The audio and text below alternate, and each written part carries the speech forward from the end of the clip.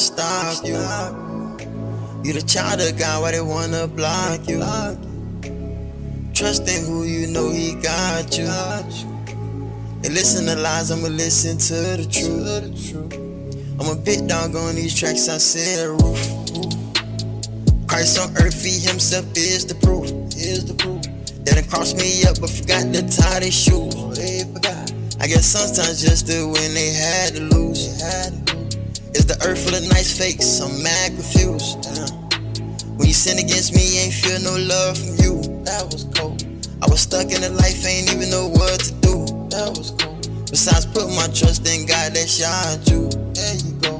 Niggas hating on him, shit, I be jealous too. Let that sink in. The jealousy seat that man in. They shut up the kingdom of heaven. Pharisees is why you can't get in. I can only lead you to the voice. Anyone against him, I kill the noise. Go to work on the beat, I am employed. It's the reason that I do this and y'all know it. I done told them one time that I'm God poet. Yeah, they probably say they beat me, but they can't show it. Any judges that they have, I overthrow them. I get on the track like a locomotive. And I do it for the city, got locomotives. I just want to crown before the feeling over. I just want to crown for the feeling over. What does it take to be approved? I need to hear the truth from you. Cause I don't trust none of these dudes. I don't even think they got their trust in you. I got the mark of the God, or am I doomed? Do my rivals even know the truth?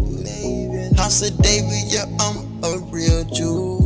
These God answers that they ain't never knew, yeah. Who I got it from, you can guess who. Is this temptation here just to test you? These are the things that we have to suffer. Why? Cause even Christ has to suffer too. Backstabbing seems to be in the air. But if you stand from the front, you still don't care. They just wanna make me pull out my hair. I guess being this holy just isn't fair. I'ma double up like you know I got to. Yeah, I'ma please God like I am Yaju. Yeah, I'ma tell myself, they can't stop you. Yeah, they envy me, you can say that's my truth. Yeah, I'ma double up like you know I got to. They stop you. Yeah, they envy me, you can say that's my truth. Fusion of language, which is information. Now, we're supposed to worship God in spirit and truth. But it's a million people saying they got the spirit. But nobody, there's no unity where it's one truth. It's division amongst the Muslims, it's division amongst the Christians, and it's division among the Hebrews. It's division among the Catholics. So, it can't be everybody got the spirit. So actually to worship God in spirit and truth, Christ is the one that raised up by God to have that spirit where we all go to get that one truth. Numbers don't lie. You cannot teach if you can't tell me where the firstborn is. That's why numbers don't lie. Now, if anybody teaching and they can't say that's the firstborn, that's why I'm saying what I'm saying, they're a liar. Numbers don't lie. Where number one at? To write this, my city rapper so 5-star, and think that's my shit. LOL, leaped out of heaven to get the devil hell. Now I'm like an alcoholic, cut the ones that never fail. Sacrifices and the sleepless nights, will they serve me well? Only time will tell. I just keep on praying that I'll find my way if I go through hell. Only time will tell. Only time will tell. Then the Lord coming out the sky, boy, he the son of man. He was born 6 years before I was born, man. They only know the story. And yeah, they told the story. How come they never mention Abraham was allegory? But they ain't worry, y'all just get the ball, Steph Curry. Have you allowed your blindness to leave or still blurry? If you reject the Christ, not repent, fam, hurry. Y'all just view this, but that's a whole nother story. Who gon' unlock the book? I know all these niggas out acting so shook. Every time Christ see them, them boys just look and they start running away. Just like it's written in a book. Where you going? Sacrifices and the sleepless nights, will they serve me well? Only time will tell. I just keep on praying that I'll find my way if I go through hell. Only time will tell. Only time will The tell. old me, he already died. I'm a different person. I don't know why they lurking. I'm wondering if they just wanna hurt me. I'm just rapping when I'm spitting. I kinda feel perfect. I'm just doing this for the Messiah purpose. Y'all juju. Sacrifices and the sleepless nights, will they serve me well? Only time will tell. I just keep on praying that I'll find my Rappers who bragging on Satan, my Sabbath don't end, it's a revocation. The kingdom of heaven is your invitation. How many teachers gon' teach? You think you preaching, that's not how you preach. They just be yelling and gnashing their teeth. It kinda sound like they in trouble to me.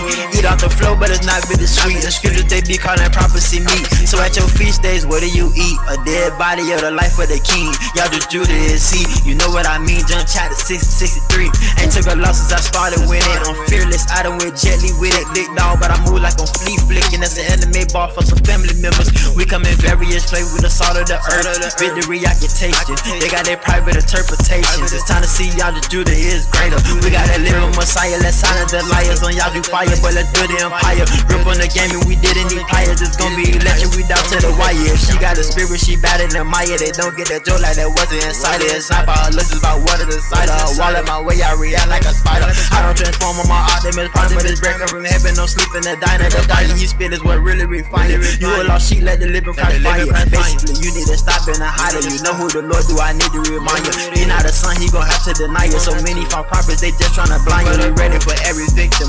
We got the word of God that to heal them. If they try to kill us, we might have to kill them. It's a spiritual war with the sword we lifting. Y'all just do the Jordan and justice pimping. Tore hitters apart when I started ripping. But since they broke down, now it's time to lift them. This just a bonus that come with living. You ever seen Kim Possible fail a mission? I'm just saying it's impossible to fail this mission.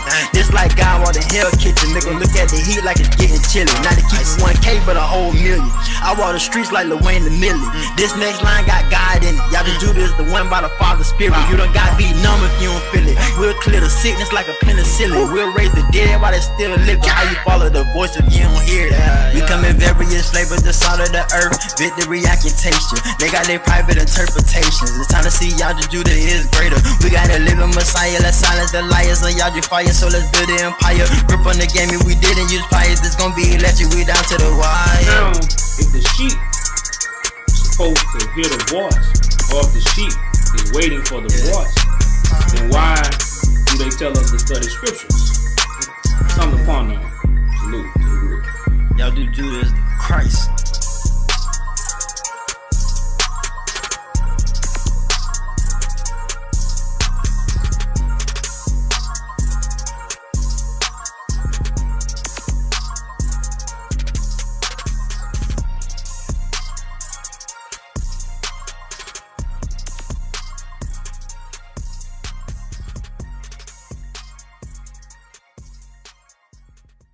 DJ Jones.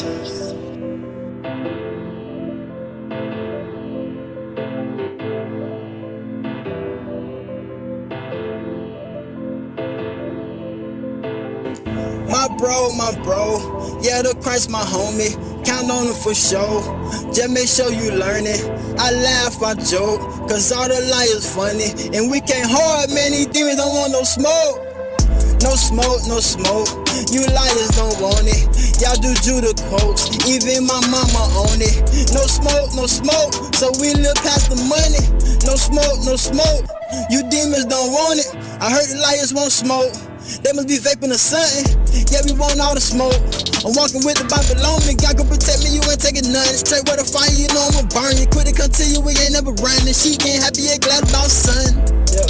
Y'all Drew finna blow, he ain't never stunned, he ain't never stunned. You know how he come, you know what to do, but get you something, learn it, get you something. Like stop by that talk, you know where he at, you can come pull up on me, come pull up on me. I heard you in jail, I'm tired of y'all running. Blah, blah.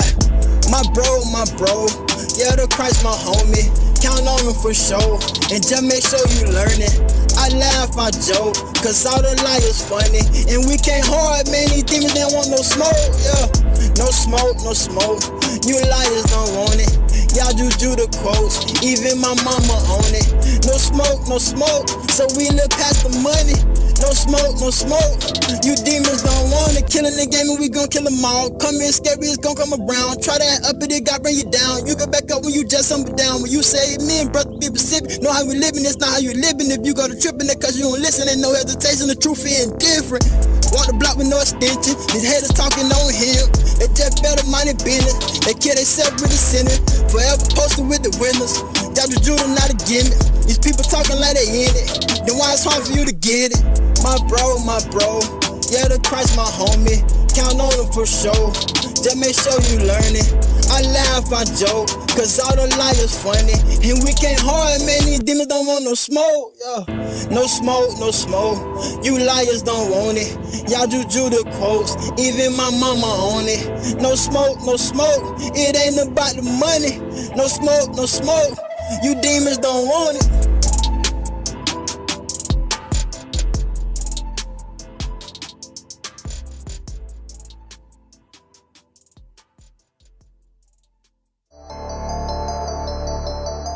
Food for thought. We read scriptures where what? God gave power to man to get us out of Egypt. So God gonna give power to man to get us out of America. That's the bread from heaven that you gotta eat.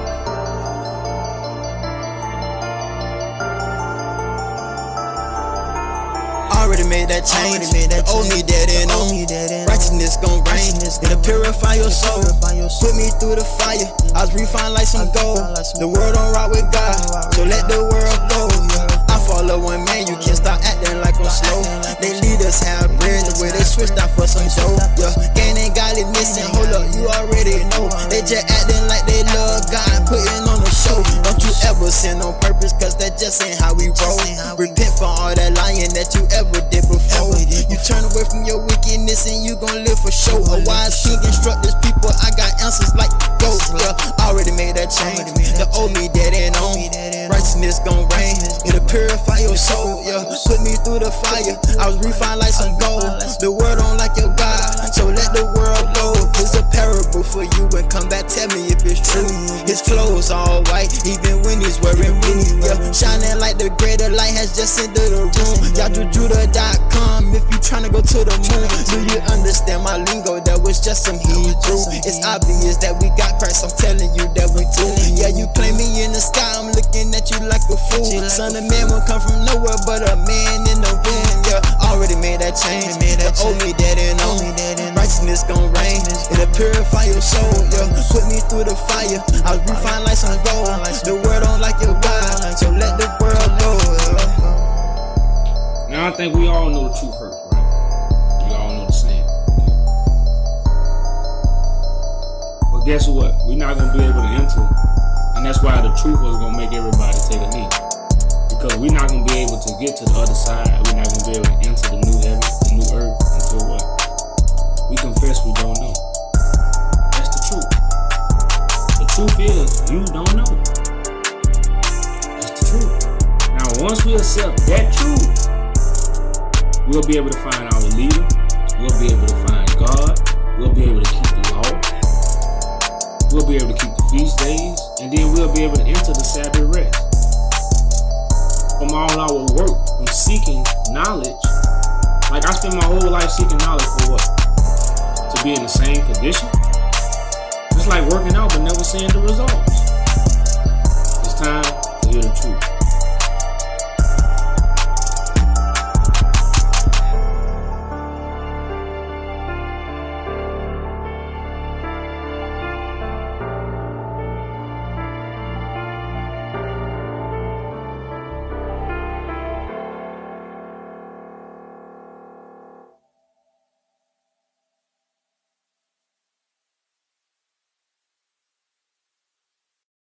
Them to start the hate and promote the petition. Y'all do Judah.com just cause you got the vision. One thing that I am happy about is that you still living.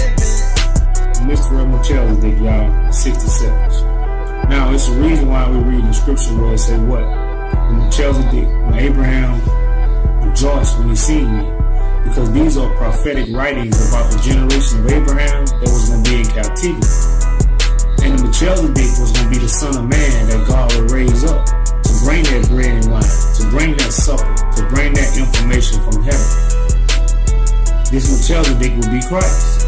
This Melchizedek will be the one that God has taken from among men. Hebrews 5:1. So this is the Melchizedek. And everybody that truly descend from Abraham, they rejoice when they see this Melchizedek. This Melchizedek that's walking among them as the Melchizedek in the prophetic writings was among Abraham. To give him the bread and wine, to restore the order back to Abraham, and get Abraham from the outer worship that we Abraham descendants are a part of.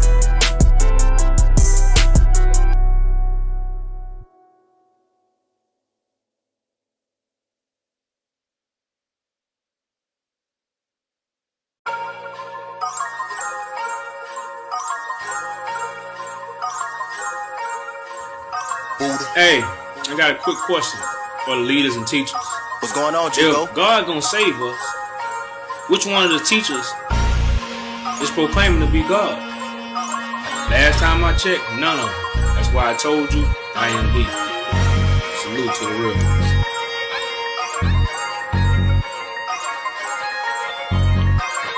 All of y'all die if I ain't this Bible, cause a lot of killers not become disciples. And Jesus working in the flesh, put in while they coming at them with a text. Put in if they open that Bible, they fall on their face, cause they cannot unseal it, they out of their place. I went to heaven for information, so I'm laughing at rappers who bragging on Satan. My Sabbath don't end, it's a revocation. The kingdom of heaven is your invitation. How many teachers gon' teach? You think you preaching, that's not how you preach. They just be yelling and gnashing their teeth. It kinda sound like they in trouble to me. Eat off the flow, but it's not bitter sweet. The scriptures they be calling prophecy meat. So at your feast days, what do you eat? A dead body or the life of the king? Y'all just Judah is see. You know what I mean? John chapter 6:63. Ain't took a loss since I started winning. I'm fearless, I done went gently with it. Big dog, but I move like I'm flea flicking. That's an anime ball for some family members. We come in various flavors with the salt of the earth. Victory, I can taste it. They got their private interpretations. It's time to see y'all the Judah is greater. We got a living Messiah. Let's silence the liars on y'all do fire, but let's build the empire. Grip on the game and we didn't need pliers. It's gonna be electric, we down to the wire. If she got a spirit, she better than Maya. They don't get that joke like that wasn't inside it. It's not about looks, it's about what is inside her. Wall at my way, I react like a spider. I don't transform on my Optimus Prime, but it's breaking from heaven. Don't sleep in the diner. The diner you spit is what really refine it. You a lost sheep, let the living Christ fire. Basically, you need to stop being a hider. You know who the Lord do, I need to remind you. He not a son, he gon' have to deny you. So many false prophets, they just tryna blind you. We ready for every victim. We got the word of God that to heal them. If they try to kill us, we might have to kill them. It's a spiritual war with a sword we lifting. Y'all do the Jordan and justice pimping. Tore hitters apart when I started ripping. But since they broke down, now it's time to lift them. This just a bonus that come with living. You ever seen Kim Possible fail a mission? I'm just saying it's impossible to fail this mission. This like God while the hell kitchen. They gon' look at the heat like it's getting chilly. Not to keep 1K but a whole million. I walk the streets like Lil Wayne the Millie. This next line got God in it. Y'all just do this, the one by the Father's Spirit. You done got beat numb if you don't feel it. We'll clear the sickness like a penicillin. We'll raise the dead while they still living. How you follow the voice if you don't hear it? We come in various flavors, the salt of the earth. Victory, I can taste you. They got their private interpretations. It's time to see y'all the Judah is greater. We got a living Messiah, let's silence the liars on y'all do fire. So let's build the empire. Grip on the game and we didn't use pliers. It's gonna be electric, we down to the wire. Now, if the sheep is supposed to hear the voice, or if the sheep is waiting for the voice, then why do they tell us to study scriptures? Something to ponder on. Salute to the real. Y'all do Judas Christ.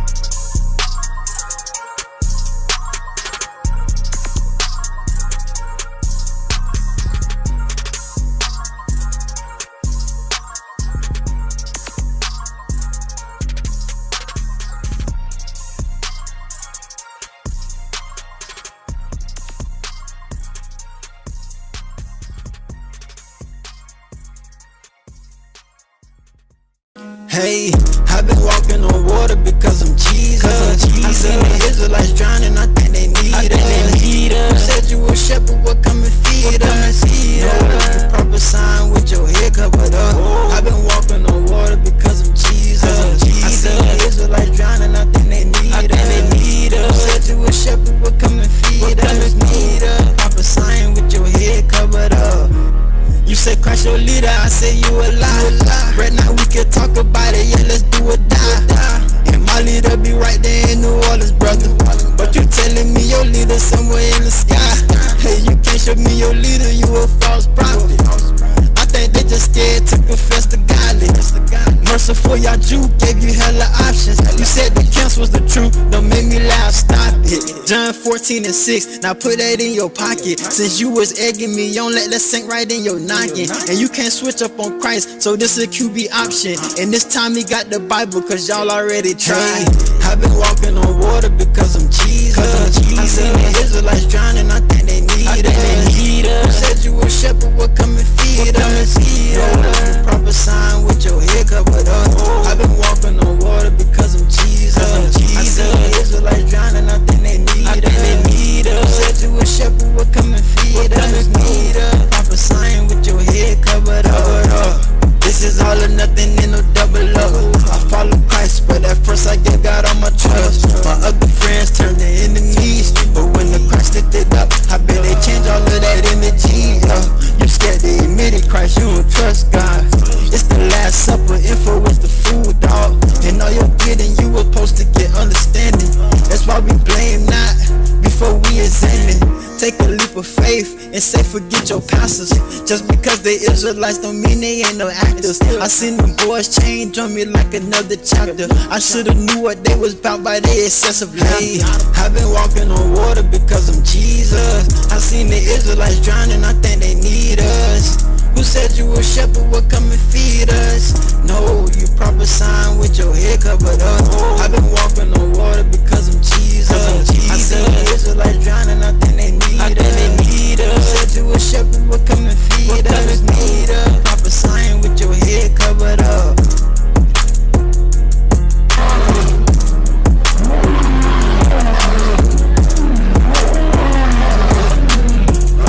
This is why everybody is prophesizing. It's false if they haven't been sent out by a Son of Man. Now, it clearly says in Colossians 2:18, they are vainly puffed up, speaking about things they have not seen. Now, people are out here preaching the kingdom because they are saying Jesus has sent them out. They read the book. Now, Jesus ain't sent them, but they read the book and they have a vain imagination of Jesus talking to them. And they go out and speak something that they haven't seen. So they prophesize false visions. Because you were supposed to prophesize off the word in the flesh, not the word in the book, because now you got your private interpretation of what you think the book is saying. That's why you read it. So now we understand why we must know what Christ said. Everybody that's prophesizing is lying.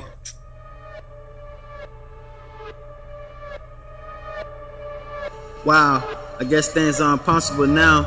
It's not, but I can't keep dealing with these obnoxious crowds. All the voices that's in my head don't even tell me to calm down. They keep making it worse. Until I reject them, of course, I resist the lies. And lately this teacher's been in disguise, fast asleep, and I mean all the way down to the third eye, to Christ arise by the name of Yahweh Judah and awakens the gods. I use the little G. It's a big deal, they play their cards wrong. We don't need jokers trying to belittle the king. My ace wasn't the real one, neither was my queen. So I'm back to fighting oppression, depression, and vain dreams. Back to God, cause at least me and him be on the same team. I chose the righteous road cause I was scared that even he might let me go, but he'll let me know the same way that he did before. On the beloved, the God, house of David, the real Jews don't play in that water to kill you. Remember the flood, where the Lamb of God is right here covered in blood, and the sword is way sharper than we all thought it was. And we've been violating them pages with them private interpretations, man. Come face the judge, y'all do Judah. Unlock the cell phones, turn on the computer. This is mapped out, you know it's easy for a voyager to lose you. Fast forward, now go back to the past and remember the future. A king shall reign impossible. In his days, Judah shall be saved. Call someone else Christ and they probably just turning in their graves. My apologies that didn't finish what the prophecy say, but it's not up for debate. Or we're in Babylon, perfect, the place where we carried away. From here to Christ was 14 generations, so the place the king will really be born is right here in your faces. A righteous branch raised unto David, just like the statements. Yahweh Judah wasn't lying, the world's mistaken, all deceived by Satan. So now the Son of God has been manifested to break. See, Christ will be a living vessel. Not the one that you imagine, not the one that you read about, but God will be manifested in the flesh. And this Son will be the one to reveal the mysteries from heaven. The kingdom is within. So stop waiting on Christ to come from the sky. Y'all do Judas the king. Yeah, not if you battle the masterpiece, I'm a prodigy. Part of me is thought of me, gotta be the Messiah king. You are the kid, took a lot of me to put this on the scene. Not a script, not a see the Lord being proud of me. They be proud of me, they battle me, they doubted me. I found the king, not a dream, I'm property. They gotta feed the sinners out of me, try to slaughter me. You thought of me, I took like dice rolling in the game of Monopoly. Now we must understand, y'all, that the Roman Catholic Church is the only nation to colonize information and teach the world. No nation on the face of the earth have spread their religious ideologies to the world. Nobody but the Roman Catholic Church. So this doctrine of the Roman Catholic Church dates, history, stories, information we all been born into. When we gonna create the new? Well, in the scriptures we have a New Testament. So it's a new vessel that's gonna bring us a New Testament on behalf of God. That's what the whole prophecy is about, because the whole world followed the false dates that the Roman Catholic Church set up. So they never changed the Bible, they changed the dates. And now the happening, you can't see it happening.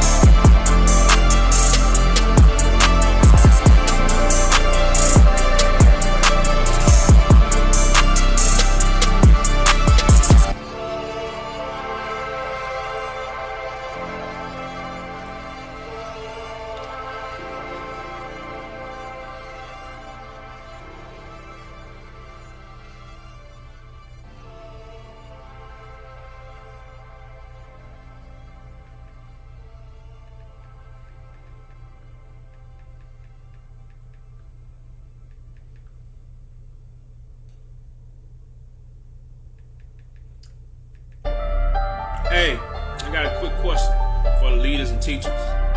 If God gonna save us, which one of the teachers is proclaiming to be God? Last time I checked, none of them. That's why I told you I am he. Somebody caught a fireman. Might rap till a nigga retire, man. OGs on the block respect me. On the young nigga keep it 2T. All the young kid wanna be like me. I went up doing stunts like Rocky. I'm not being cocky, it might be the guy key. I had to chill out, low key, Wasabi, don't copy. Even got your prophets waiting for us like lobbies. We pull up on the scene and then pull out like a car key. We got so much light that we the real Illuminati. Hey, I got the truth and can't nobody out here stop me. Haters got some envy trying to act like we just talking red. The skyline off the road, it was just a dream. Had to say, fuck the paper, God versus cream. I see the money later. Damn, nigga be thinking on Christ. Yo, old lady keep thinking on God. On the near, I chill about to lose myself. How nigga keep going so hard? How to put Satan behind my back? Don't even give a fuck where he at. Real weed only on smoke, no blast. I don't DDT, these nigga diamond dollars back. Somebody caught a fireman. Might rap till a nigga retire, man. OGs on the block respect me. On the young nigga keep it 2T. All the young kids wanna be like me. I went up those steps like Rocky. I'm not being cocky, it might be the guy key. I had to chill out, woke him Wasabi, don't copy. Even got your prophets waiting for us like the lobbies. I pull up on the scene and then pull out like a car key. We got so much light that we the real Illuminati. I done killed the game, let me stack up on them bodies. Bitch, go back to sleep, you don't like Moses, you don't like me. Ran the skyline off the road, it was just a dream. Had to say, fuck the paper, God versus cream. I see the money later, damn. Nigga keep thinking on Christ, your old lady keep thinking on God. I'm young nigga, I chill, about to lose myself. I nigga keep going so hard. How to put Satan behind my back. Don't even give a fuck where he at. Real weed only on smoke, no blast. I don't DDT, deep a nigga diamond dollars back. Somebody caught a fireman. Might rap till a nigga retire, man. OGs on the block respect me. On the young nigga keep it 2T. All the young kids wanna be like me. I went up those steps like Rocky. I'm not being cocky, it might be the guy key. I had to chill out. Now, if the sheep is supposed to hear the voice, or if the sheep is waiting for the voice, then why do they tell us to study scriptures? Something to ponder on. Salute. God made you strong, you but not quick for nothing. It's that strength that you can't go get from the gym or nothing. If they wanna drain your life, you but not give them nothing. I put all my hope in Christ, now it's righteous or nothing. Money ain't got no sir, don't sir. Ain't supposed to be posted where the word at. Might check 10-4, yeah, I heard that. Y'all Jews what got real work at. And we taking over for the throne's sake. And looking like the toughest in the spirit, so we don't break. The village starting to taste so good, it's like it's homemade. This is spiritual war, not carnal. And you gotta pick a side, what you gon' do. Only got one leader, I'ma tell you what I wanna do. Is be a friend of the world, cause I stay true. If you follow Christ, you know the world hate you. And they ain't gon' play you, I'ma give you straight truth. Don't follow evil, cause the world tryna taint you. And that ain't you, yeah. God made you strong, but not quick for nothing. This that strength that you can't go get from the gym or nothing. If they wanna drain your life, you but not give them nothing. I put all my hope in Christ, now it's righteous or nothing. If they claim it to be him and all them teachers bluffing, coming in the name of justice but don't know our substance. They don't believe in the lies, we believe in the 1 cent. I put all my hope in Christ, now it's righteous or nothing. Yeah, Satan trying to get you to lose. Stay, I got away, you know he gon' make a move. Come and join the team, we'll watch over you. Y'all Judah made all things new. The one to remove the sin out of you. You get the spirit by the bam, by the boom. Just see this word and don't spit out his food. As God manifested for you. Spirit in his hand like right you. I'm sure you can feel the king true. Love God and love your neighbor too. The whole earth living next to you. And we share the world, peace should be the mood. The sea too hot for you and too hot for you. White horse sitting, none of y'all Jew. And we all gon' follow you. God made you strong, but not quit for nothing. This that strength that you can't go get from the gym or nothing. If they wanna drain your life, you but not give them nothing. I put all my hope in Christ, now it's righteous or nothing. If they claim it to be him and all them teachers bluffing, coming in the name of justice but don't know our substance. If you believe in the lies, believe in the 1 cent. I put all my hope in Christ, now it's righteous or nothing. Breaking news, y'all. Breaking news. It should be breaking news. Nobody is addressing the Pope going into Africa and telling the African people that same-sex gayness is not against the law. Now, still to this day in Africa, it's a crime to commit gay acts. Some crimes even extended to 14 years prison time. I think this needs to be breaking news in America, because over here in America, they telling what African Americans, which is an African law, not to be gay. Don't forget your African mind. You are not American. We are African American. And we need to understand African law. A law to help us sustain life, not kill life. So yes, being gay is a crime.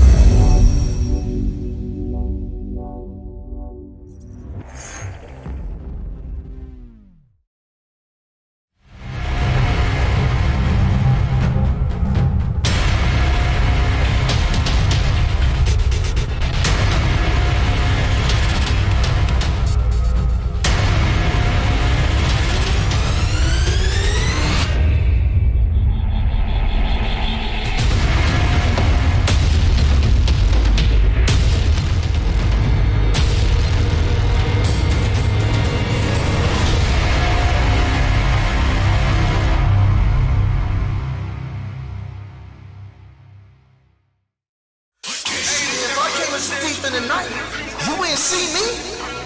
Now your ass will probably be asleep. That's why Christ is here right now, making a bunch of noise. But you can't hear him.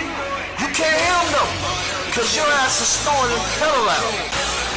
Nah, you still looking in the sky for something that ain't never coming. Not the way you looking for it. So you steady looking behind you instead of looking in front of you. Looking for a sign, looking in the sky. Only a wicked generation looking for a sign, but you won't get one. Nah, you won't get one except the sign of Jonas. And Jonas came from the earth, not the sky. Grace and peace. I'm your brother, Saint Zamor, angel of the Lord, Christ Messiah. Christ Messiah. For those of you who don't know who the Christ is, who was prophesied to raise in the last days amongst his brethren, he goes by the name of Yaju Judah, which is probably why you didn't know, because the prophecy says that he would have a name written that no man knew but he himself. All hail the king, all hail the king who sits by the throne, who sits by the throne. God bless the child, God bless the child. Who can hold his own, who can hold his own?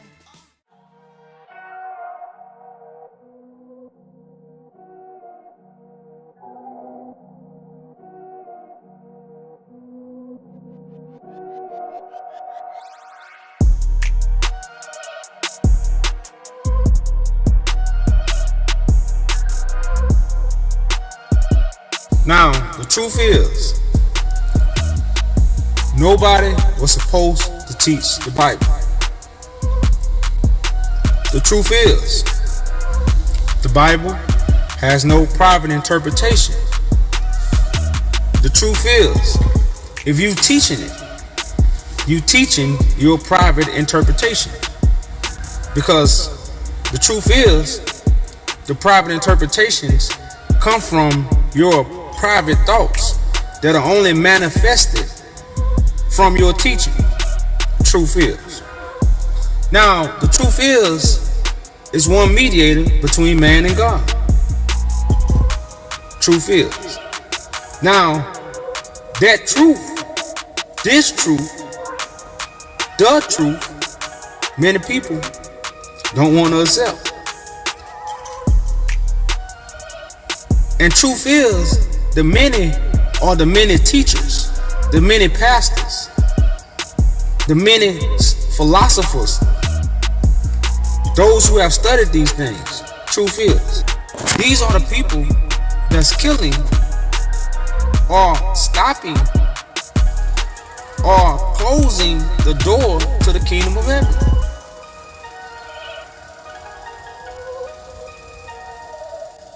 So, truth is, we must accept the new song. Truth is, the only way to accept the new song is what? You got to get rid of, or you got to stop listening to the old song and listen to the new song. Truth is, the old song is the information that comes from private thoughts, private interpretations. Truth is.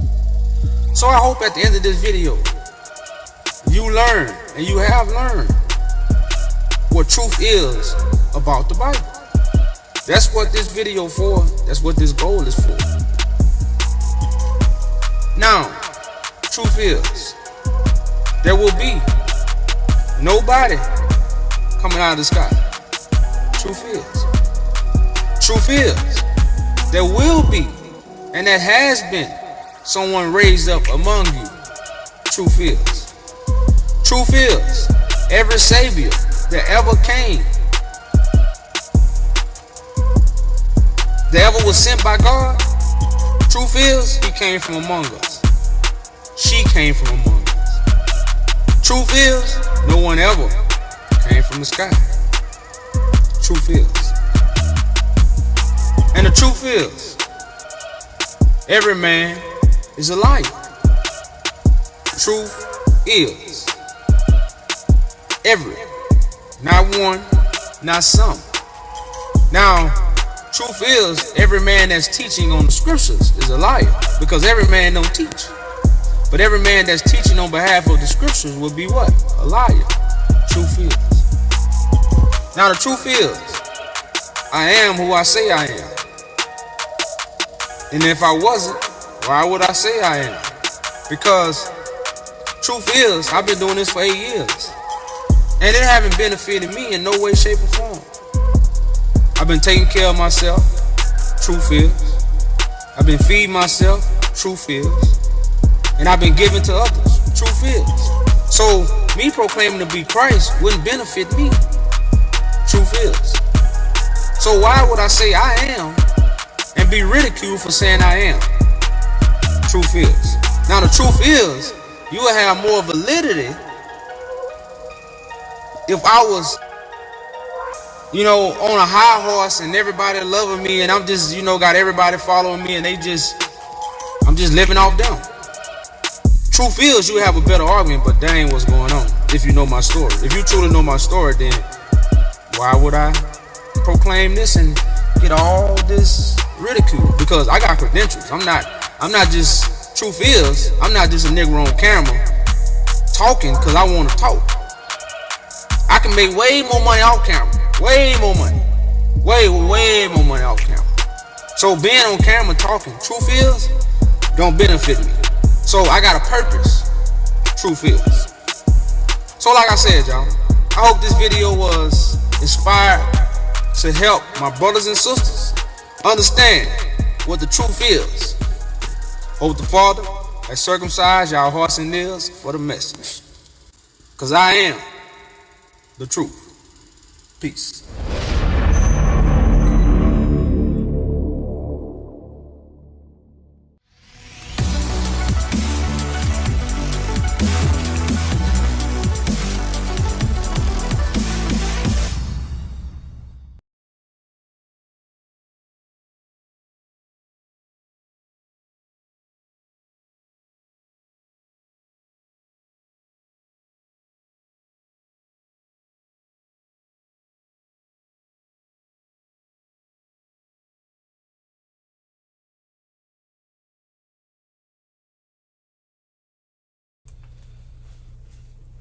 Peace and blessings, peace and blessings. Welcome to the Counsel of Christ Media, where the truth is unsealed and prophecy is revealed. The title of tonight's broadcast is titled The Council of Nicaea versus the Prophecy versus God's Prophecy. The Council of Nicaea versus God's Prophecy. Now, we are in the end days. We are in the day of the Lord. The day of the Lord is here. He that was risen, that was prophesied to raise amongst his brothers and sisters in the last days, that Christ that was prophesied to walk amongst us, not the Christ that everyone thinks is coming out the sky, but the Christ that was prophesied to raise amongst us, walk amongst us, and bring forth the majesty and the prophecy in the image of God.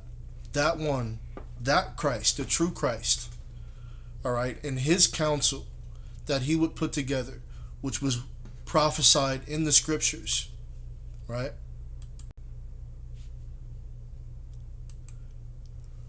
The true Christ, this was prophesied that the true Christ would rise and it would be organic.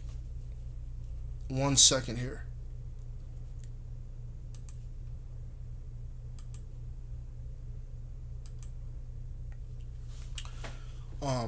Sorry about that. So yes, this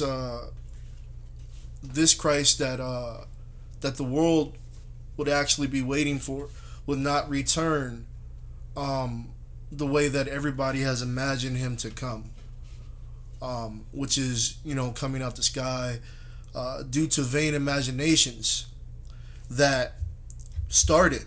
That a lot of these vain imaginations were conspired and put together by the Council of Nicaea, and these things would later on shape the minds of the people in the world through deception.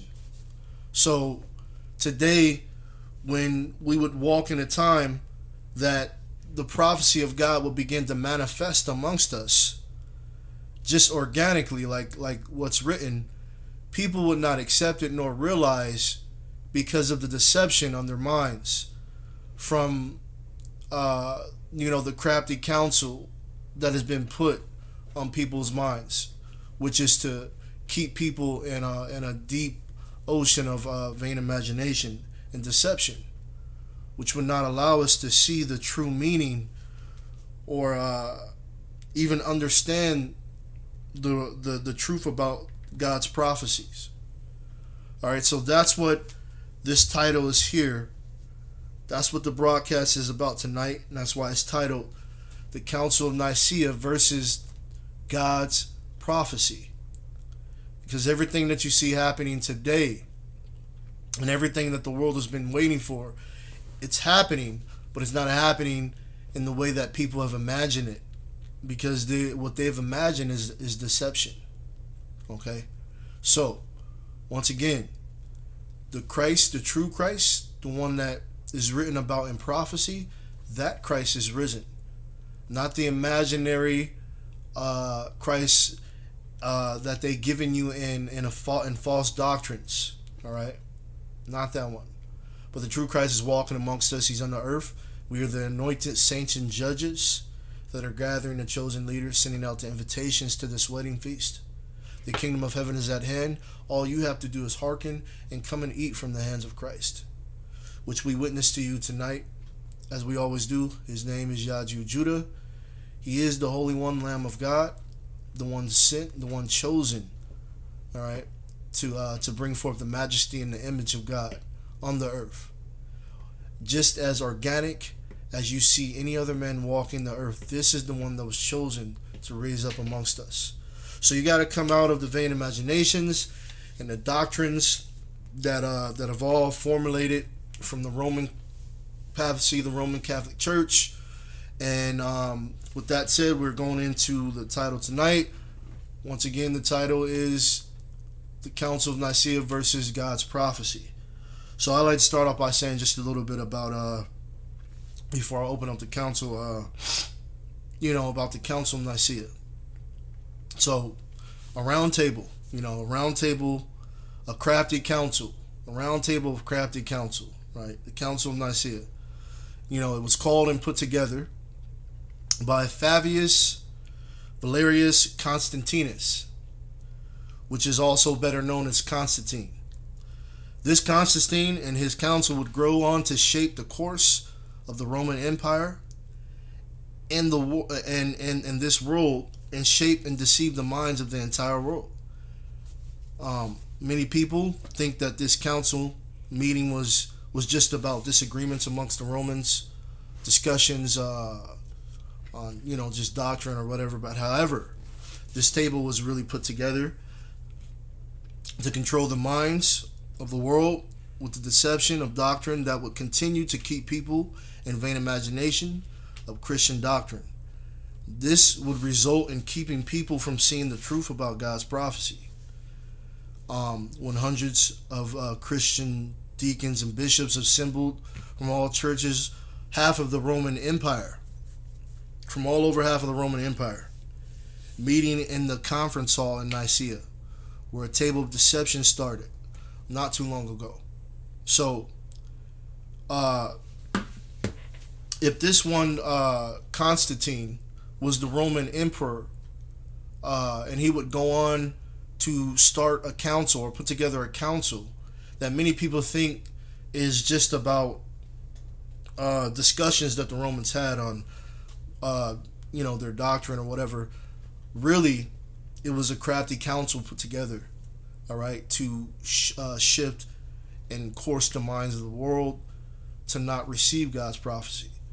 So if the Roman emperor, all right, Constantine, all right, put together this council, can you see how this would be the Roman the Romans not being, it's a lot of like, what do you call it, a lot of one second here.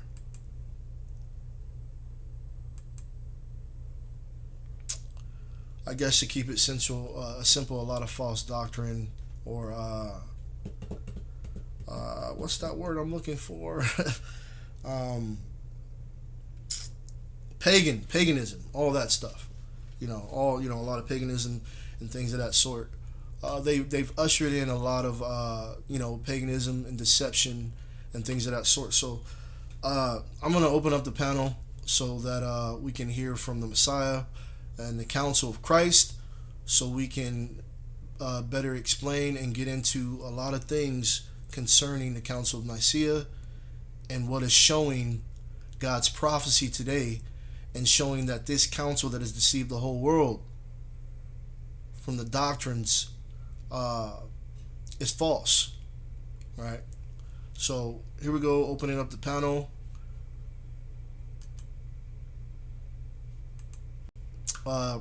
King, I'm going to go to you first if you wanted to say something.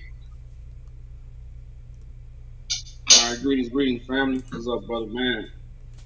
Well, y'all, I think we got a real good one that really we gonna bring out tonight and really show the dark waters, as my brother man said, the mind frame that we have been put in. Because remember, before we was handed the book, we was handed a counsel. And I think a lot of people don't understand that. Like we never was handed the Bible with free thought. We was handed the Bible with a counsel. You know, we was handed the Bible with a counsel. So, and that has really shaped our understanding and our thought process. And especially they gave us images.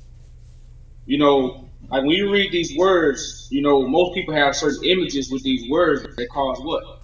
Vain imagination. You know, and you can't see what's actually happening, you know, in reality among you. That was the whole reason of the counsel of Nicaea. Keep you blind, make you not see. You know, so what we're going to touch over tonight is going to be very, you know, informative for those understanding the New Testament. Because the New Testament is the one that testifies to what he sees, not what he haven't seen. Everybody's testimony that's in the earth is testifying to things they haven't seen. And that's why I make the imagination vain. So at Judgment Day, you cannot be a witness to God. Because why? You haven't seen it and you haven't heard it. So I think tonight, y'all, is going to be very, very informative, informative, and like I said, understanding what the Council of Nicaea did, the things they added to the scripture that wasn't, you know, they didn't have that authority. And so when they added these things, that took away, you know, the God actually prophecies. Because the prophecy is happening now, and because they changed time, you can't see what's happening at the appointed time. Because why? You're on the Council of Nicaea. Excuse me. You're on the Council of Nicaea time. You know, so like I say, y'all, there's going to be a lot of stuff we're going to get into. So, you know, we let other brothers, they got something else. But we're going to go and get into it, y'all. Sis Pua, I was trying. So I've been having issues today with my computer, but the video, I would like to share the video that Sister Pua had did. So before we go into that, just want to try to share that real quick. Just trying to play it, but I was having trouble.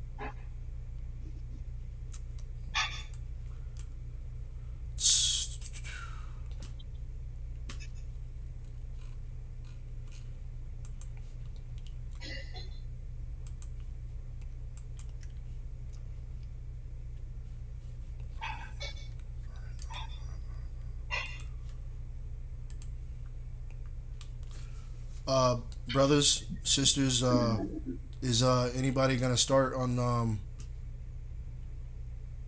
with the articles?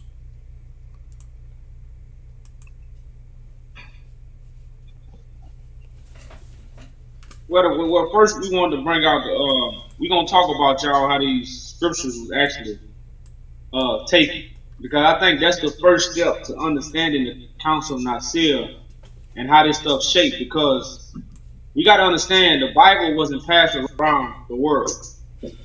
We must understand these things. Like this is the foundation of understanding deception. when these scrolls wasn't in Africa, everybody didn't have scrolls. The only people that had scrolls were priests, and they didn't have copies. It was one copy, and the high priest gave the information, or the one that had authority of the scriptures, and everything else was word of mouth from them. You know, when you deal with the copying and translating, you're dealing with the Roman Catholic Church. You know, they wasn't in Africa translating the scrolls into English. You know, so what we finna touch on is very, very important in understanding how the scriptures got taken from Africa to get translated, you know, into what we call today the Bible, which is a collection of scrolls. A Bible is a collection of scrolls. A Bible is not one scroll. It's a collection. Like a Bible is a collection of books. That's why in the Bible you have 66 books. And then you also have books that was withheld. So we finna show you how you had a whole different council in Africa that was totally different from the Roman council when it came to these scriptures. You know, and like I said, that's what make the Council of Nicaea so deadly. So we finna talk about a great emperor that really, really changed the course of history and still made this prophecy stay alive. So really what I think, I don't know if you're going to be able to get that video out, but if not, we're going to come out. It's a book called The Siege of Magdala. I don't know if y'all are able to see it. It's called The Siege of Magdala. Magdala is what people call today modern day Ethiopia. I'm glad I went out. It's called modern day Ethiopia. This is called Magdala. This is when the British Empire went against the emperor of Ethiopia. Now, this is a part of Victoria's Secret. Again, you know, just to highlight some things, because this is history that nobody talks about. But this one, gold, biblical scrolls, artifacts, historical documents was taken from Africa by the Roman Empire, which is today the greatest empire on the earth. They are in control of most of the world. So this is very important history if it's pertaining to the empire that's still in rule today. Now, these events transpired in 1868 that we about to go over.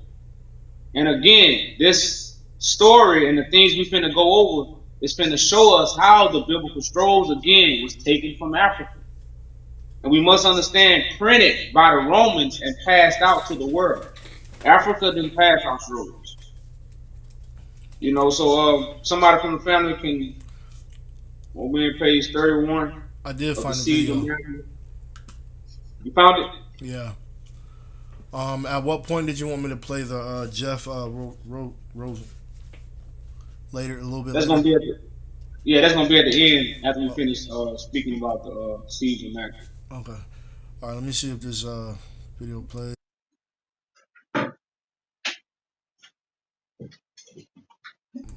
So the video you finna play right now is gonna be the divine right of the king.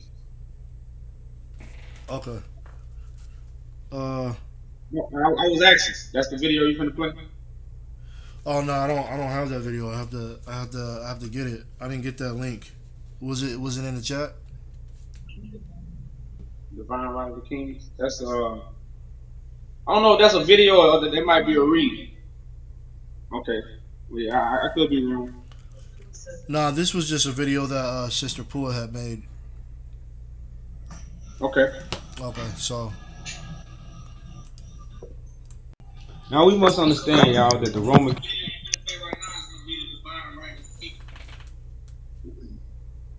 Catholic Church is the only nation. Now we must understand, y'all, that the Roman Catholic Church is the only nation to colonize information and teach the world. No nation on the face of the earth have spread their religious ideologies to the world. Nobody but the Roman Catholic Church. So this doctrine of the Roman Catholic Church, dates, history, stories, information, we all been born into. When we gonna create the new? Well, in scriptures, we have a New Testament.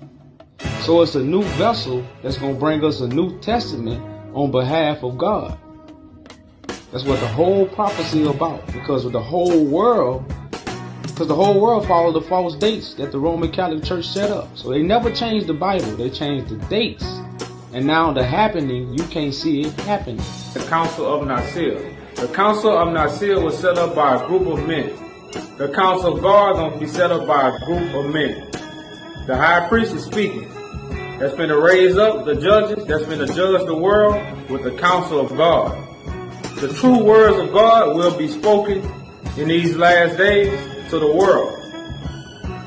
So we are getting rid of the Council of Nicaea and introducing people to the counsel of God, which will create the new heaven, which is the mind frame, and the new earth is where we dwell. Welcome to the New Jerusalem, which is the new heaven on earth. Peace and blessings. I hope you got the message. This is the counsel of God spoken to the world in these last days.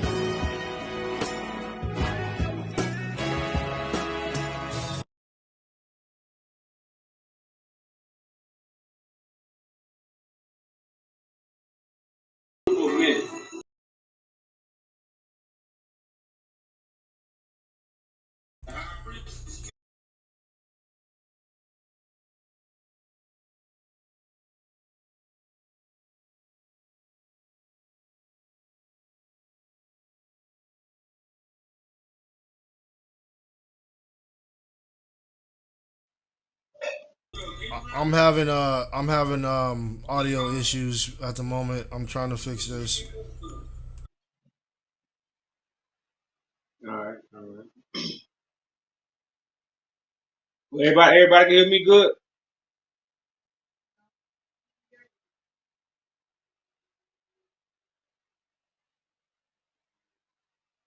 Nope. Can't nobody hear me. No, I think there's a video or something. For sure, I can hear you, my lord. We can hear you. Yeah, something keeps playing and I don't know what that is. So I was trying to figure it out. But we're ready. We're ready now. Hope Gerald needs to mute their mic. Oh. That may be what the feedback is. Oh. Please forgive me. I'm not trying to do that on purpose.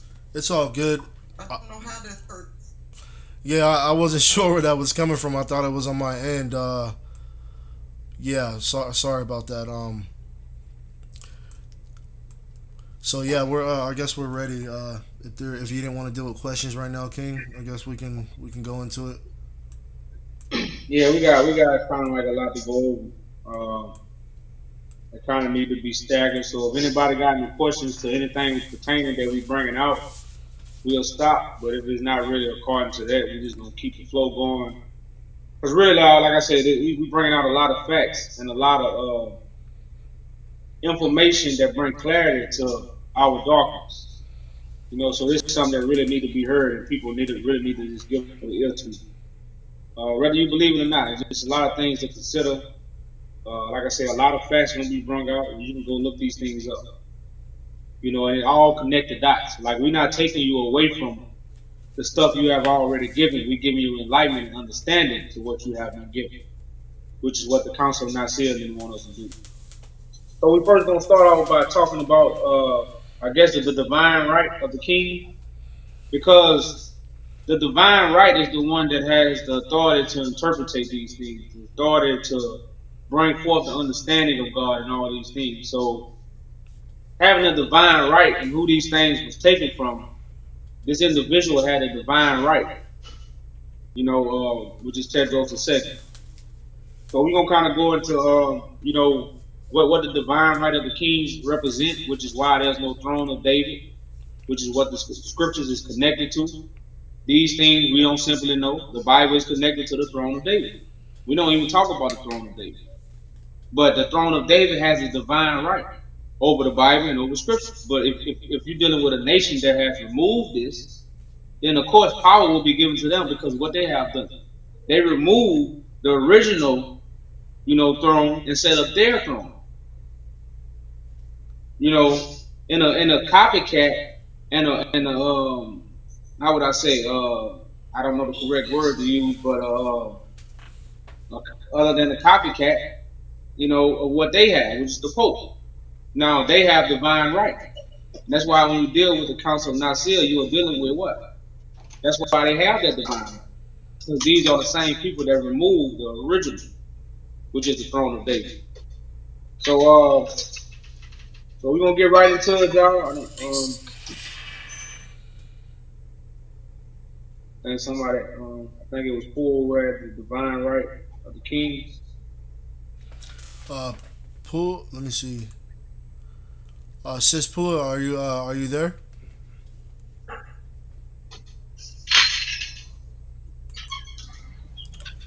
She. Yeah, I'm here. Okay. The king said you had the had the article ready to read the divine rights of the kings. Yep, give me 1 second. Okay.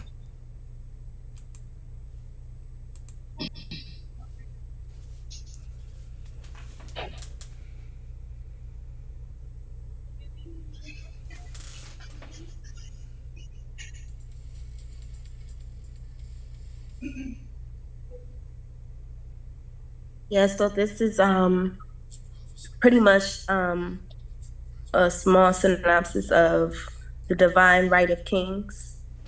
In European Christianity, the divine right of kings is the divine right or God's mandation, is a political and religious doctrine of political legitimacy of a monarchy. And it stems from a specific metaphysical framework in which a monarch is. Before birth, or this person would be preordained to inherit the crown. This person would be chosen by God and in the image of God. According to this theory of political legitimacy, the subjects of the crown have actively and not merely passively turned over the metaphysical selection of the king's soul, which will inhabit the body and rule them, to God. In this way, the divine right originates as a metaphysical act of humility or submission towards God. The divine right has been a key element of the legitimization of many absolute monarchies.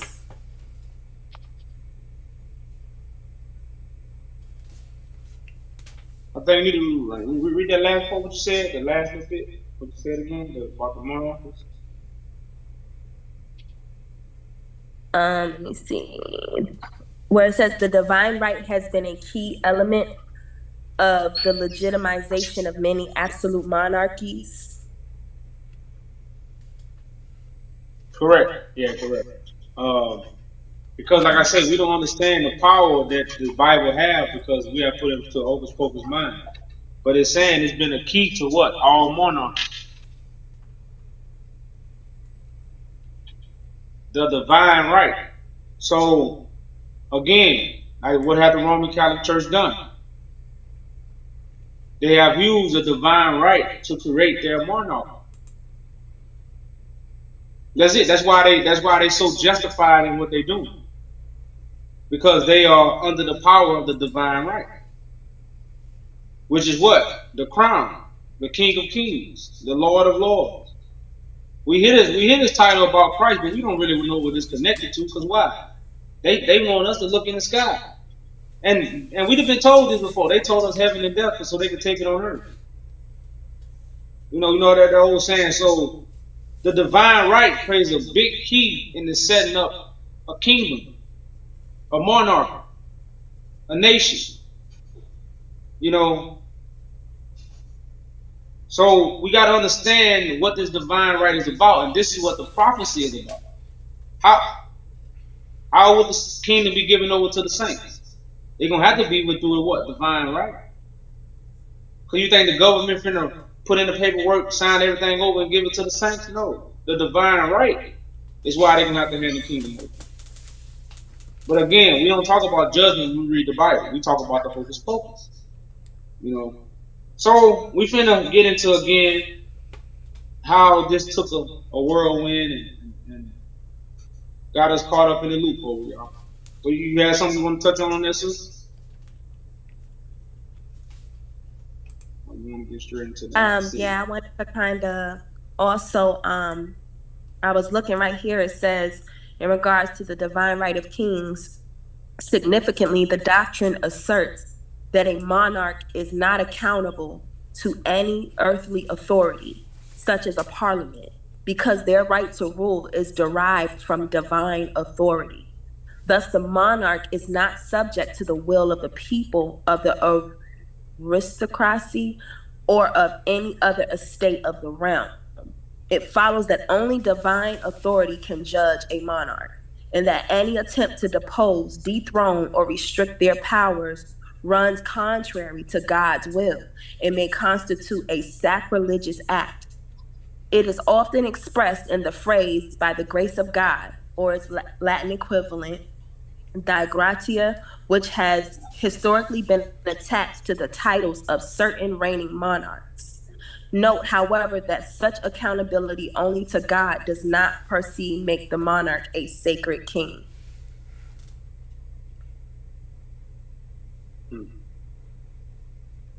Sacred king.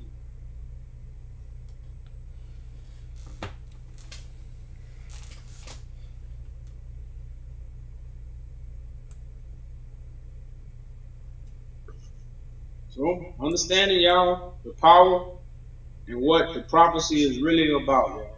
Monarchy, kingdoms, thrones, politics. This is what the Bible is about. Now, they know these things. But what they gave you, a council of Nicaea, you won't see. So now we can't see right now. Why we can't see?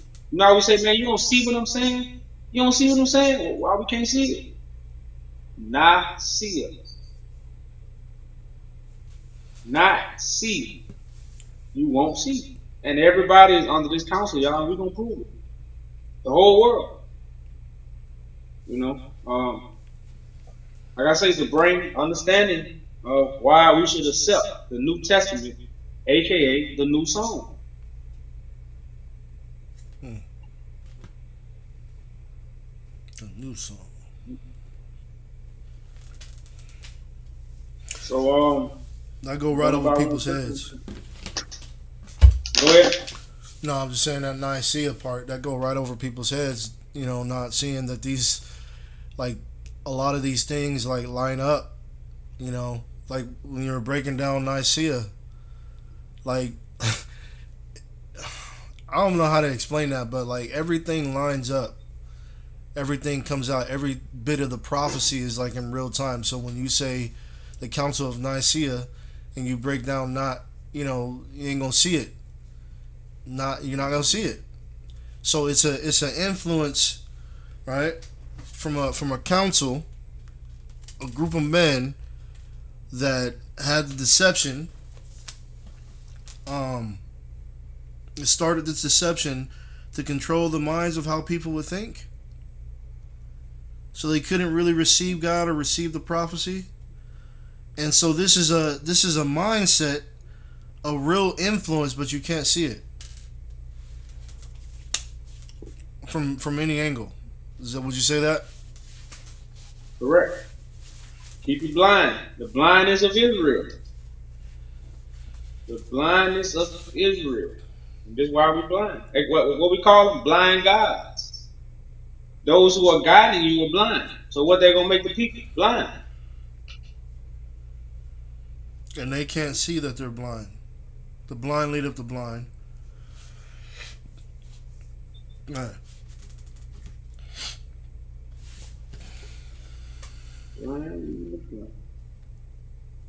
So if we don't have nothing else, y'all, we're gonna get into this letter. When the Siege of Magdala actually happened, this is a letter that was written to the Roman Catholic Church, Queen Victoria, discussing the invasion, and you know, just something we know that can inspire us. You know, to know these events are real. They are connected to biblical history. They are connected to prophecy. You know, the stuff that we really don't really consider. The reality of what we in. So we just here to bring the reality check. You know, cash it because it won't bounce. Because remember, God's word don't come back void. So this check, if you cash it, the reality, it won't come back void. You know. So we're gonna be coming out of the Siege of Magdala. If y'all can see the book, The Siege of Magdala, we're gonna be coming out of page 31. And again, we're gonna read the letter of the English called this man Tedros II, Theodore II. Again, but he was a principal counselor of the brave Nicaea, chosen and elected by God as King of Kings and Lord of Lords. That's the title this individual holds. He sat on King David's throne from East Africa. He rose up to power in the majesty and the strength of God, and he was crowned by his peers as King of Kings and Lord of Lords. And he was given the name Tedros II, which means gift from God. His name was, I can't say his name, some of the family might be pronouncing it better than me, like Casa or something, but once he was crowned, his name was changed to the gift of God. This is how his peers looked at him, as a gift from God. So it's a gift from God. Again, what does that mean? You know, as we said, to offer gifts and sacrifices. This is an individual that offers gifts and sacrifices for the people. You got a real great story, very inspiring, especially for our young African men. The true warrior spirit, fighting for righteousness, fighting for dignity, fighting for liberty and freedom of the people. So I don't know who's gonna take up and read it. But we're gonna be coming out of page 31, and we're gonna start with the letter of the Abyssinian War from an Abyssinian point of view.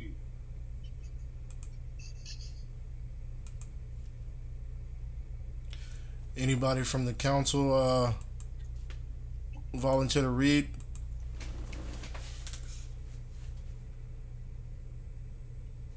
I can read it. Okay.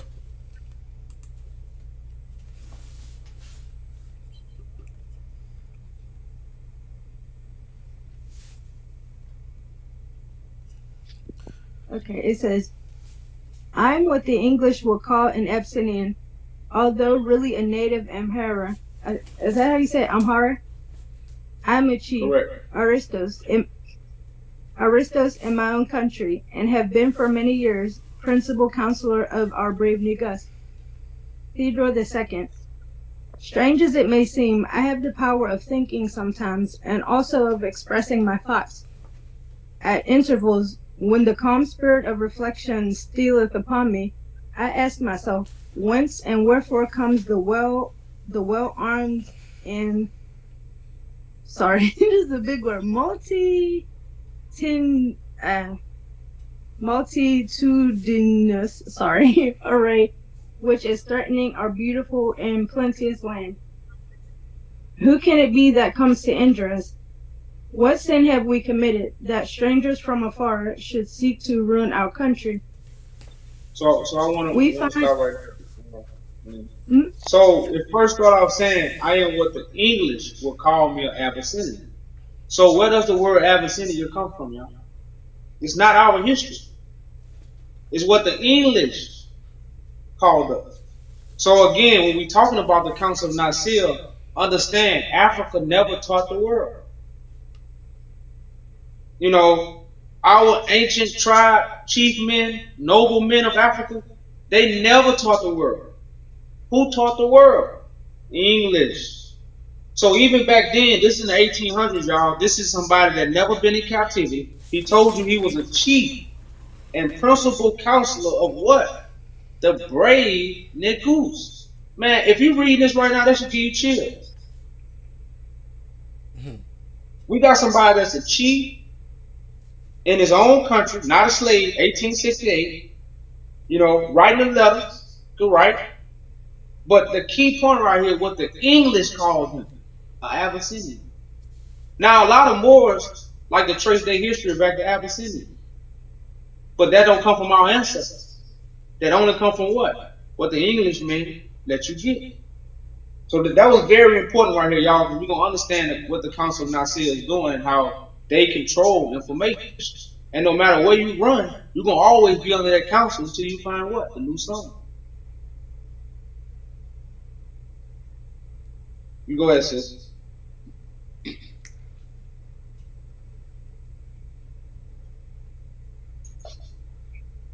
We find that the fierce invaders are directed by the government of a far and distant land, a rich, happy, and powerful country named Great Britain. It is a great Christian people, a people who make large professions of Christianity. I should like to know their interpretation of Christian doctrine. It is different from ours. Their spreading of the gospel seems to be the making of the wars and the slaying of men in every part of the world, from New Zealand to China, from the East Indies. Hold on, sis. I'm sorry. The king wanted you to slow down a bit. I'm sorry. I'm sorry. I should like to know their interpretation of Christian doctrine. Well, yeah, because that's what I really want to touch on. You know, y'all. I know we not just can't go over there that's a speed bump right there. We got so all of it now. That's a deep pothole in the road. It says they are great Christian people who make large professions of Christianity. Now, y'all, Tedros had these strolls. He wasn't looking to get paid for what he do. But then he says, I should like to know their interpretation of Christian doctrine. He would like to know. Why these things are said? He would like to know their interpretation of Christian doctrines. Because their interpretation was what? The same interpretation that was in Africa. It was two different interpretations. So when we tell people Christianity comes from Africa, because Christ is a rebel. Christ is chief of the army of God. See, these things we forgot about. But they turned Christ into what? A deity that comes out the sky.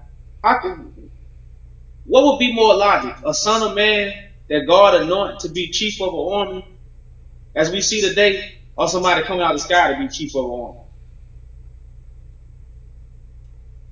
But then it said for you, it is different from ours. That's what makes this letter so potent, because it's proof that it was two different doctrines of Christianity floating around. The African doctrine and what? The other one that was being forced around the whole world. Because once you go into Tedros' story, Tedros wasn't like. Tedros is Christ-like. Was Moses like? No, none of the prophets never was like back then. That's why we're in this condition. So Tedros wasn't a well-like brother, because he was against the grain. He was a rebel.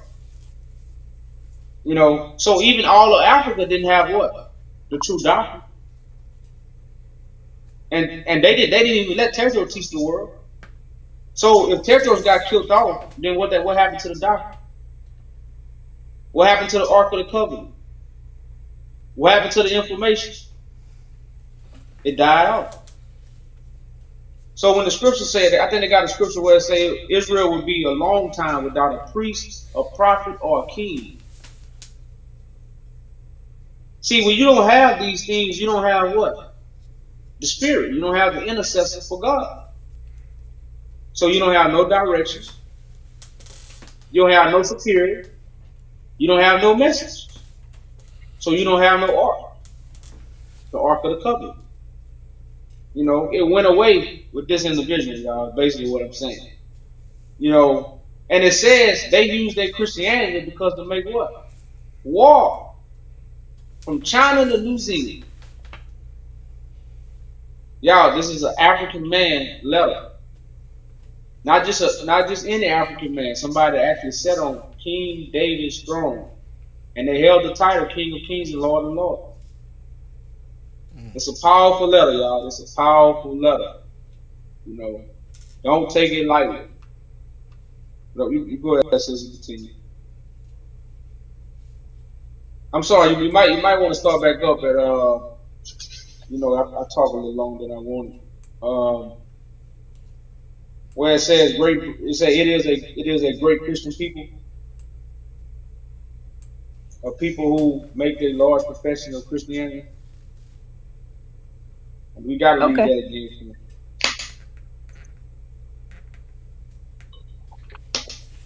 Let's see. It says, we find that the first invaders are directed by the government of a far distant land, a rich, happy, and powerful country named Great Britain. It is a great Christian people, a people who make large professions of Christianity. I should like to know their interpretation of Christian doctrines. It is different from ours. Their spreading of the gospel seems to be the making of wars and the slaying of men in every part of the world, from New Zealand to China, from the East Indies to Ashanti and our country. We are dark, they are fair. They call themselves civilized, us uncivilized. Do these things make all the difference? Yet I ask, what have we done to offend this great Christian nation? At least our civilized invaders might have considered it courteous to inform us why we are to be killed. They have not deigned to make any official and authoritative declaration of war. What is the term for such style of conducting hostilities in Europe? Is it not brigandage, piracy, or filibustering? So again, they was invading. They didn't make no declarations. They didn't declare war. They just invaded. Now remember, this got to be held up in court because of this invasion, they still rule. That's why it's judgment. So understanding why this letter is important and why these things are not brought out into the world. Like I say, y'all, it's a powerful letter. Go ahead, sis.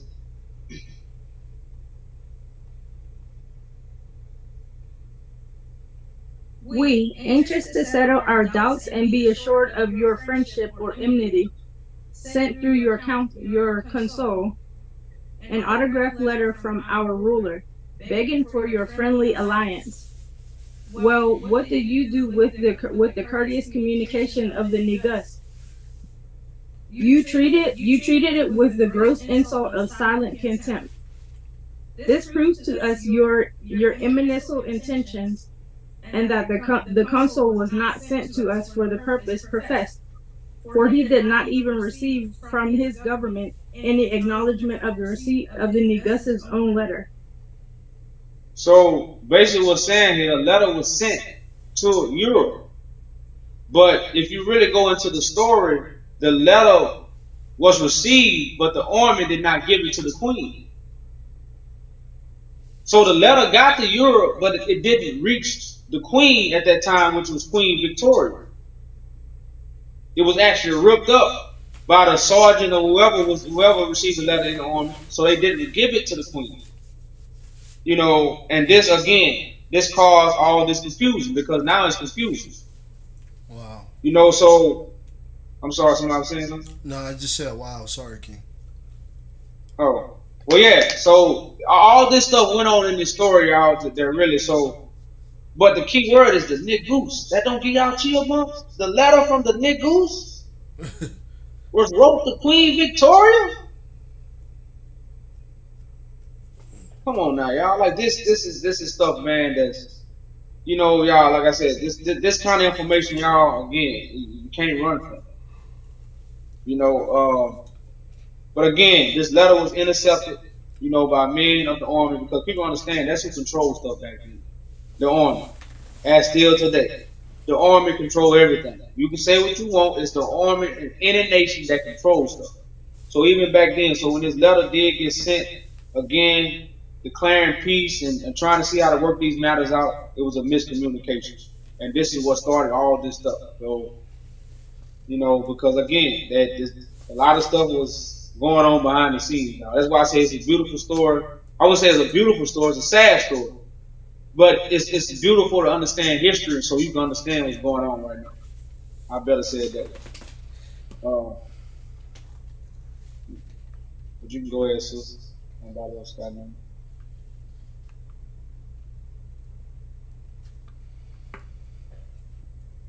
I know your custom with foreign nations not so powerful or civilized as ourselves, O ye strangers from afar. You first send missionaries, then consuls to support the missionaries, and stray subjects, then armies to support the consuls. And so you seize upon your neighbor's land, or, if not sufficiently rich and fertile to suit you, kill its men, destroy its government, and leave it a devastated wilderness. This latter system seems to have become your favorite. Is it that of late your proud England has become so surfeited with wrong and stolen lands that her former aggressive and conquering policy, rendered almost sublime by reason of its magnitude, has sunk to the idle and wanton wickedness of waging war simply to maintain the phantom thing your politicians call prestige? I have given you ample proof that we imprisoned the captives for seditious writings and treasonable acts. How can you find fault with us? Were you not, at that very same time, daily arresting and imprisoning many of your own people upon a mere suspicion of feminism? By what law then are we supposed to be bound to tolerate the treacherous and suspicious acts of men who deliberately thrust themselves in our country and mix in its concerns without our permission and against our wish? The fact is that you have one law for the strong and another for the weak. Ooh. So y'all, this I think we gotta look up that word because a lot of people understand that Tedros had British inventors working for him to invent the cannon, because the cannon was how to support your nation back then, because the nation was advancing in technology. So in the 1800s, if you had a military, the cannon was the thing. So Great Britain was more the sole inventors of this cannon. So Tedros was really fond of that. But he didn't know that the inventors that was sent, they was really what? Spies and what? Missionaries. They wasn't really inventors, they was missionaries. So this is why they was writing. Now, people want to know where we get this Jesus story from. You know, it had to happen. Like, Tedros is considered King of Kings and Lord of Lords. Who else with a title of King of Kings and Lord of Lords?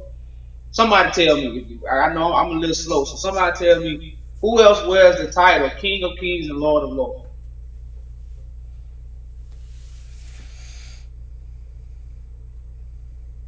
The only person I know is Jesus. I don't know. Correct me if I'm wrong.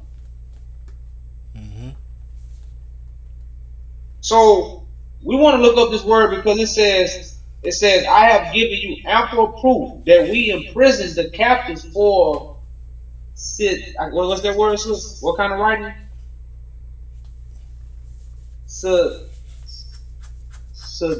Seditious writings? We need to look up that what that means. Seditious. Now, because they was writing things about Tedros. They was writing stuff about. There was like Tedros was this well-known king that was spreading all over the province. Tedros' name was ringing bells. People was coming to see Tedros. People were sending Tedros gifts because they heard about his works, you know, his spirit, his power. So when Great Britain heard about these things, they sent people to acquire Tedros. You know, that's when all these spies, you know, were sent around, because a lot of people understand the Ethiopia and Great Britain relationship. You know, and hopefully more into the live, y'all, we're going to get into, like I said, it's a lot of information. I'm trying to stop saying things because I'm trying to follow the outline we have. So we need to look at what that word means. Seditious? Yeah. Seditious. SEDITIOUS. Yeah, seditious.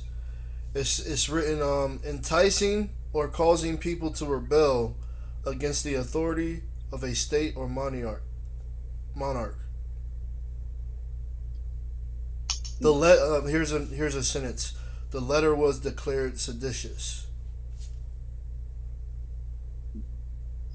So again, y'all, this is all goes back with the Crafty counsel and the doctrine. You know, their interpretation. They was jotting down things, you know, so they could write in their books about things that happened according to their way. To what? Mislead people in what? The original. You know, and that's why it's treasonable acts. You know, and they were punished for these things because it wasn't off the authority. And it's clear it says they was forcing, they was coming into their country deliberately. You know, so again, like I said, y'all, it's a very powerful letter. It says a lot. You know, we just want to bring it out. You can go ahead, sis.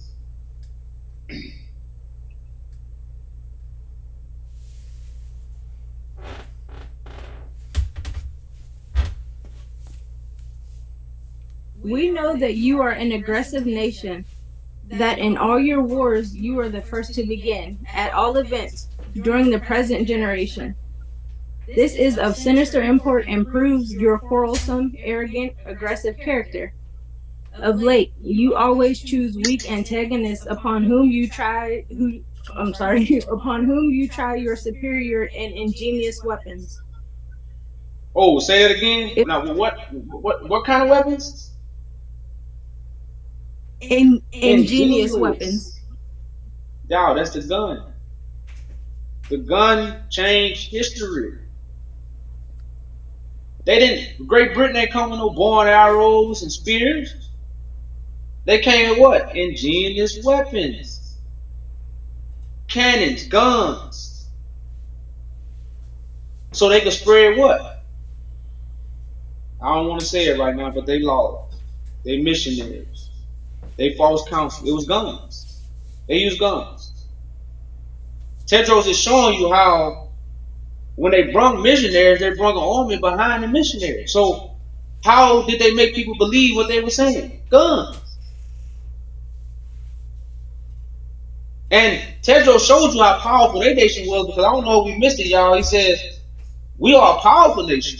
We not no weak nation, so because East Africa wasn't a weak nation. These, again, they brave niggas. So right now, they was doing this against weak nations. So the Siege of Magdala is one of the greatest sieges that's ever happened in the face of the earth. Most of us don't know nothing about it. You talk the Siege of Magdala is like speaking Chinese to an Englishman. The Siege of Magdala. What? The Siege of Magdala. What? The Siege of Magdala. That's one of the most important historical stories that need to be told to black people. We know nothing about it. Guess when it happened though? 150 years ago. Not 500, not 600, not 10 million, not 2 million, 150 years ago. But we know stuff what happened a million years ago, carbon dated, but we don't know what happened 150 years ago. That's backwards, y'all. That's upside down. You should know what went on 150 years ago more prevalent than you will know what happened a million years ago, 2,000 years ago. You know, so it's showing you how, again, they ingenious weapons is how they spread their counsel. So to understand the false counsel couldn't have been spreaded 2,000 years ago, because guns weren't created 2,000 years ago, y'all. They didn't have guns 2,000 years ago.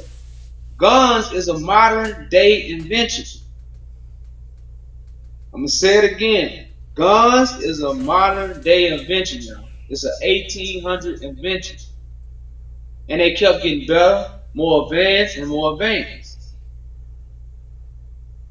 You know, so again, understand that this counsel of Nicaea, this doctrine, it wasn't being spread 2,000 years ago. You know, it was spreading when guns was created. So You go look up when guns was created, and then you might be starting somewhere good, a good start point to understand when all this stuff took place. You go ahead, sis.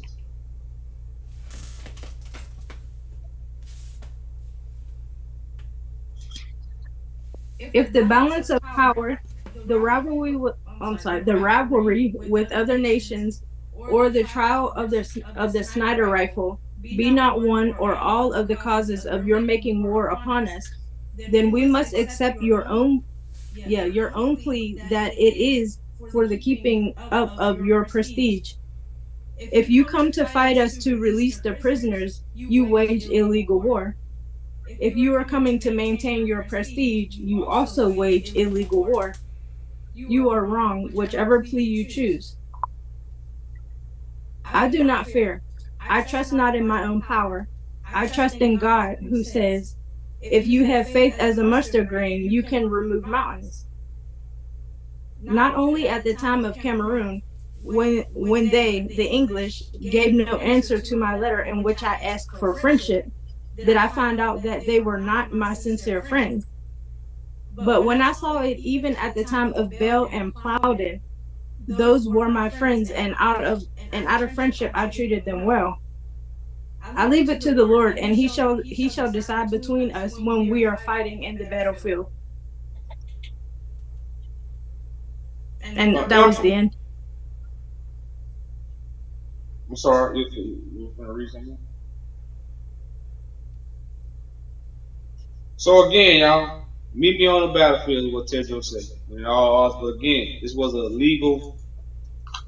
treasure was looted, artifacts was looted. They was coming to get hostages. They ended up taking artifacts, manuscripts, historical documents, scrolls, gold, artifacts, family relicas. They stole all these things and looted it. It was looted. That's a crime against what? The throne and the children of God. So when we read Genesis, y'all, 15 and 14. Understand, because again, this Bible have no dates, y'all. So take the dates out your mind when you read Genesis. Take the beginning of the world out your mind when you read Genesis. And focus, let's focus on prophecy tonight. Because remember, we are just revealing God's prophecy. But if you under the counsel of Nicaea, you're gonna fight us. That's why it's the counsel of Nicaea versus God prophecy. So all we're revealing tonight is history and prophecy, so you can be removed from the counsel of Nicaea and open your eyes to what? God's prophecy. So after what I just read to you, showing you the crime that's committed on what? The children of God. So let's go to Genesis 15, and we're going to start at 13. We're going to read verses 13 and 14, and we're going to understand why this judgment is happening based on what we just read.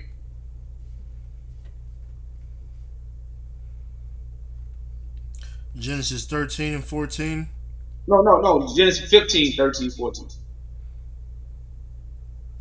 Yeah, Genesis chapter 15. This is the book of Genesis, chapter 15, verse 13. And he said unto Abram, know of a surety that thy seed shall be a stranger in a land that is not theirs, and shall serve them, and they shall afflict them 400 years. And also that nation whom they shall serve I will judge, and afterward shall they come out with great substance. Now again, we're going to get into the great substance and why this nation is being judged. Because what was just said from the King of Kings and the Lord of Lords at that time, that everything they doing was what? Illegal war. You are wrong whichever plea you choose. So they had no moral conduct in what they did. They have no moral conduct in their rule. So judgment awaits the nation that what? Has God people enslaved. So if they was pushing a false doctrine that goes against African doctrine, and they was doing it with guns, then what they was going to do to us? So the story they're showing you, once this happened in 1868, then you got slavery at its finest. Because now you got guns and you got steamboats. In the 1600s, they ain't have guns or steamboats, so it wasn't no slavery. Now in the 1800s, they had guns and steamboats. That's when most of the slavery actually took place in the 1800s. So again, this letter shows us and also explains why this. And we just read a small letter, and it hits so many points of showing you why the nation that has God people captive has a judgment awaits them. And that's the same judgment that's in Genesis. And we're gonna get into a lot of things that they took, y'all. So we're gonna get into if it don't nobody have nothing on that letter, some questions. Anybody have any questions?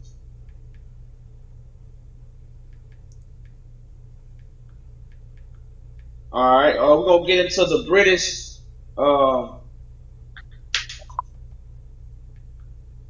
I'm saying what is called the British B, the British expedition. I think that's what it's called. We're gonna read a bit the British expedition on Wikipedia, y'all, again, just to kind of give you an outline on what happened at the Siege of Magdala. Again, it's the Siege of Magdala. This is when the scrolls, the gold, the artifacts, the manuscripts was taken from Ethiopia. The British Empire took the scrolls from Africa. This is why they're in control till to this day again. And this all goes back to what? The divine right of kings. So because they have taken these artifacts, manuscripts, and took control of the nation that had the divine right, they have the divine right. Because they are the ones that conquered the divine right. These things you don't simply understand, and we don't, because everything is, the pieces is in many places. So what we have done, we got all the pieces and put them together to give you the picture, so you can see the bigger picture of what's happening here. So I think it was Sister Bridget that was going to bring out the British expedition. Yes, I guess this is kind of reiterating what you already said, but the British expedition to Abyssinia was a rescue mission and punitive expedition carried out in 1868 by the armed forces of the British Empire against the Ethiopian Empire, also known as, at the time, as Abyssinia.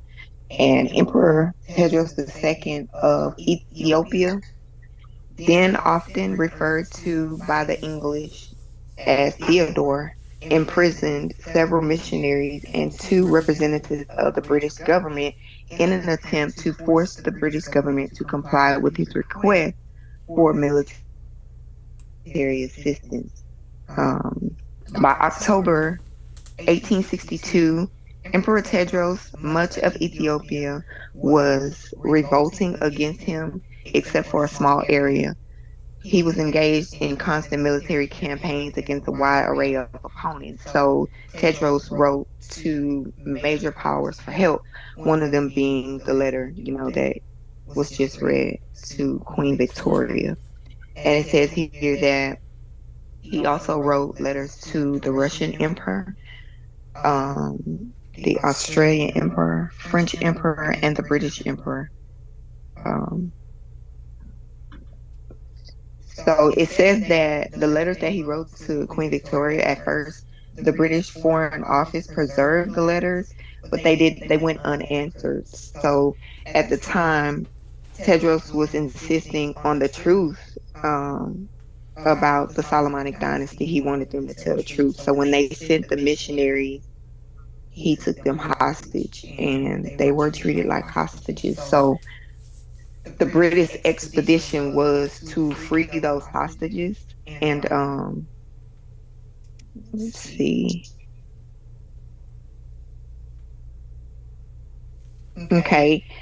The emperor eventually moved all of the prisoners, the missionaries, to his fortress on Magdala, and continued to parley with the British until Queen Victoria announced the decision to send a military expedition to rescue the hostages on August 21st of 1867.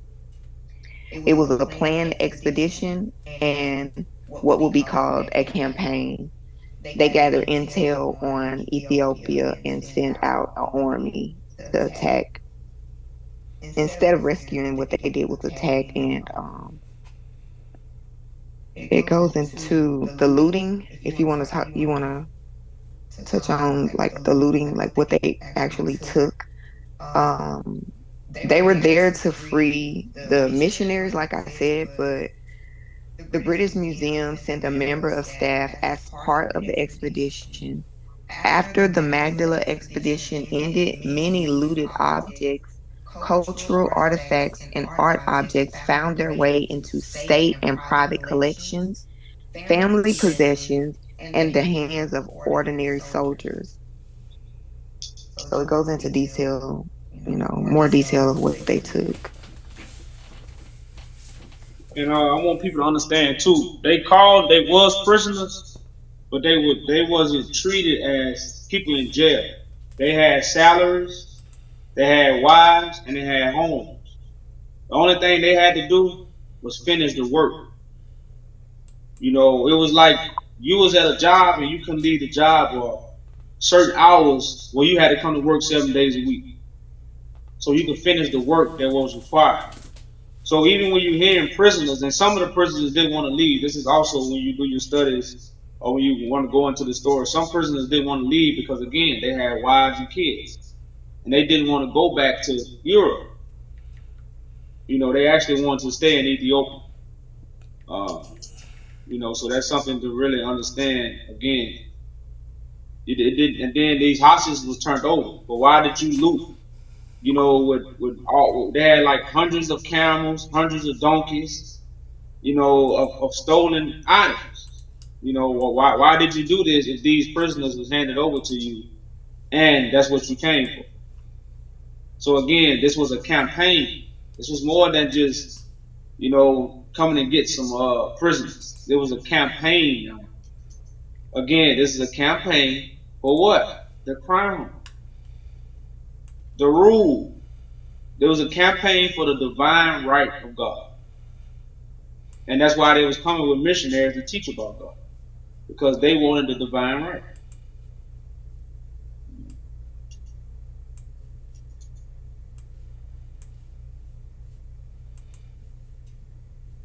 So I don't know if you got anything else you want to bring our sisters on that?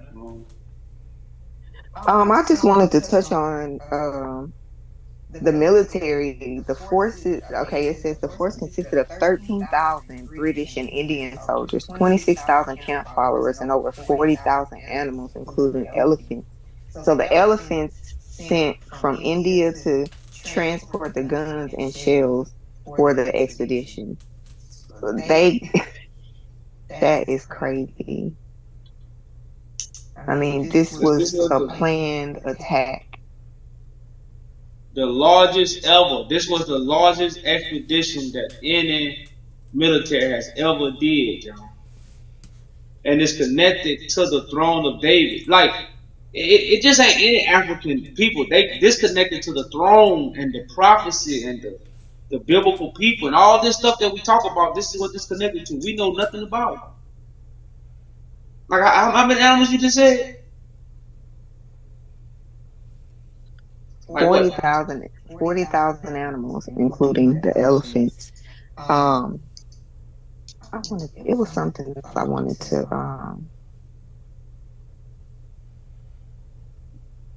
When I see it, I'll bring it up.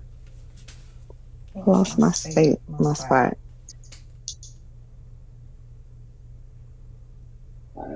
How can we how can we not know about something like that? When it's connected to the Bible, connected to the throne, connected to David, connected to the niggas, connected to kings and priests. It told you where the letter came from. I remember. Go ahead, sister. This that's what I remember what I want to say. You were talking about the right of kings. This expedition was basically a campaign for the right of kings, and this is why you have the Council of Nicaea saying that they are the elect of God.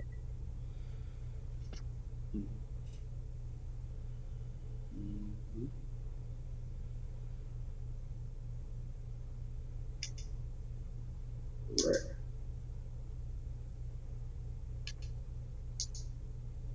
And like I say, y'all, from here, this expedition, everything went downhill. You know, everything went downhill from this, y'all.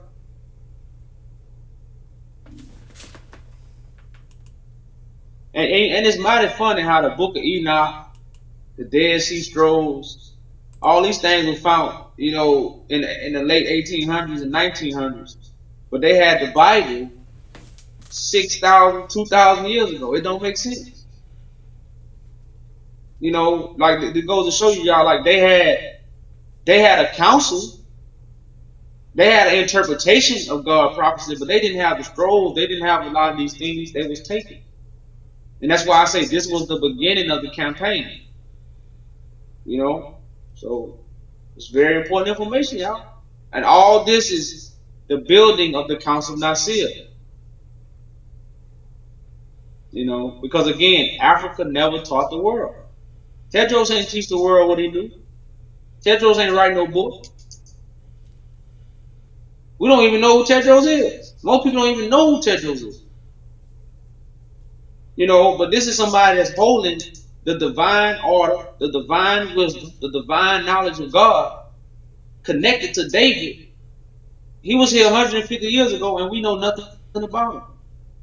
But we know what Moses did. We know what David did. We know how tall Christ was. We know everything, but we don't know nobody that was here 150 years from the lineage of David.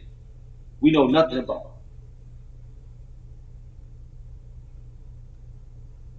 So I'm wrong.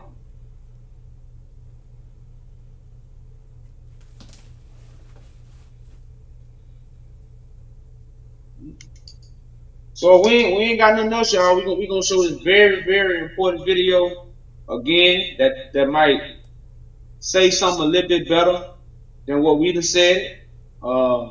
It's from Higher Learning, and he gonna touch on the secrets of Great Britain, because the things that we are talking about are secrets.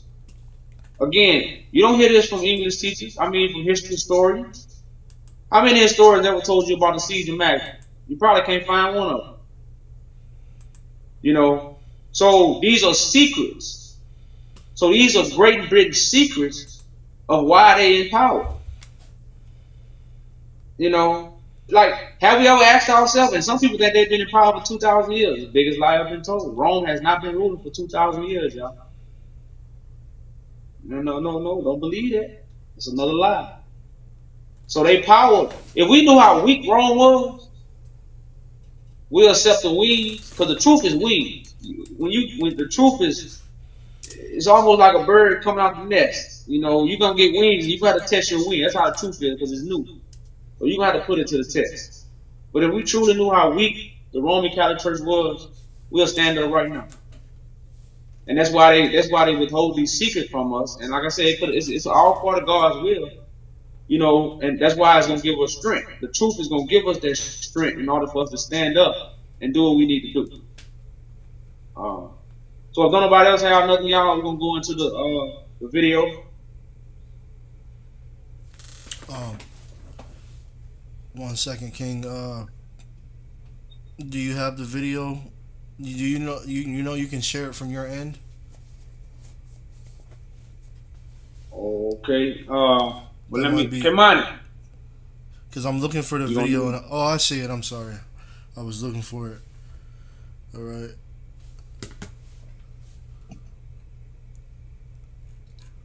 Frozen.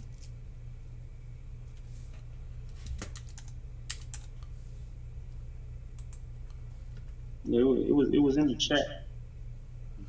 Is it Jeff Rosen, Julia Margaret Cameron? Correct. Okay. All right. director of the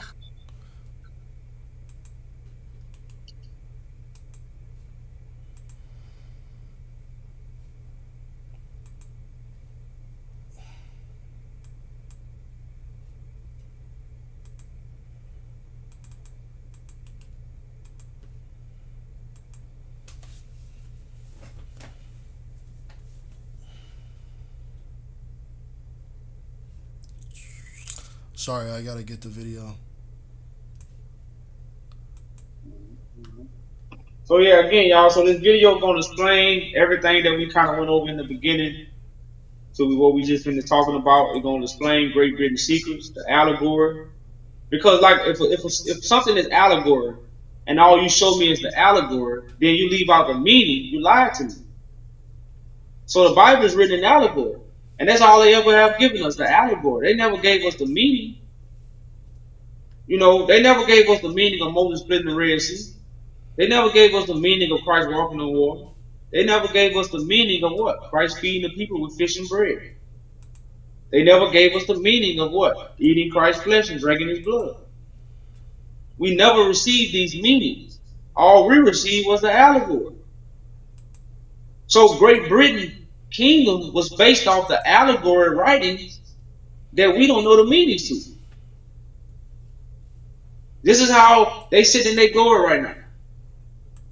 You know, that's why everything hocus pocus is behind closed doors, and like I said, it's all secretive, just bull. Once you really know, you're like, man, that's some bull. The same stuff we do, crackers and bread for Christ's flesh and blood. We don't know the meanings. Give them crackers and blood. Give them crackers and grape juice. They don't know. And what we gonna do? Go grab the cracker and grab the grape juice. Shit, when I was a child, I couldn't wait. I couldn't wait to get. We had to crunch up crackers. They got a whole thing of crackers and all crunched them up, you know, with some grape juice. But them crackers were rolling because, you know, in church, you ain't eat. You just got up and went to church. So, as a little kid, shit, you starved. And that cracker tastes like breakfast. You know, but all these are simplicity rituals to the allegory writings that we don't know the meaning of. You know, sacrificing the lamb. Go get a lamb. What's the meaning of sacrificing a lamb? You know, you got the cobblestone, the Muslims, the stone, the cornerstone. Who is the cornerstone? Is it a black rock or is it a black man?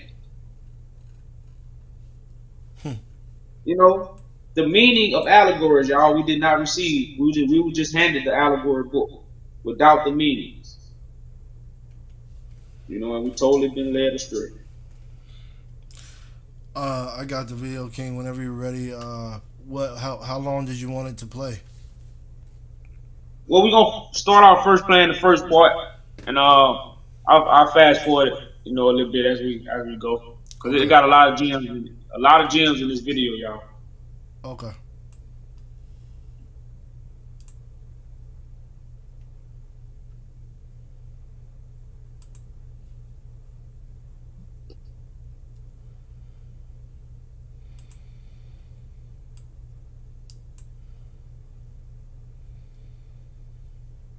I'm delighted to welcome our next speaker, Jeff Rosen. Jeff is the director of the Higher Learning Commission and has written very widely on all aspects of photography, 19th century photography, and he has just published a new book titled Juliet Margaret Cameron's Fancy Subjects, Photographic Allegories of Victorian Identity and Empire, and it's just come out with Manchester University Press. Congratulations. And his talk relates very closely to some of the topics in that book. Welcome, Jeff.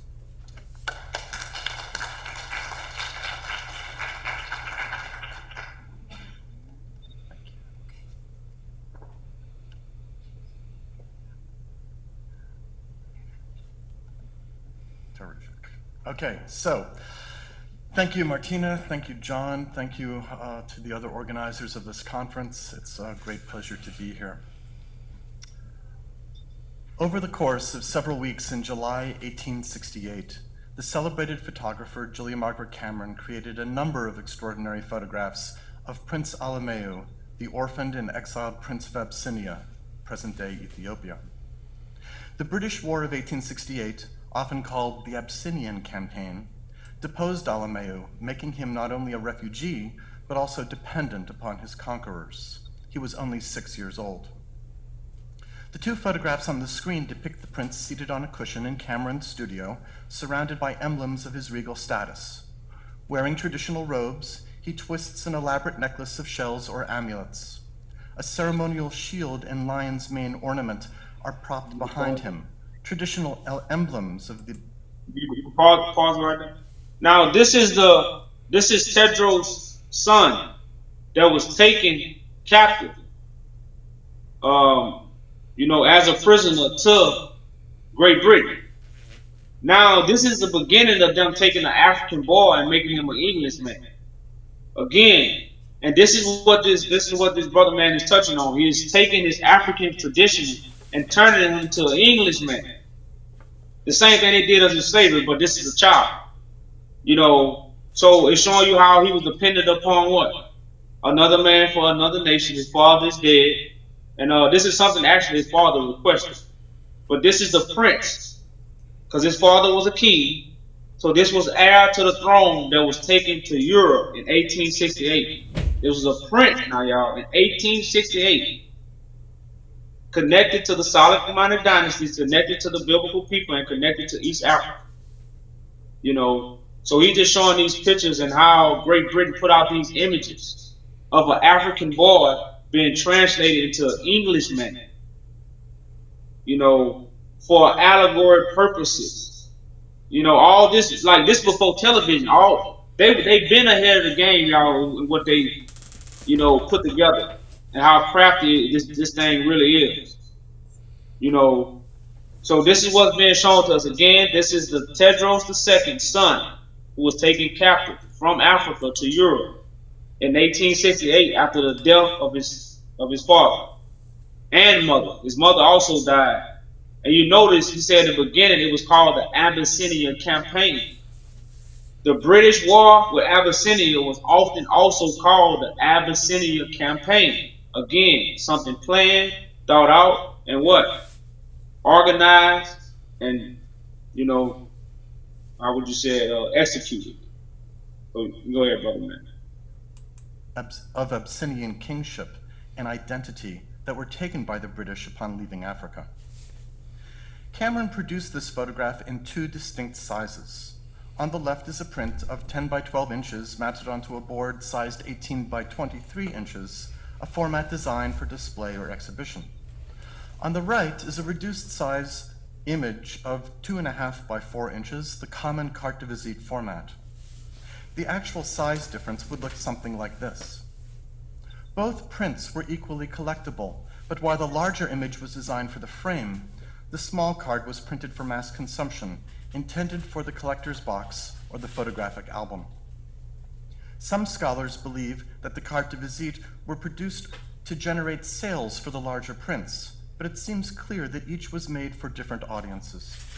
Both prints affirmed Britain's benevolence toward its recently conquered foe. As we shall see, magnanimity, the noble expression of generosity, is imbued in Cameron's photographs of the prince. Here are two additional prints from the photo shoot showing Alameu in close contact with his companion, Captain Speedy. Like Cameron's other allegorical photographs, which she called fancy subjects, these images are hybrid works. They use the camera to ground their subjects in real life and play upon the exoticism of African costumes and props. But they also incorporate the romantic and sentimental tropes of genre painting, the smallness and naivete of the child, the innocent in need of protection, the benevolence of the conqueror. As photographic allegories, these images express sympathy, virtue, and idealism. They become emblems of Britain's altruism toward its empire. At this point, it's useful to summarize Britain's war with Abyssinia, then an independent state, located on the Horn of Africa and not a British colony, in red on the map on the left. The country was led by King Theodosius II, a practicing Christian whom the English called Theodore. Around 1865, he conceived of forming an alliance with Britain as a way to hold off Muslim incursions from the Sudan and French influence from Egypt. Britain was equally eager to restrain French colonial expansion and expand trade on the Red Sea. So what went wrong between the two countries? In short, letters between the Abyssinian king and Queen Victoria were lost, and various miscommunications followed. In 1866, King Theodore detained the Queen's envoys as a way to force negotiations, but... You're on mute, King. You're on mute. Oh, my bad. Yeah. Now, Tedros was considered a practiced Christian, but again, not the interpretation of what the Roman Catholic Church had. You know, Christianity was nothing like what we are a part of today. You know, so again, it's showing you how they took something from Africa and watered it down and gave you a hocus pocus version. You know, but again, this man is considered King of Kings. This is who we've been talking about. This is an image of who we've been talking about all night. You know, and you notice that Ethiopia was not under Great Britain rule at that time in 1868. It was still independent. As most people think, Ethiopia has never been colonized. You know, this is one of the first beginning of Ethiopia being colonized is 1868, when they was actually invaded and looted from all their treasures and artifacts and manuscripts. And they still, to this day, have not gotten those things back. So it's a lot of hidden things that's left void in Ethiopia, and it haven't been passed down because it's no longer in Ethiopia. And a lot of priests was also killed at this time. But it was something else I heard that I wanted to touch on. I might have missed. So like I say, now he just really showing how, again, you take a young African boy and turn him into an English person. You remove him from his heritage. You strip him of his heritage. And that's what they was kind of showing Tedros' son. They changed his clothes. They made images. They put pictures out. They ain't never had no pictures of an African boy going into an English person. So this is the beginning again of breaking the African tradition and giving you a whole different tradition. You know, and that's really what Jeff is trying to reveal here. If you're really following what he's saying. You know, he is revealing those things. So yeah, you go ahead, brother, man. By 1867, Britain beat the drums for war to liberate the captives and, quote, teach Theodore a lesson.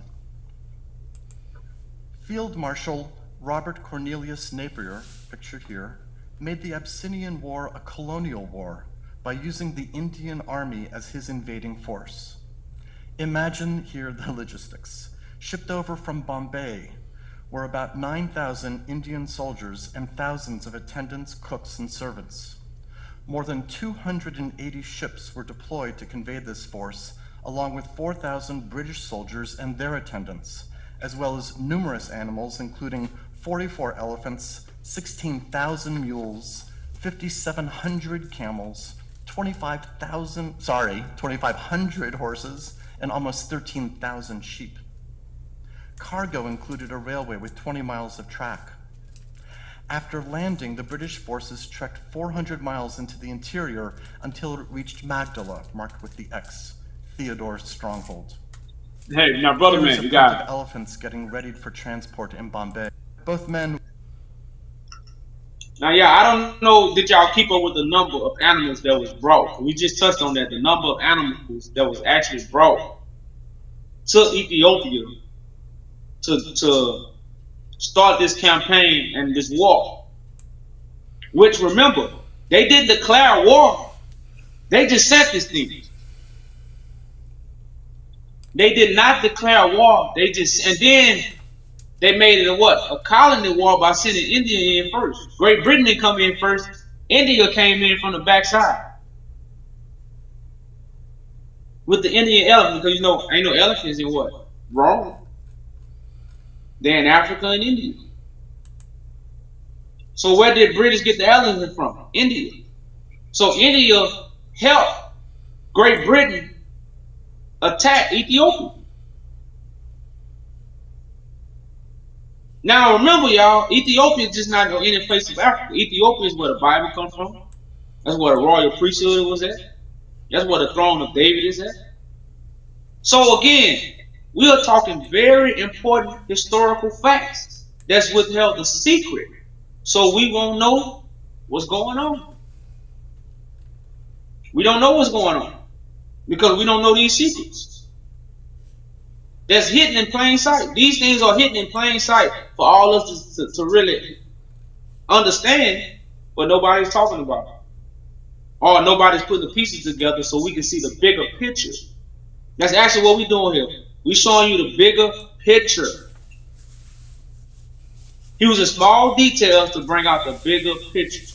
Again, everything we're talking about right now is the beginning of the Council of Nicaea and Roman Catholic Church gaining power over the whole world through what? False and crafty counsels. You know, but I think if we can like replay about 30 minutes of it so we could, you know, for those who might just coming in or who y'all didn't keep up, pay attention to the number of animals that was sent over for this expedition. Again, this is the greatest, most longest, how would I say it, richest campaign it's ever been on the face of the earth to take over the divine right of the kings and destroy King David's throne. So yeah, I think probably about like 30 minutes of it. 30 seconds. Hey King, can you check your back channel? I messaged you.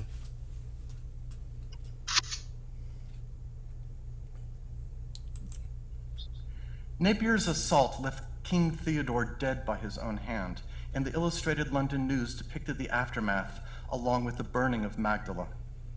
Upon returning to the coast, it became clear that Theodore's widow and son were vulnerable to the power vacuum that would result once the British left Africa. When Alameu's mother died unexpectedly, the child came under the care of a mercenary soldier named Captain Speedy. In June 1868, the journal reported that Queen Victoria herself would ensure the boy's protection and that he would be transported to England to receive a British education. It published the first images of Alameu and Speedy to an international public eager to consume news of the war. Not surprisingly, Speedy and Alameu were treated as celebrities in Malta when their ship, the HMS Urgent, stopped off briefly there on its way from Alexandria to Plymouth. The island's first photographer, Leandro Preziosi, photographed Prince Alameu on June 27, 1868. He posed Alameu first in his traditional clothing, then recostumed the boy in British dress, perching a naval straw hat. I want to stop right there. Now you see how he has traditions, but then they took a picture of him what? They call it a costume, a British wear. Again, taking the African boy and making him what? Roman. You know he was going to learn what? British education. What kind of education we learn in America? I hope y'all know it's British. I hope y'all understand that all this education, every college you go to, is connected to what? British education. So this example of this Ethiopian child being taught British education and being dressed in British wear, and this traditional wear is being taken off, is the same example of what's going on right now today. You got African Americans, that's why I call it African American, learning British education and taken away from our natural traditions. And one form of British education that really has taken over the world is what? Homosexuality. That comes from Great Britain. That comes from Rome. It's not an African tradition to be homosexual. There's something to ponder on. Go ahead, brother, man. These are very important images, y'all, because this is the images that was pushed out to the world. And before this, it was no images like this. It was no images ever on the face of the earth before these images of a prince. They just told you this man was treated like a celebrity. So this was a son of a great king being stripped of his heritage and given heritage of a whole nother nation that he know nothing about. You go ahead, brother man. stamped with the urgent's name on his knee. In July, Speedy brought Alameu to the Isle of Wight, where they stayed at his mother-in-law's house in Freshwater, down the road from the Camerons and the Tennysons. After Napier returned to England, he brought Speedy and Alameu with him to Osborne Palace for an audience with the Queen, who took keen interest in the child.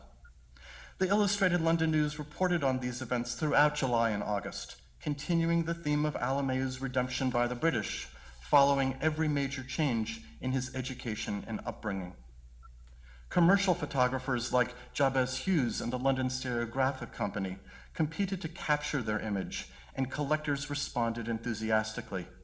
Here are several cartes de visite depicting Speedy and Alameu together, and another set of the young prince depicted alone. It is in this context that Speedy and Alameu entered Cameron's studio, that is, as celebrities. But Cameron was less dazzled by fame as is now imagined, and more inclined instead to use her African subjects to construct a visual narrative. Toward that end, she developed several strategies of representation. The first is connected to England's self-described civilizing mission, seen in these two images, the left showing the prince grasping his necklace, the right showing him holding a white fabric doll on a miniature lace-covered bed. Here, the doll works with a little boy to emphasize his immaturity. In her book, On Longing, Susan Stewart associates dolls with a hierarchy of social status, writing that dolls and the dollhouses to which they are attached represents, quote, extravagant displays of upper-class ways of life that were meant to stop time and present the illusion of a perfectly complete and hermetic world, unquote. In short, the perfect doll on its ornate bed turns real life into a kind of still life. By extension, the prince is arrested in time, ready to be improved by British civilization. Cameron's second strategy was to emphasize the prince's small size. Because like I said, y'all pay attention, because he said the doll stops time and puts you in kind of like a fairy tale world. So dolls, I don't know if I'm saying, y'all, I'm talking about the dolls that we give our kids to play with. That come from Great Britain. So we could put our kids in what? A fairy tale world. Stop time, stop reality, and put you in what? A world that you will never receive. So you're not paying attention to what's going on in reality. This is what dolls come from. D-O-L-L-S, dolls. Dolls are not good for our children. They're not good for our little girls, because why? It's a fairy tale. It's fake. It's not real. So why give a child something that's just coming into the world, something fake? So why are we all attached to what? Fake things. Why are we all attracted to artificial? Why we believe in the artificial prophecies? It all started with what? Great Britain. And the things they did to what? Take us away from African traditions. African mind, African understanding. And you notice this stopped time. And now you're on a fairy tale timeline that don't exist. It's a fairy tale. You know, so understanding these images, because he's not just, this man is not explaining these images and these mysteries for no reason. These things are being said for a reason, to show you how Great Britain is ruling the world and how they are playing mind control. He was an allegory. You know, this is Great Britain's secrets to their rule, y'all. So like I said, it's a cold video, y'all. It's a cold video. You go ahead, brother, man. I just want y'all to catch that he was talking about the doll. You see the two pictures. You got a doll. You know, that's they put that there for a reason. Through miniaturization. This is expressed by his recessive posture and passivity. The diminutive, writes Stewart, is a term of manipulation and control as much as it is a term of endearment. Cameron's approach reinforces several symbolic transformations as a result. For one, the child's innocence is emphasized, And because he is surrounded by artifacts of royalty that he cannot claim, his powerlessness is underscored. Let me back up these assertions by showing how Cameron typically portrayed male children as weak. On the left is the turtle doves of 1864, which represents sacrificial offerings in the Bible. In the center is the water babies of the same year, depicting helpless children cut off from society.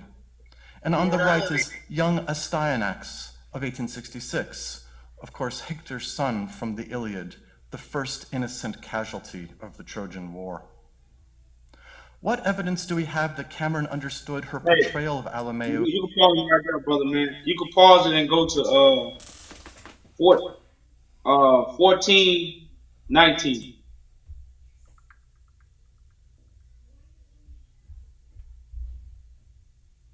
I'm glad you put the images. Yeah, 14:19. You started right there. British rule in India, she wrote of her desire to express what she called, quote, feelings of generosity, benevolence, and religious toleration toward her colonial subjects. To capture this idea in visual terms, she commissioned Thomas Jones Barker in 1861 to portray her in the act of presenting a Bible to an African prince. Barker called his painting The Secret of England's Greatness. Although hey, stop it right there. Until 1863. Now, y'all, you see Victoria called for this to happen. This wasn't something where this prince came to Europe to present her the Bible. No, that's not what's going on right now. These things, this is part of what? The Crafty counsel. These things was put together to what? Deceive the world. Now, they said this is called Great Britain's secret to rule. I think we got to rewind it to make sure I ain't chopping the words up. Because again, this coming from what? Somebody from Great Britain. And this man teach this in higher learning. When you go to Duke and all these top colleges, this stuff is taught in these top colleges. You know where it ain't taught at? HBCU. They don't teach this at HBCU. They should. Shit, this would be history 101. They don't learn this. But they learn it at Duke and all these Princeton and all these schools. That's where they learn this stuff. So I want to wind it back about 10 seconds. I want to pay attention to what's going to be said, y'all.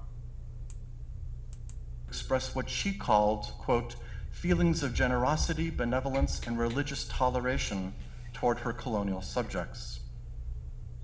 To capture this idea in visual terms, she commissioned Thomas Jones Barker in 1861 to portray her in the act of presenting a Bible to an African prince.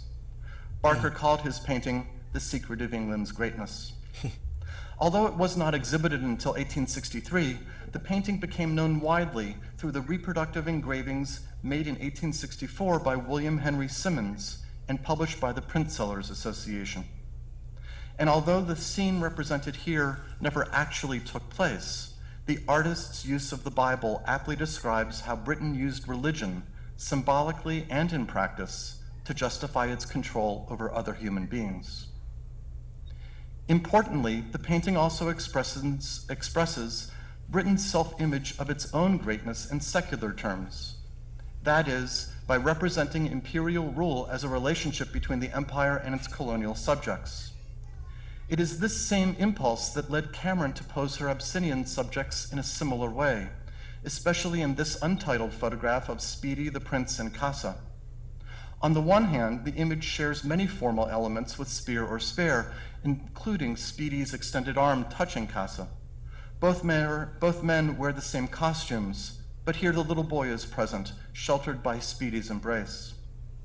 As the detail shows, Speedy's left arm is exposed, revealing an elephant tattoo at the visual center of the photograph.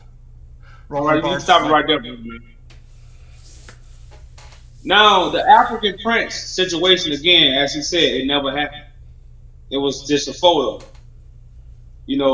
for the secret of their greatness. Now, remember, this expedition was illegal.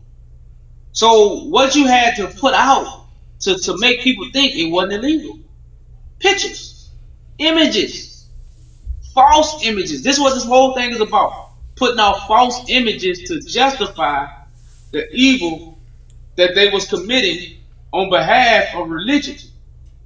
They did everything in the name of religion. So these are falsified images to put out false conduct, false moral conduct. Like this Speedy, like he's taking care of that child. Now Speedy is supposed to be somebody that go both ways. He was one of these dudes that was like a drag queen or something. Like I said, if you go do your research, now this is the kind of man that's going to watch over this King of Kings' son. He finna be raised by a man that's a drag queen. Oh, I wouldn't call him a drag queen. We were just one of the dudes that go both ways, just a wild dude. That's what Speedy was known as. You know, so these are the things that went on, y'all, and like now these pictures again, these was widespread over the world. Everybody didn't have a camera, y'all. Everybody didn't have pictures back then. Great Britain was the people with the technology back then. So they the ones that got the camera came from. So everybody didn't have a camera, y'all. So images, who put images around the world? Great Britain. What images they also changed? They also put the what? The false Christ. They also wasn't in control of the false Christ images. Africa didn't put out a white Christ all over the world. Who did it? Great Britain. So the same way they spread these images all over the world to try to justify their actions and make it seem like it was something else and not what it really was. And that's why I say these pictures are what? The secret to Great Britain greatness. It's a secret. You know, that's why I say, y'all, this is a very, if you were wise, you'll go watch this own video on your own time. And it's short, 30 minutes, and it gets straight to the point. And we're going to touch on a few more parts of y'all, and then we're going to get into the flow of conversation. Go ahead, brother, man. Identified this emblem of military power as the punctum of the photograph. After Barker's painting gained popularity as a mezzotint engraving, Cameron turned her photograph of the Abyssinians into a carte de visite.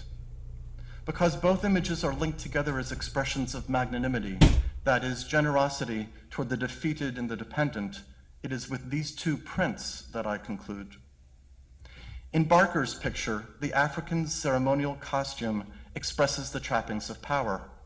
These are equivalent to the symbolic value of Alameo's necklace and royal shield in Cameron's photograph.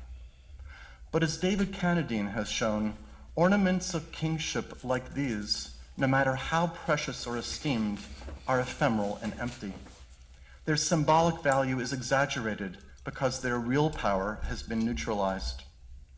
By contrast, the emblems of British power represented in each print express the true power dynamic that sustains the imperial relationship. For Barker, you on mute. You guys stop doing that. Yeah. I just did. I was the only one that heard that. Did you hear it, Jamal? No. What was that? It said, "This is not power, but this is showing how their power is taken away." You know, like this. These are examples to show how power is taken away. But in a lie, and the power is given to who? The Romans. She had an African prince, a Bible, when in reality, what? We gave them the Bible. We gave them the teachings. We gave them the understanding. Then they stole the scrolls. This is like another level of deception, man. No, this is correct. This that craftiness. Right. You know, see, people don't understand when the Bible says crafty counsel, how important what that really means. That they just didn't put a false counsel out. They just ain't lying. No, they building the lie. They making the lie. They forming the lie. Like I said, these was images that was put all over the world. So even if you don't know the truth, and if you're trying to find the truth, you're going to see what these images, and you're going to what? Attach yourself to the lie. Right. That's why I said this is a whole different level of this. Man, it's like, man, this is crazy. Man, bro, like this, so that's why I said like the crafty counsel in the beginning, like they literally go through these extents to this extent to like literally deceive the people, you know. And like you said, they just forming a whole lie. Like this is crazy, man. I'm not shocked because I already know the craftiness, according to the the Bible. But I'm just like the depths of it, the details of it, like man. Yeah. When you get the details, you like, God damn, hey, this before television, y'all. This is the beginning of television. I would say this is the beginning of television without you looking at it on the screen, because it's pictures that come from camera. A television is a video camera. It's motion. Mm-hmm. The camera is without the motion. But so Nathan. Go ahead. Nathan Rivers says, "I never heard about this stuff on this level." He never heard it on this level before. That's what's up, man. I'm glad you're able to, open your ears, let it be a seed. Go fact check it, and you'll find out, man, the picture will be a whole lot clearer. This make the picture clear, y'all. When I say this make the picture so clear, so well, I promise you, you get stuff when you get this kind of information. This is the kind of information that should make you stand up, and this is why this information was hidden from us. Because hearing this and understanding this and how they really ruling, and then at the same time we got to accountability because they're ruling because we ain't got all stuff together. If we get all stuff together, they gonna hand it over. They ain't got no choice. But at the end of the day, man, once you know these things, this is why we should stand up. This is why we should unify.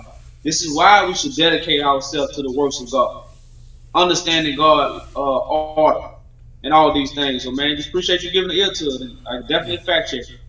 Definitely fact check. Also, son of Israel, from Alaska, is asking how can he join the council. He's in Alaska. Okay, you have to message. It'll be better if you message the website, and we can add you to our WhatsApp. We have calls every Monday night. I can add you to the WhatsApp. You can kind of get familiar with the family and ask questions and get caught up on what we're doing. But like I say, it'll be better if you message the website, or if you know my name on Facebook. But it'll be better if you message the website because you'll receive an answer faster than I would. And then we got a WhatsApp, and you'll be able to join the WhatsApp. So that's www.yajujudah.com. Yeah. Or you just put yajujudah.com. Whatever you see. All right. Put it in the comments form. So should I continue?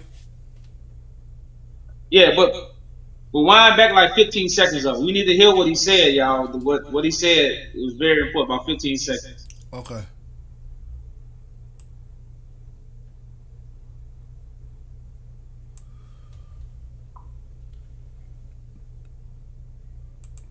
No matter how precious or esteemed, are ephemeral and empty.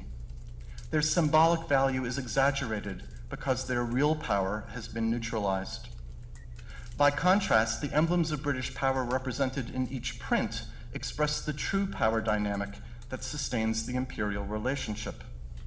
For Barker, the Bible symbolizes Britain's moral authority. For Cameron, Speedy's elephant tattoo represents its military might. Each artist has placed these symbols at the center of their respective compositions. In both images, then, emblems of power are softened by gestures of benevolence. Physical dependency is normalized under imperial rule, and domination and brute power is made presentable by magnanimity. Thank you.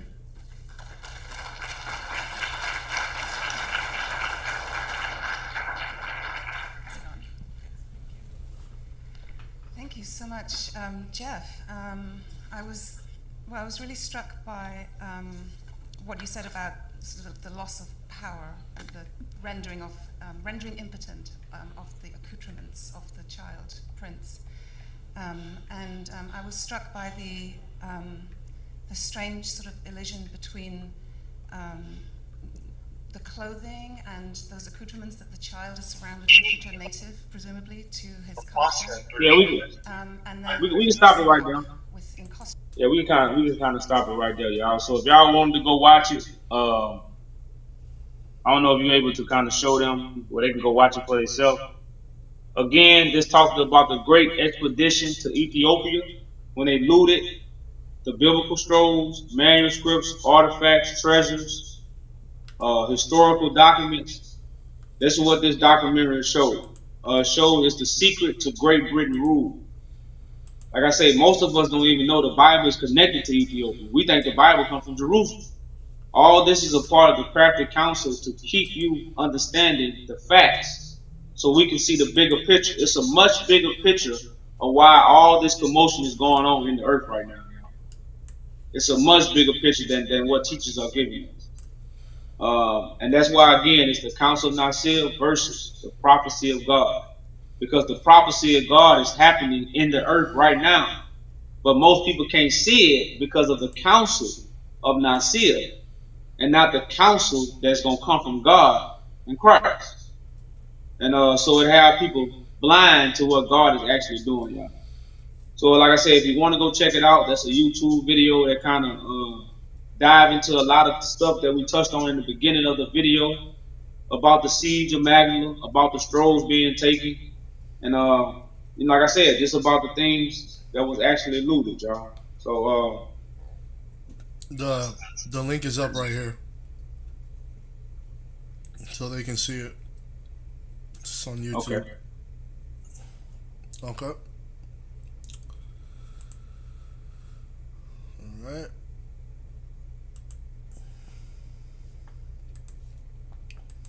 All right. What we got next? So if anybody got a family something y'all want to touch on about the video, or a question or anything that like to be asked about the video, like I said, y'all, like, man, to really understand that video, because like I said, he talking on a such higher level. I had to watch the video about 3 times myself. I've seen it more than 3 times, and to really focus in on certain points he made, because this is somebody from Great Britain that's actually exposing Great Britain. What better, if I just expose Great Britain, they're gonna look like, hey, I don't like, no, this is somebody, actually a Caucasian from Great Britain, doing righteous acts, speaking the truth. And touching on a lot of stuff or a lot of detailed things that we might not look at that way. Or we might not truly understand why these things are done. And Jeff brings great clarity to that. So I just suggest y'all watch that video more than once, y'all. Don't just skim over it, because there's a lot of gems in there for those who really are seeking understanding. So do anybody have some questions about the video or something they heard, or Let me see here.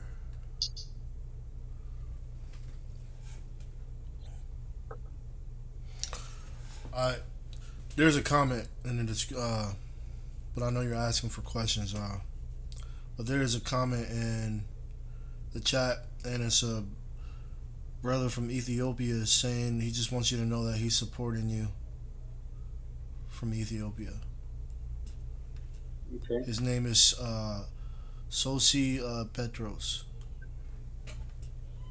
Okay, that's Tedros' name. Salute to you, brother. Pleasure. Hopefully, man, you can join the family and join the WhatsApp, man. We definitely need translators. So, to my Ethiopian brothers and sisters, we salute. Right now, this is a reunion. We definitely looking for y'all support. We support y'all, and it's time for us to reunite. For the benefit of Africa, for the benefit of the world, and also the benefit of the lost people. So definitely salute to you, brother. I'm looking forward to building more with you.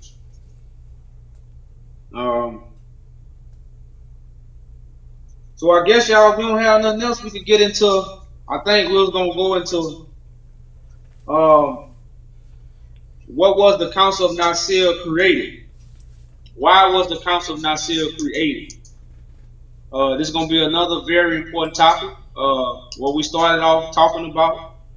They looted. They wanted moral conduct, as what Jeff just spoke about. These false images gave Great Britain moral conduct because whoever has the Bible, these are the people that have the moral conduct. These are so-called the holy people. They got the image of God, so they have the moral conduct on how to address politics or situations. Whoever has the image of God has oversee of the world. So for Great Britain to have the power that they have, they had to show the rest of the world that they had the moral conduct. And that's why they took that picture of a prince being handed the Bible. That means he is being handed what? The holy information.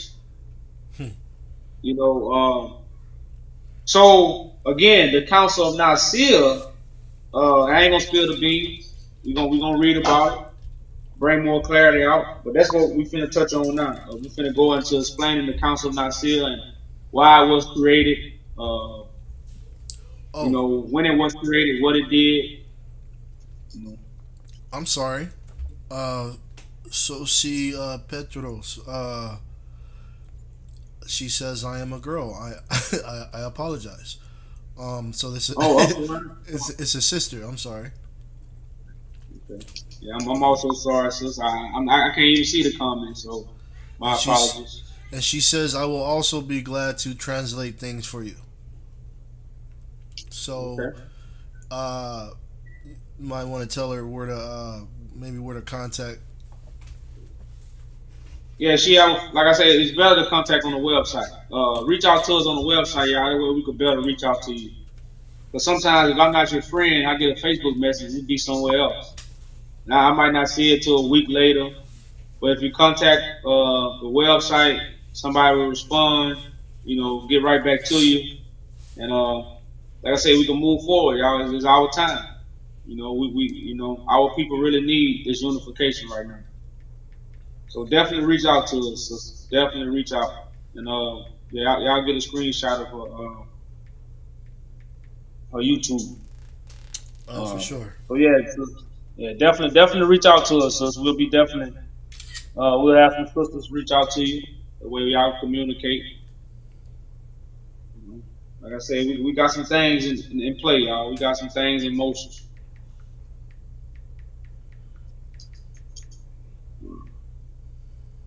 So the Council of Nicaea, y'all, was basically set up based off the things that was looted from Ethiopia, which is again where the Bible and all these biblical writings come from.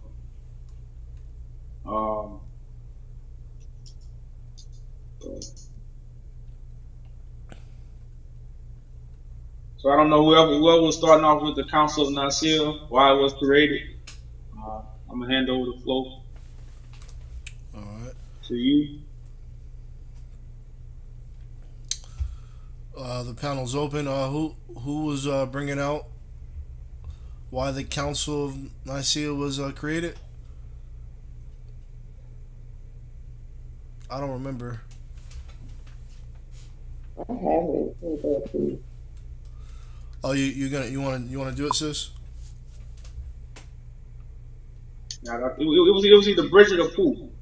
I think Paul got the Age of Enlightenment, if I'm not mistaken. But I know it was one of those sisters.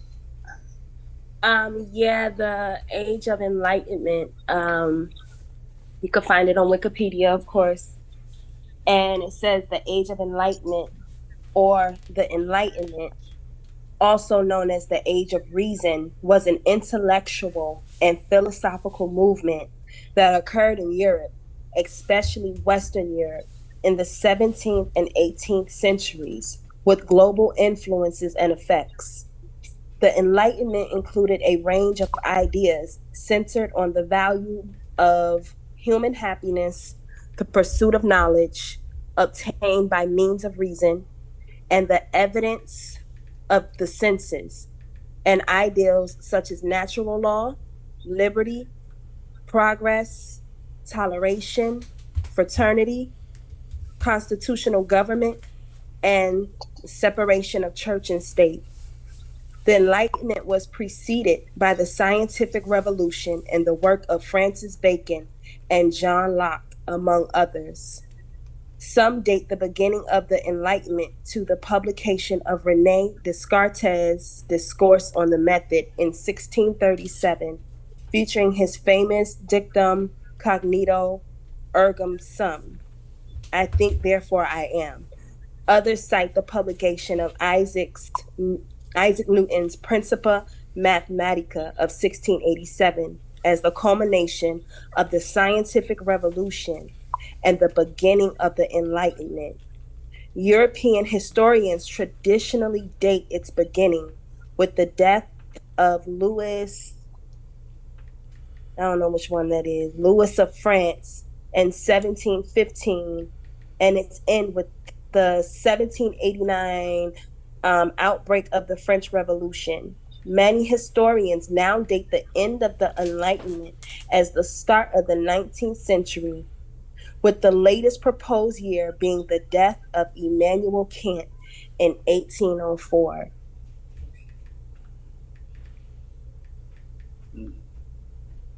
The age of enlightenment, y'all. Understand what that means, y'all. Again, the world, and when you deal with the enlightenment is really about the teachings about the divinity of God, the return of God, the whole God complex. That's what people, because people knew how to build. People knew how to plant. People knew how to form. People knew how to build. People wasn't dumb about that. But the scientific things, the deep understanding, the breaking down of things, the higher learning, the teaching mankind things that really don't constitute life. Basically, that's what science is about. Teaching somebody something that don't constitute life. You know, and again, that's what the age of enlightenment, because now these things is being taught to the majority of the world, rather than just a few people knowing these things. You know, now this was a time where this stuff was going to be, you know, taught to the world, majority of people. You know, until what we came into now, where you have the great enlightenment. Now it's no longer the age. Now we at the time where this is a great enlightenment. You can know anything. Shit, now people don't want to know nothing. You know, people just want to go with the flow. People notice people don't want to know nothing no more. They just want to go with the flow that they have been given. You know. So, yeah, the age of enlightenment, y'all, was I think it's something else we want to touch on there, huh? In the age of enlightenment, some time. I did want to pinpoint, though, what we just read in regards to the age of enlightenment. If you go back, what you mentioned earlier when we were speaking about the divine right of kings, it says that, let me see, in contrast, conceptions of rights developed during the age of enlightenment. This is coming out of the Wikipedia for Divine Right of Kings. For example, during the American and French revolutions, often emphasized liberty and equality as being among the most important of rights. But these things are found back within the divine right of kings. All of these philosophers that are being mentioned, Sir Francis Bacon, Immanuel Kant, which we were speaking about earlier, Kantianism. All of these are philosophers that have studied the mind, metaphysical aspects of the mind, and they're all tied to the Roman Catholic Church and the Masonic lodges that were established at that time.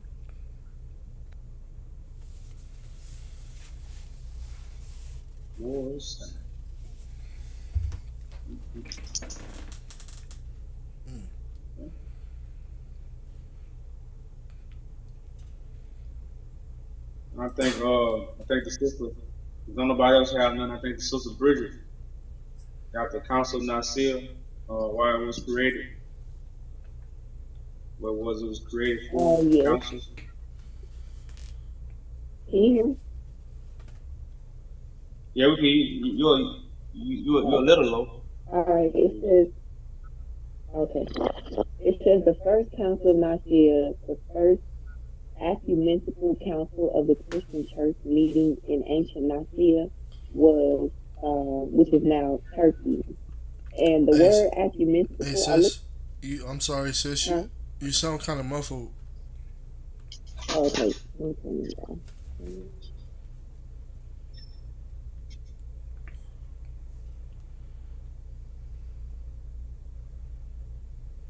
Okay, is that better? Yeah, that's better. Okay, I'll start over.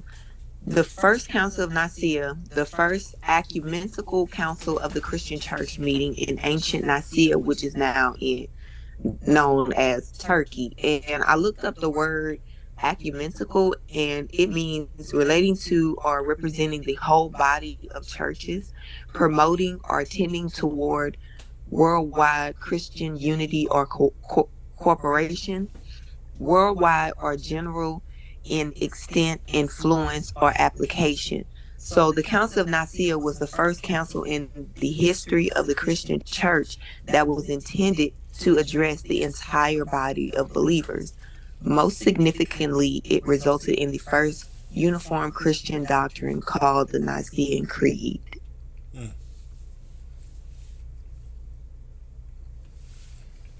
Oh yeah, that's pretty interesting.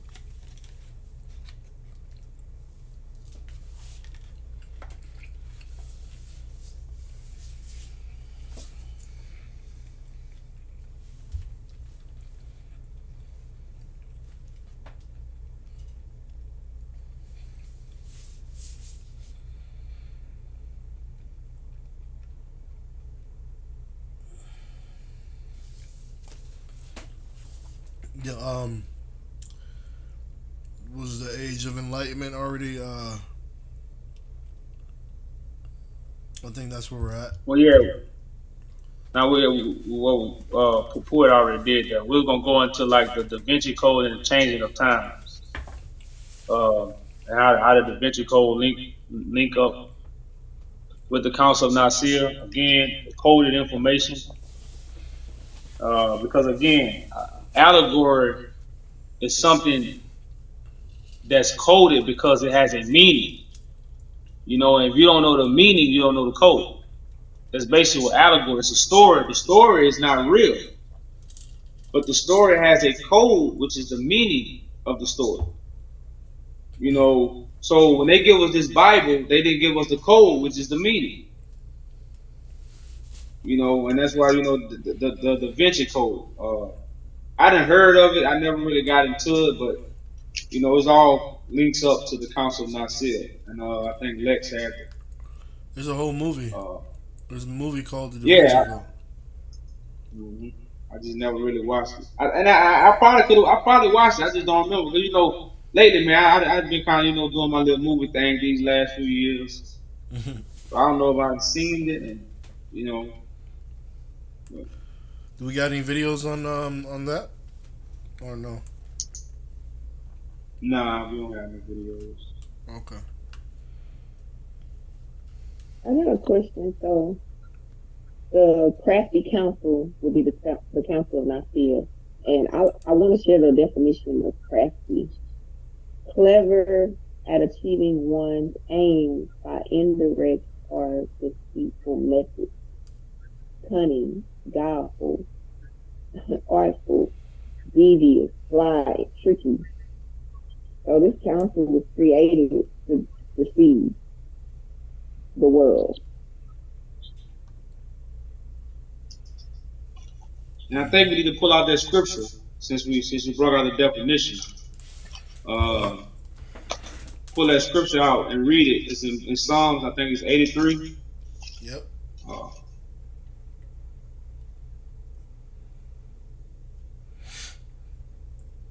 You said Psalm 83? Yeah, yes. Psalms 83, and I guess we can start at verse 1 and it goes all the way to 5. All right, yeah, one through 5. Did you want to read that, sis, or you got it, or you want me to read it?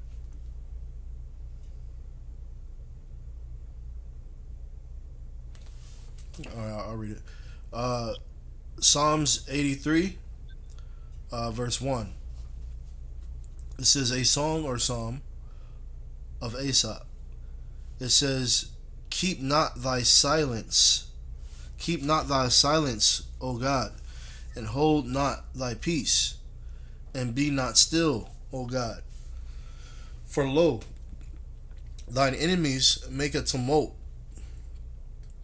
and they that hate thee have lifted up thy head. They have taken crafty counsel against thy people, and consulted against thy hidden ones. They have said, come, and let us cut them off from being a nation, that the name of Israel may be no more in remembrance. For they have consulted together with one consent. They are confederate against thee. A confederate, y'all, against thee. The Confederate Nations. So as the sister read, y'all, crafty counsel, something that's crafty. I'm talking about slick. It's like somebody selling you a dream and lying to you at the same time. So this is not a regular counsel, y'all. We not under a counsel that we could be like, oh man, forget about that. No. That's why we really going into detail, giving you detailed information of the crafty counsel. The stuff we went over tonight, y'all. If that don't really help you understand what crafty means and why we are so deceived into believing in what we believe and why so much division, I don't know what to tell you. I don't know. But it says, they have taken crafty counsel against thy people and consulted against thy hidden ones. Who is the hidden but the children of Israel? Where are the children of Israel? They hidden. Because why? The information of the negus. People don't know the children of Israel is the negus. That's what the children of Israel is. We don't know this. So the crafty counsel is against God people and the what? The hidden ones, which are children of Israel. They hidden. They lost. They don't know where they is, and the world don't know where they is. So they hidden in the earth. And if it's a crafty counsel against these people, how they gonna find out?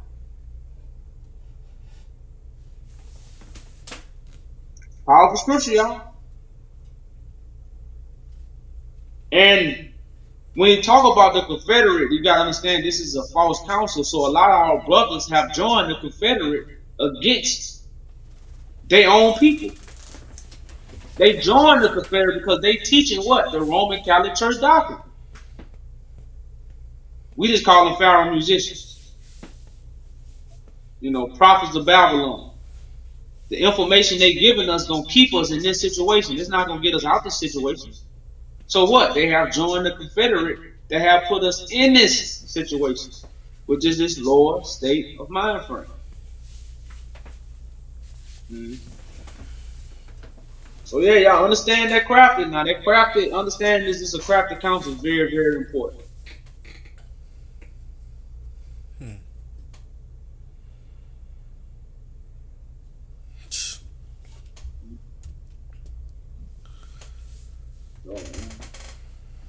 If don't nobody have nothing, we can kind of go into the Vinci Code. If somebody, I had something, but I'm not sure if it's a repeat. If it is, I'll just quit reading it if it is. But it's about the council on Nicaea. It says the money. I'm on the phone. Sorry. It says the first council of Nicaea. The first, I'm not sure that word. Ecumenical. Yeah, there we go. Ecumenical Council of the Christian Church, meeting in ancient Nicaea, now Iznik, Turkey, It was called by Emperor Constantine I and an unbaptized catechumen who presided over the opening session and took part in the discussions. He hoped the General Council of the Church would solve the problem created in the Eastern Church by Arianism, a heresy first proposed by Arius of Alexandria that affirmed that Christ is not divine but a created being. Pope Sylvester I did not attend the council but was presented by the legates. It says the council condemned Arius and, with reluctance on the part of some, incorporated the non-scriptural word homoousios, which means of one substance, into a creed to signify the absolute equality of the Son with the Father. The emperor then exiled Arius, an act that, while manifesting a solidarity of church and state, underscored the importance of secular patronage and ecclesial. No, I'm sorry, it's hard to pronounce the word. It's like the book of Ecclesiasticus is that word, but it's hard to pronounce. Ecclesiastical affairs. The council attempted but failed to establish a uniform date for Easter. It issued decrees on many other matters, including the proper method of consecrating bishops, a condemnation of lending money at interest by clerics, and a refusal to allow bishops, priests, and deacons to move from one church to another. It also confirmed the primacy of Alexandria and Jerusalem over the sees in their respective areas. Socrates Scholasticus, a 5th century, I don't know how to pronounce this word, is it Byzantine? I think it's Byzantine. Historian said that the council intended to make a canon enforcing celibacy of the clergy, but it failed to do so when some objected. Sorry, I know that was a lot, but I wasn't sure if that went with it too. Yeah, it was something right underneath that. I thought he was gonna do where it mentioned the Niceo Constantinopolitan Creed, a Christian statement of faith that is the only ecumenical creed because it is accepted as authoritative by the Roman Catholic, Eastern Orthodox, Angelic, and major Protestant churches. I think that was the last of it.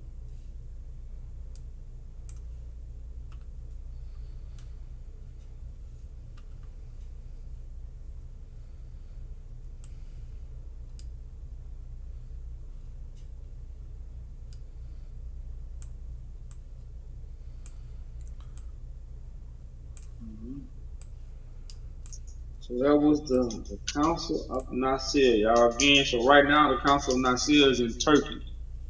And Turkey is in Egypt, if I'm not mistaken. Let me see here. It's in Europe. Yeah. Yeah, it's in Turkey? Europe. Turkey is in Europe? Yeah. Damn, way off.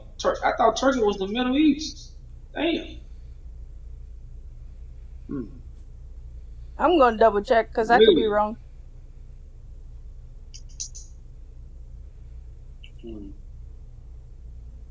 So next up, y'all, we anybody else have nothing, we got the Vinci Code.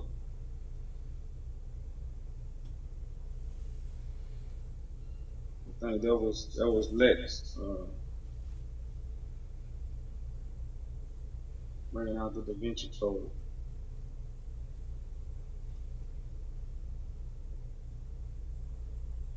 Yep, I'm wrong. It's in the Middle East. Okay. Yeah, I'm about to say, I know what I was saying. Damn, I didn't know it was off that much.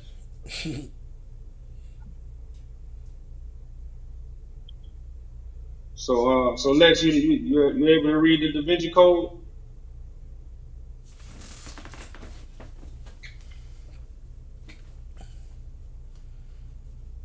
You said she's busy. So you said Alexis. Oh, was she working? Yeah. I'm sorry, will y'all say that again? Yeah, it was on the Da Vinci Code.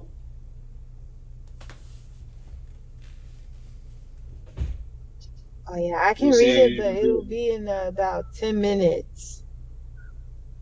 Can't read it right now. Oh no. So do everybody have the link? Um, for the Da Vinci Code, just just read over it and maybe touch on it. Because I also want to touch on too the Council of Nicaea. They didn't deal with the historical writings of the prophets, and they just dealt with the changing of Christ, the divinity of Christ. That's what the Council of Nicaea touched on. Because Christ is the finisher of God's work. So if God's work not finished, what they did was change the finished product, or change how the product will be finished. So now, when we are the generation that's gonna finish the work, we in mass confusion about what? Finishing God's work. So they didn't really dive in because the scriptures wasn't with it. They stole them and they changed the finishing part. They changed the end part, which is Christ. Christ is the one that come cap off God finished product. But they telling us about a Christ came 2,000 years ago. They throw the finishing work off. Now they can tell you how the work gonna be finished, and you're not even taking heed to what's being said of how the work is gonna be finished. We are a generation that can clearly go in the Bible and all read it and understand how this work gonna be finished. But since we got a false counsel before we read the Bible, it's hard for us to see it when we go in the Bible because of all the images been pushed on us. So we arguing about how the work gonna be finished when we gotta finish the work. We arguing about it. We arguing about what somebody did in the past when they never did nothing in the past. That's to keep you blinded. So you gotta understand the first Bible that we had was the New Testament. They didn't give us a complete Bible with all the prophets and Moses and Enoch. They didn't give us no. They gave us the New Testament, the little small book with New Testament on the front of it. That's all you got. And it said Jesus Christ. So when you open it, who are you looking for? Jesus Christ. And when everybody open the book, who are they looking for? Jesus Christ. All this is a part of the Crafty counsel. They didn't tell you this was going to be a foretold prophecy. They told you it already happened. He came already. So this is how they deceived us. They didn't deceive us with the whole Bible. They just deceived us with the New Testament. With a story that's happening now, and they just told you it happened in the past. So when it happens, you won't see it. That's a part of the Vinci Code. Well, here's a little something on it. That Alexis put a little something on it. She put a link in the chat, but it's not. I can't access it for whatever reason. But here's a quote. It says the Da Vinci Code floats the nation that the 4th century Roman Emperor Constantine suppressed the earlier Gospels for political reasons and imposed the doctrine of the divinity of Christ at the Council of Nicaea. Again, the divinity of Christ. How Christ come. So if they don't want you to recognize Christ because Christ overthrows the Roman Empire. Christ judged the nation.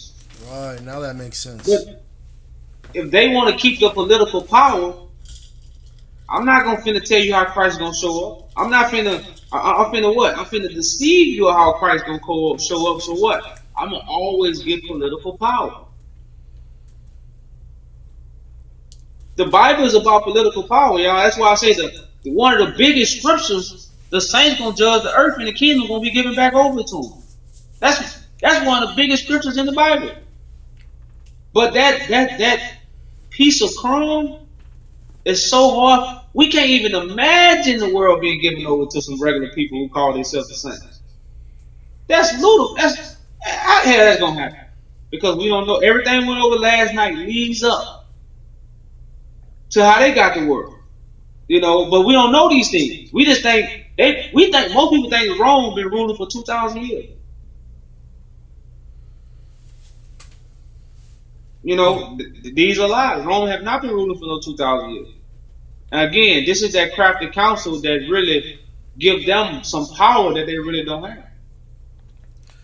You know, but it's showing you they suppress for political power. Go ahead. No, I was just saying, very crafty, man, because this is some crafty stuff, man. Just looking at that, they imposed the doctrine of divinity of Christ. So,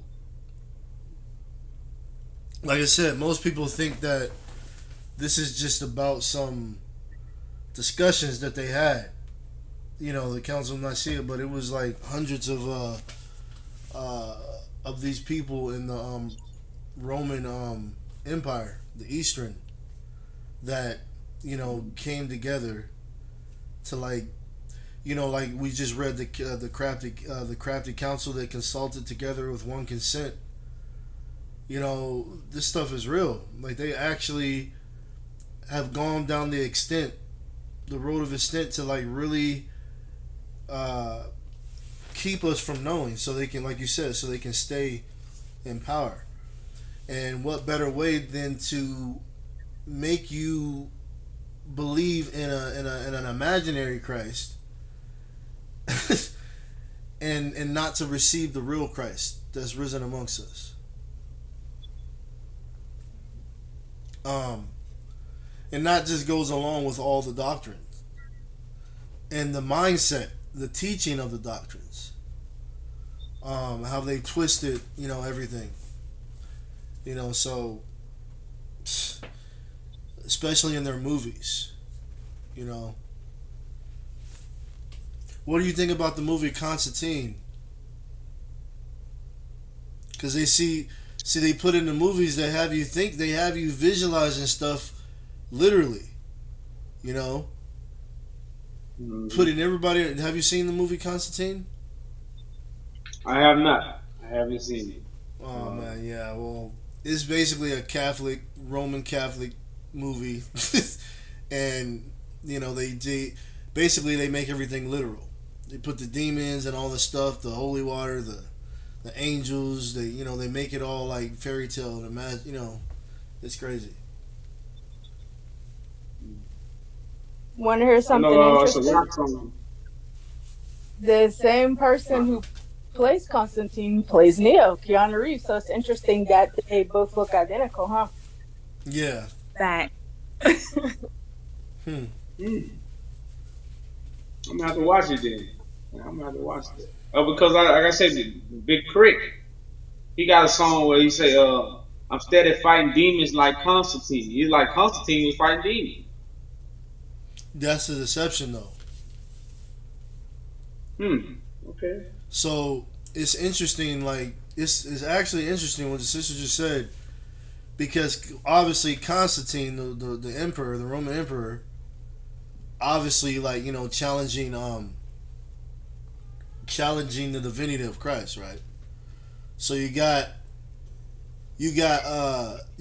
Constantine, the real person, Constantinus was, I guess, his name, and then you got Neo playing. You got Keanu Reeves playing Constantine and Neo. You see what I'm saying? Mm-hmm. It's no coincidence, basically, is what I was trying to say. Yeah, that's the reason why that's going. That went down that way. Like, they putting it in your face. Like, so the movie Constantine, they're showing you that they're deceiving you or keeping you in the dark, because they put out a movie called Constantine, and they have you say they have this guy playing it. It's crazy.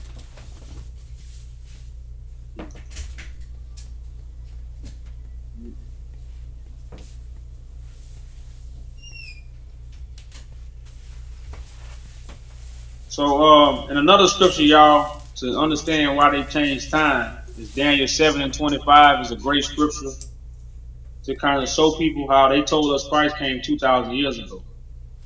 Christ again finishes God's work. Christ don't come in the middle of it and fly away. That's basically what they told us. Christ came in the middle of the prophecy, spoke, got killed, left, and now coming back to finish God's work. That's changing of time. God could have used the prophets. God used the prophets for everything else, but He gonna decide to send the Son that's supposed to come finish everything to come and do what prophets did. Christ did what a prophet could do, because we still waiting on Christ to come back to set us free.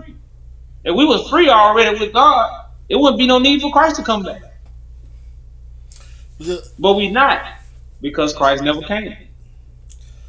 Go ahead, bro. I would say, but you know, wouldn't the waiting so long just kind of, wouldn't you think that the waiting so long would just kind of send people into the, you know what I'm saying, into the awakening? Like, wait a minute, man, this is a bunch of baloney.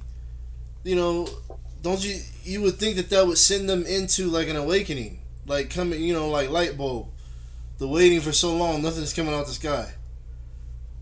But most people say that's a lack of faith, or, see, we gotta wait and we gotta be patient and we're gonna see, these things, but it's written that you should get no signs. So I don't know, man. I did what Brother Samar was just saying. The reason why I also think that people don't really even consider that is because I'm looking right here at we mentioned this earlier, the Vicar of Christ, and it's a term used in different ways and with different theological connotations throughout history. The original notion of a vicar is an earthly representative of Christ, but it's also used in the sense of a person acting as a parish priest in place of a real person. The title is now used in Catholicism to refer to the bishops, and more specifically was historically used to refer to the Bishop of Rome, which is the Pope. So he's literally saying he's the Vicar of Christ, the Pope, the earthly representation of Christ, which goes hand in hand with the Unum Sanctum. And that's the papal bull that was issued by Pope Boniface VIII on the 18th of November in 1302.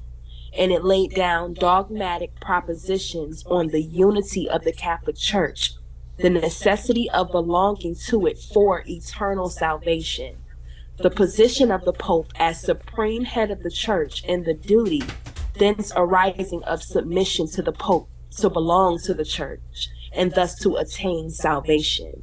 So he's been in this role of Christ. He has placed himself as the head of the Church, which we know that Christ is the head of the Church.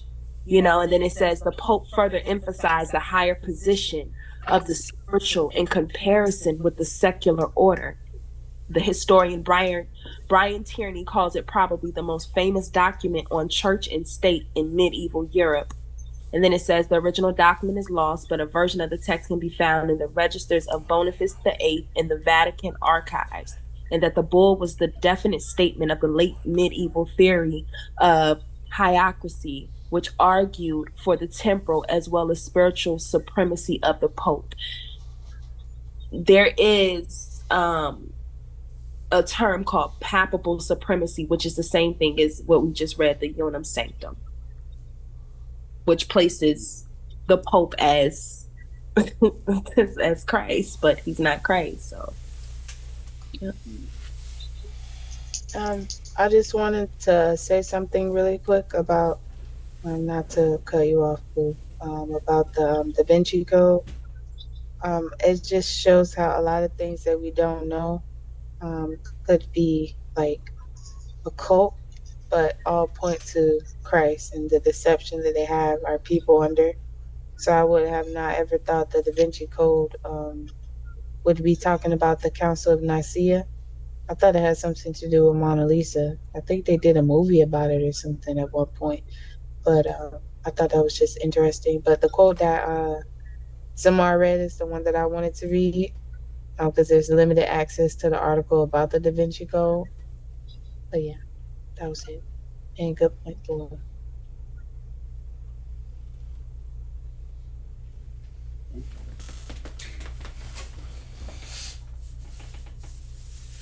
Yeah, you gotta check out that movie, family. King, check out that movie, Da Vinci Code. It's if you, obviously, we know the codes, but I guess if if you're asleep, it's just kind of gonna go over your head. But yeah, man, these things right here, man.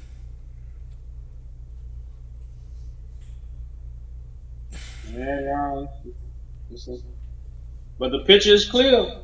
The picture is much clear, y'all. When you accept this information, it's clear. It's no wondering. That's why I say the truth is rest. This kind of information gives you rest, y'all. So that's what we're here to give our people. We're not here. We're here to. It's time for us to enjoy life. Curtis Mayfield got a beautiful song. It's time to get back to living, y'all. I don't know, I done been through the seek of information. I done swim in the waters. I done tested the teachers. Now it's truly time to accept the information that brings you that rest. You can rest assured that this is the truth. Because like I say, the truth will give you rest. That's how you know it's the truth. You're not gonna keep looking when you find the truth. Your seek is over, y'all. So this is that information that you should rest in. So it's time for us to grab on, hold on tight, y'all. And it's time to get back to living. Cause arguing over books and what happened in the past, y'all, man, that's a waste of time, y'all. Man, y'all don't know how much time. I know this is God timing. Everybody got to be purified. We can't build a nation with everybody with different minds, because guess what? It'll just be taken away from us again. So to build this nation, we all got to have that mark on our foreheads. And right now we mark with God, and we just trying to mark you also. Not with the beast, but with the name of God. So I know if y'all got a few more things y'all want to bring out, I know me personally, I was gonna kind of digress right there, y'all. But if y'all got a few more things to bring out, definitely bring it out. Family, for the people in the watching, bring your questions, so we can give you some answers. I know. Yeah, there are some questions. Oh yeah, sorry. Go ahead, sis. Oh no, I was just saying peace to our guest, Hope, I think. Yeah, they have. And iPhone 8, we got like 2 guests. And they do have some questions. So Hope Gerald says that their questions is off topic. And then I don't know about iPhone user number 8. There's no name. It just says iPhone user number 8. So I guess we'll go with Hope Gerald first. Did you wanna go ahead and speak? Where are you calling from?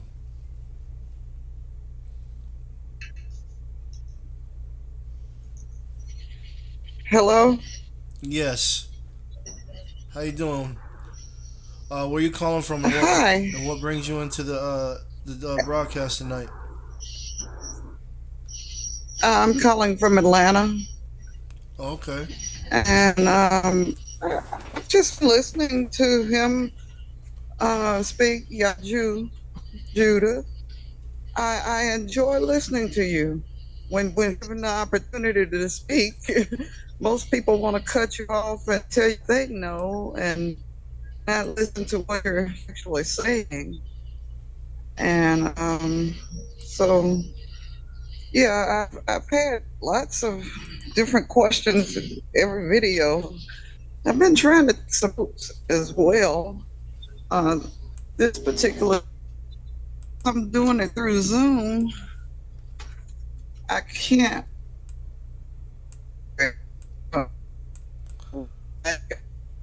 Oh, you're breaking up a little bit. You're breaking up a little bit, sis. What was that again?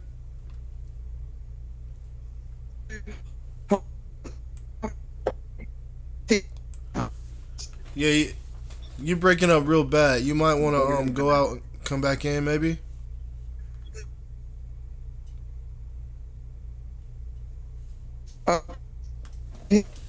Yeah, we can't hear it all, man. Yeah, Just give her a little bit to come back in, and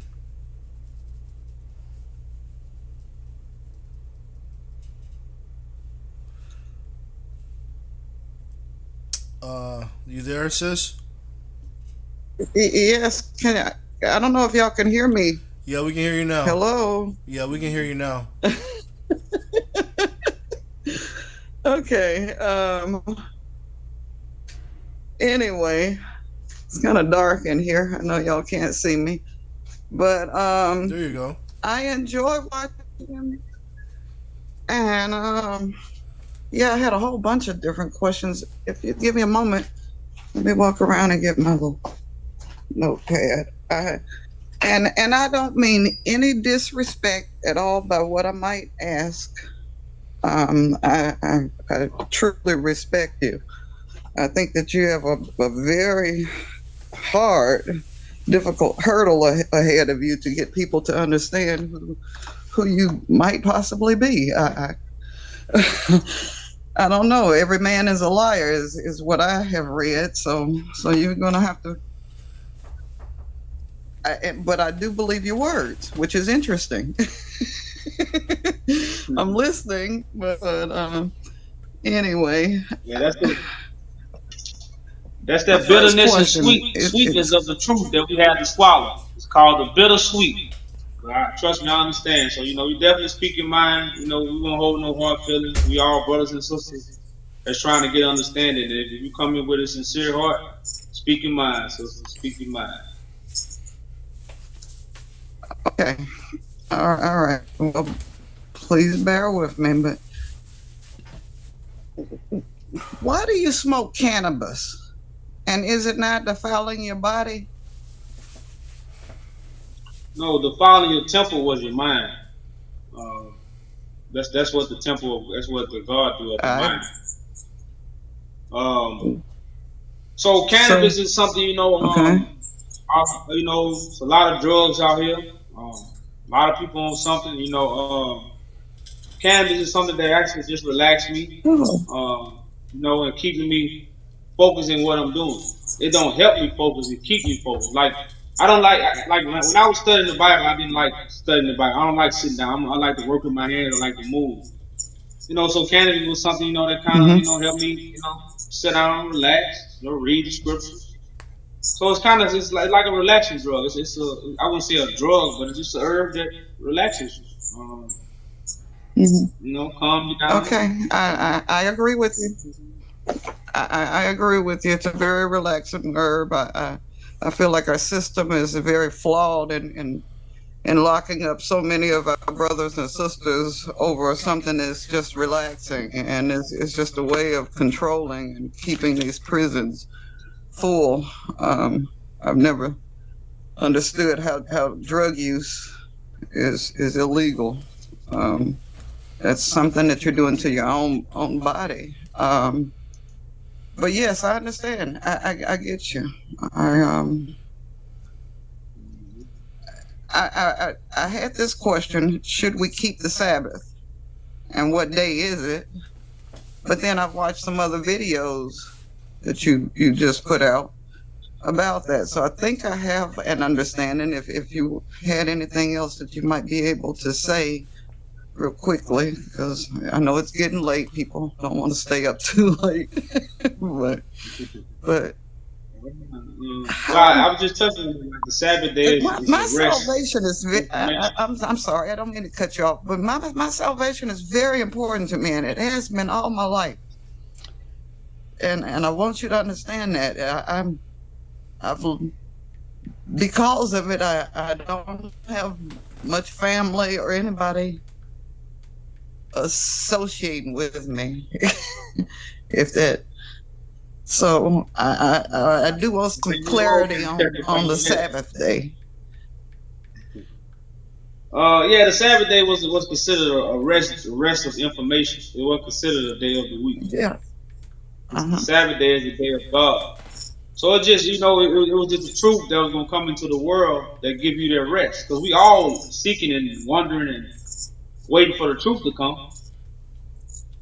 So right now, the salvation was you being saved from watered down information.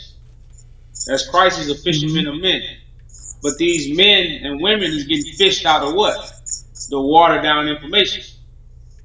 Because men and women are not literally in the water. But what water are men and women literally in? Watered down information.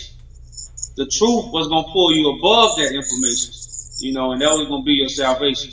And you could rest in that. That's what that eternal rest is about. And that's what the Sabbath day is connected to. It's the day of God.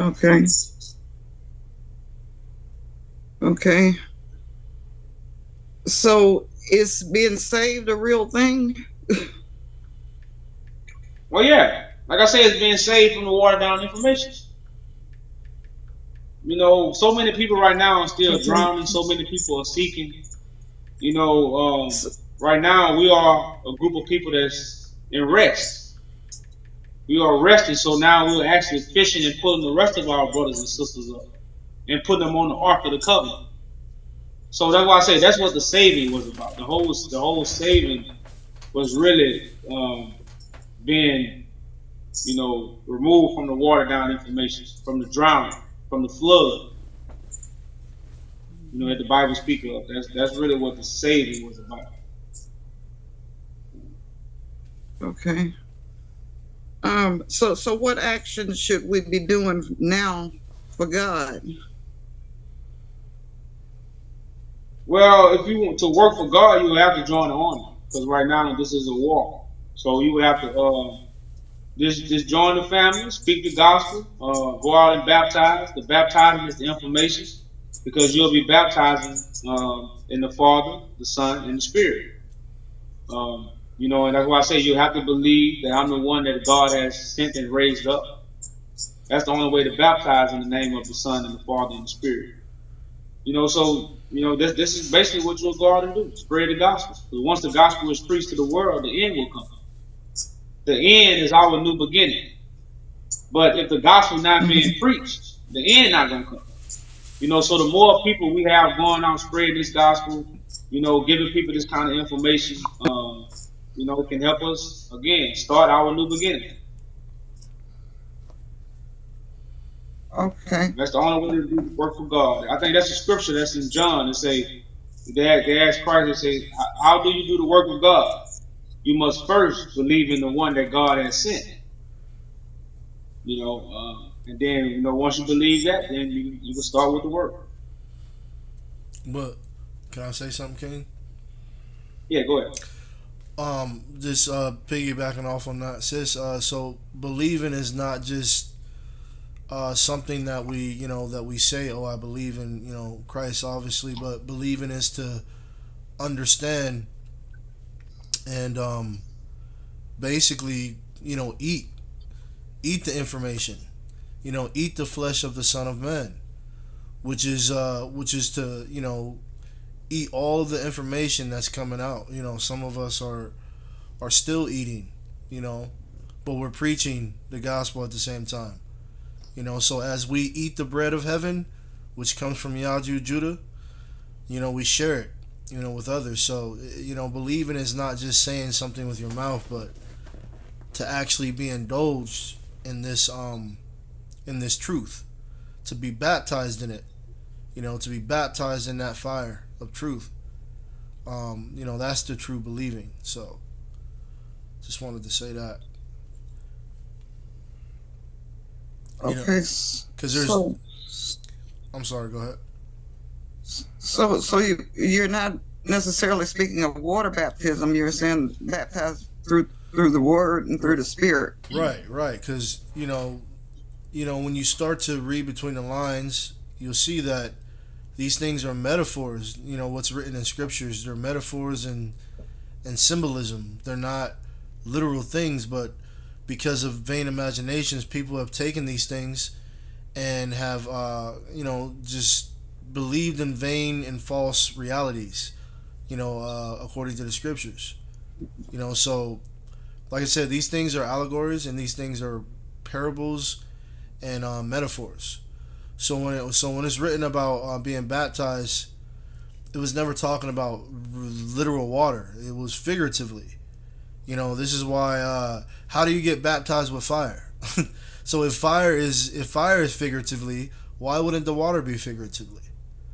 So these things are metaphors. To be baptized by water is just the washing of the word, not the word that you read in the book, but the word, the voice coming from the Son of Man, whom God has chosen and risen up amongst us.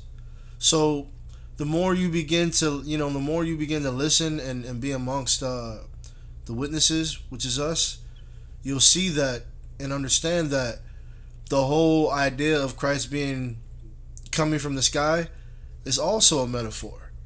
But because of vain imaginations and religions, people have taken these things and have been deceived, and they continue to deceive others around them. So the more you're around, you'll see that these things are metaphors, and that Christ was prophesied to be risen amongst us, just as natural as you and me sitting here.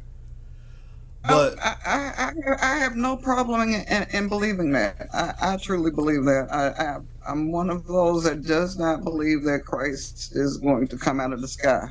Well, yeah, I was just. No, I don't. I'm sorry. I don't. No, I was just saying that to make an example of the. I was just saying that to make an example of like the metaphors. So I was saying like baptism is also a metaphor for being washed by the words, that are coming from the Son of Man, which is the information. So we're baptized in the information, which is the truth. So when it talks about the washing of the word, it's talking about hearing the voice of the Son of God. We got to hear him and confess him in the flesh. So when we do this, we eat his flesh. We eat, we drink his blood by receiving his information, coming from the voice of a man. So that's the baptism. There was never really a physical baptism by water. That's silly. There's no meaning to that.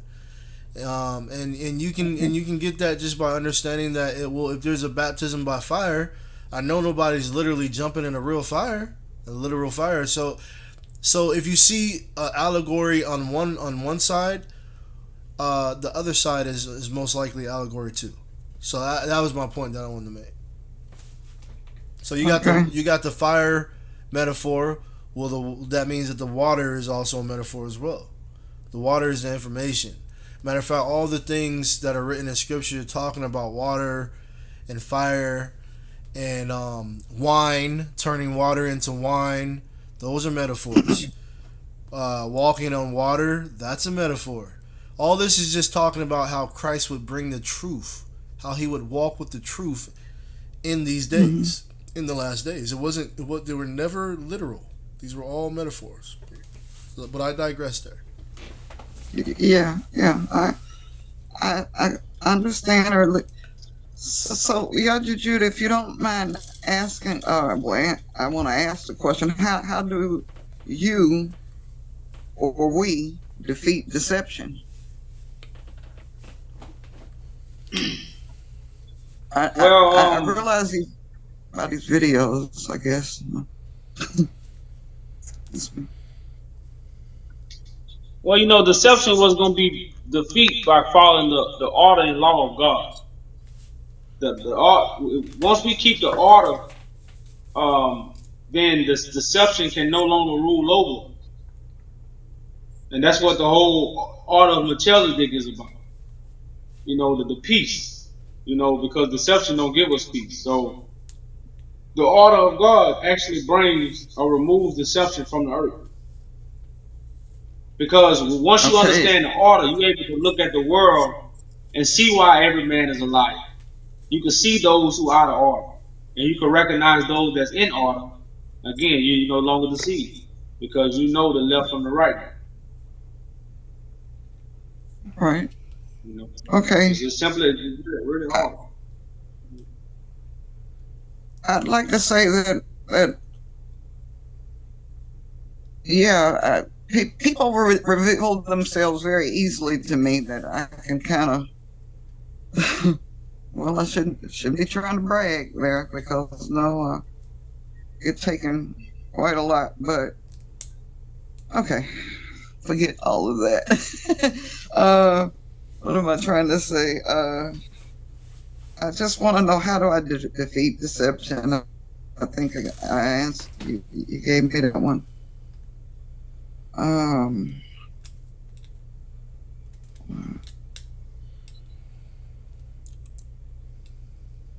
What do you recommend for our dieting? I've heard you say eat good.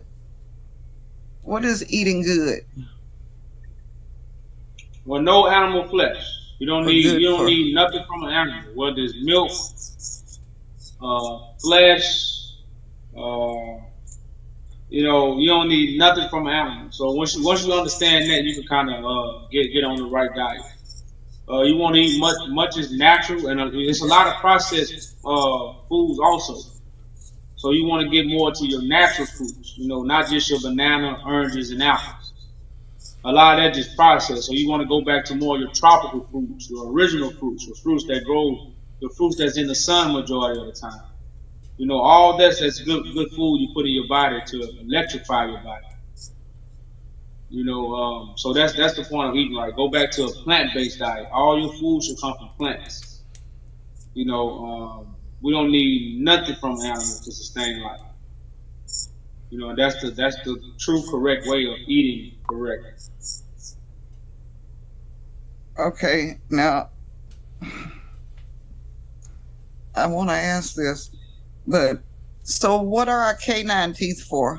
Why did we evolve canine teeth? I've always heard that it was to rip meat and to tear into meat, and that's why we are carnivores. What do they call it? Omnivores? Have you ever ripped into some meat? Yeah, every time you bite into a piece of chicken, you're ripping the flesh from the chicken. Cooked. Yeah. That's cooked chicken. That means it's tenderized. But like, for instance, like, we don't have really canine teeth. Any mammal that jaws go side to side, they're herbivores. Okay. Any mammal that jaws now, mammals that when they jaw they go up and down, they kind of eat more flesh. But we as humans, we don't consume flesh. We don't have canine teeth where we could tear through raw flesh. If you try to eat a raw piece of chicken or a raw steak or something, you'll be all day. We cook our meat, so we don't really have canine teeth to rip through fresh. You can have canine teeth to open up certain fruits. Certain nuts. It's not really to rip through flesh. No, we don't have them kind of teeth. No, we don't have them kind. If we did, there had to be a little bit longer and a little bit sharper for us to actually pierce flesh and just rip it.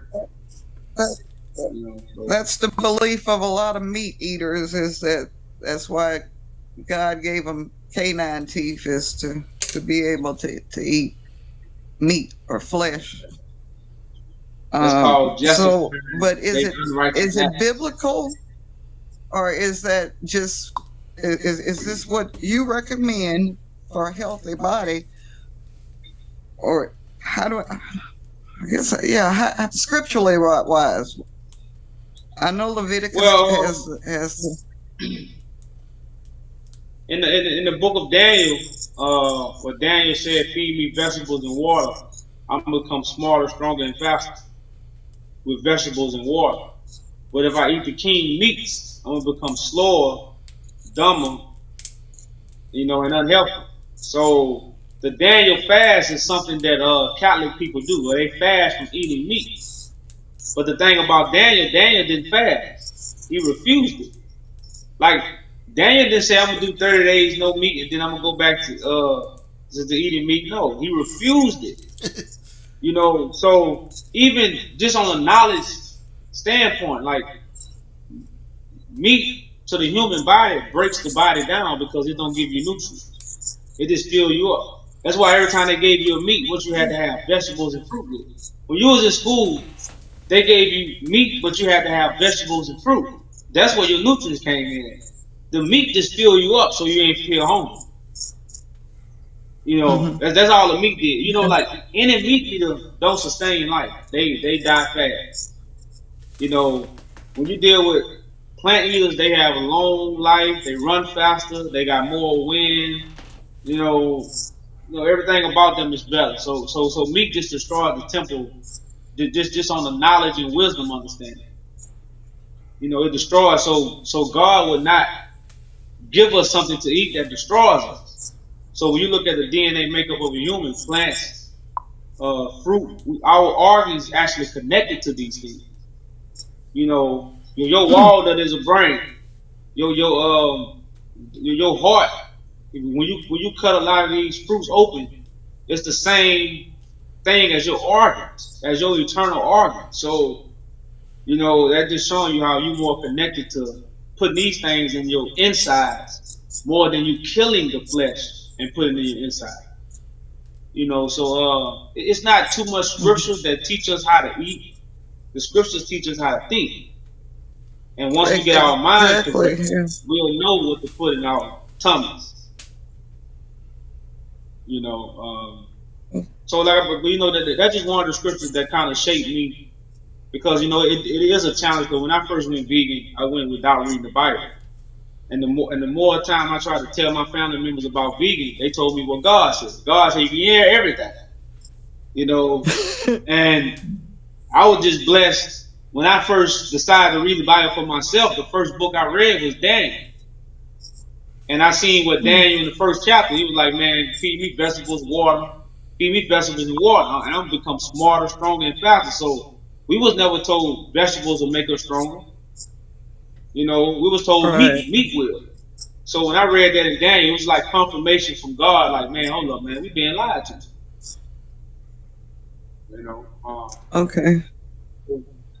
Okay. Thank you for that. I do appreciate it. Once I heard Israelites talking and that kind of thing, I've definitely left seafood alone and the pork.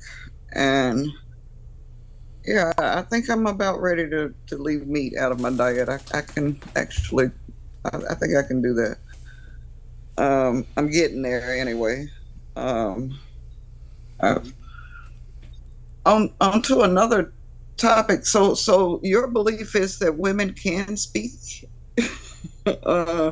because that might be the difference in what I hear you saying and other Israelites, is that women are to be quiet and not be very submissive and call their man Lord. And there's a lot of rules for women or for females.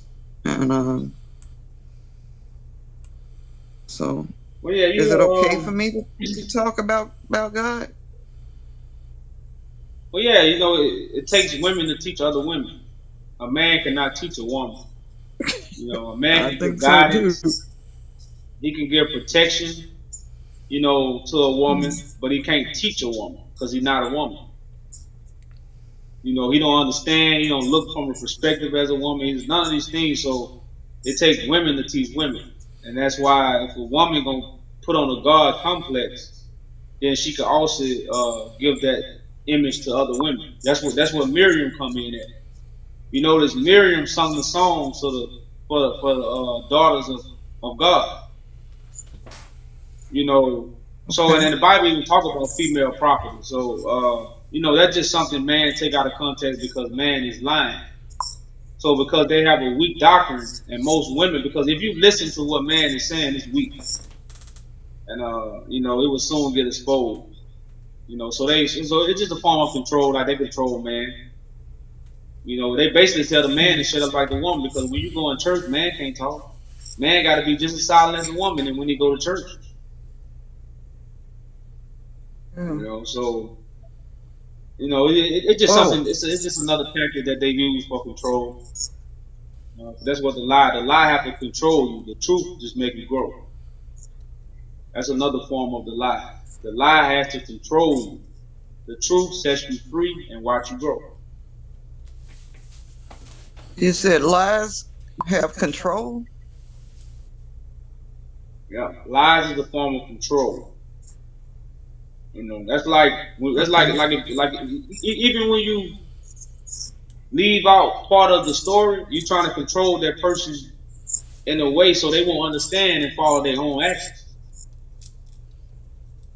So like I say, that's what the lie does. The lie is a form of control where you keep a person not knowing so you can, go on and do what you want to do. That's what the lie is. But there's so many different lies floating around right now. It's hard to decipher what the truth is. That's why I just want to know, how do you deceive this deception? And how do we become united? When now it seems the latest thing is everyone realizes that you're Israelite, and now there's all these different camps of Israelite. It's just a new form of Christianity. Almost. It's like, well, yeah, this camp allows women to speak a little more. This camp, we have 4 or 5 wives possibly, or this camp. Everybody, I don't know what I'm trying to say. There's no question in that. It's just, it's more confusing. It's like, pick a God, or what kind of God do you want to serve? Do you want to serve one that has you pray 5 times? Or religion has us so messed up. All of these different forms of Christianity, and it's just so sad. You got to understand too, sis. Like right now, we are knocking down the giant, and it's not gonna take all of us to knock down the giant. But when the giant falls, that's when everybody's gonna really see the works of God and the power, and that's what they're gonna come running to. So that's why as many are called, few are chosen. So there's only few chosen for the task that's gonna support the many. So a lot of times when we see something like this, we be wanting the many people to come, but if we deal with prophecy, not many gonna come. But the few gonna come that's gonna support the many. Just as this world is ran. This world is only ran by few people. But the few people that run the world support billions, trillions of people. There's only a few that run it. Yeah. So that's the same way how this is set up. There's only a few. It's not. If 1% of the world's wealthiest people would just pay their taxes, we would be all right, But we can't even get them to pay their taxes. All they do is just want to. I don't know. I saw this Georgia Stone is to reduce the population to 500,000 or something like that. It's just a scary world. And I guess I'm like a lot of people that's aging. The older you get, the more you realize life is like toilet paper. Closer you get to the end of the roll, the faster it goes. So that's supposed to be a joke. You're getting up in age.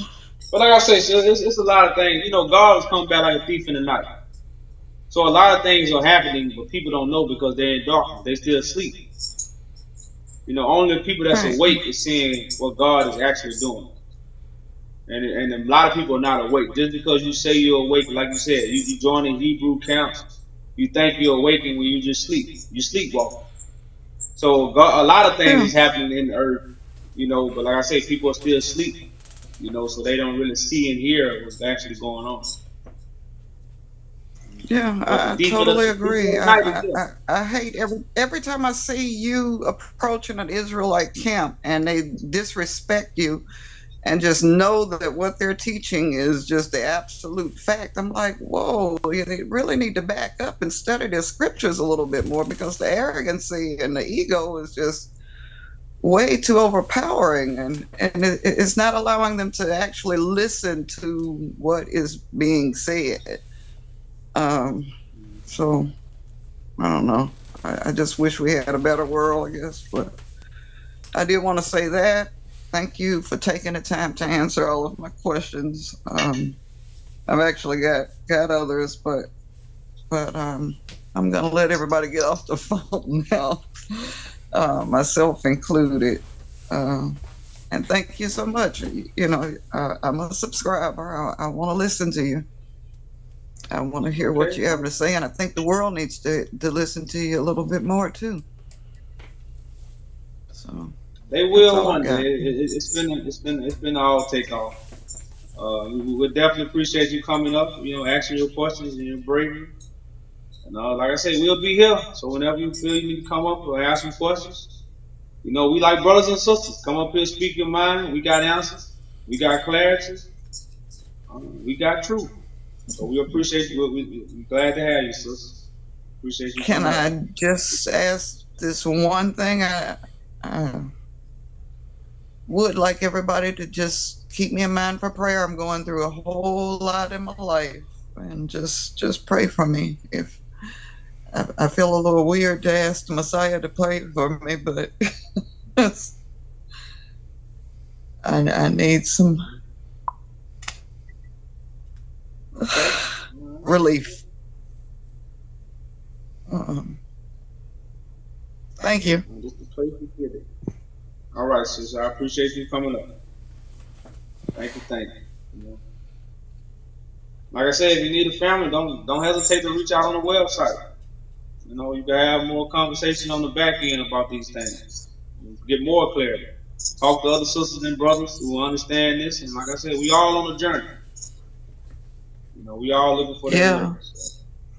Yes, we all are. We are. A lot of folks just don't want to admit it. But thanks again. All right, sister. It was nice talking with you, sis. Hope to see you more. Okay. I'm getting a little teary-eyed, so I'm going to turn my camera off. I'm a little embarrassed. It's all right, sis. It's all right. I did have a question for you, though, if that's okay. Sure, you go right ahead. Go ahead. You were talking about the Sabbath. You said you think you have a better understanding of the Sabbath. So I was just curious about like what you've concluded now.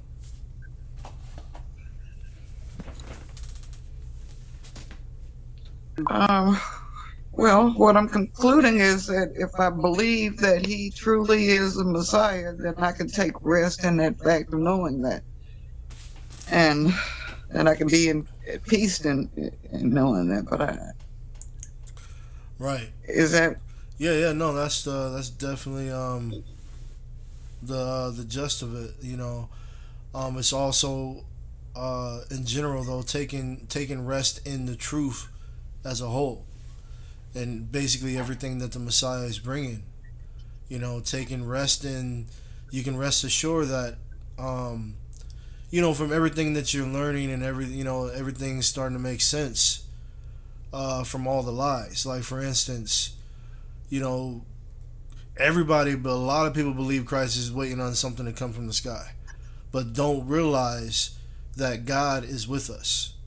God is with us. He's amongst us. That he walks amongst us. The one prophesied to host the Spirit of God is with us. He's here with us. That's what was written in prophecy. So they don't have that rest, and they're stuck in the writings, not realizing that these things are not literal. So they're actually in something. They're causing themselves to exercise rituals and procedures that are vain. They mean nothing to God. They're traditions of men, And so resting in the truth is the Sabbath. That is, it's an appointed time that we would actually hear God. And that's the day of the Lord. The Sabbath day, we were not supposed to buy lies or sell lies. We were only supposed to rest on the Sabbath day, not physically, but spiritually. We're supposed to rest in the truth. So the day that God would be here, we were supposed to listen and rest. So a lot of people don't understand that analogy. They really take it and think is some type of righteousness because they don't cook on a certain day, or they don't pick up a box on a certain day, because it says not to work on the Sabbath day. But the true meaning of that, the spiritual meaning of not working, is not literal. It's actually not searching for anything anymore, not trying to build or build your, what do you call it, because you can't build over what Christ is building. So if Christ is here walking the earth and he's the one that hosts the Spirit of God, we're supposed to be helping him build. You see what I'm saying? So everybody is supposed to stop what they're doing and rest. Basically, stop what they're saying. All doctrines, all religions, stop speaking and listen to God on the Sabbath day.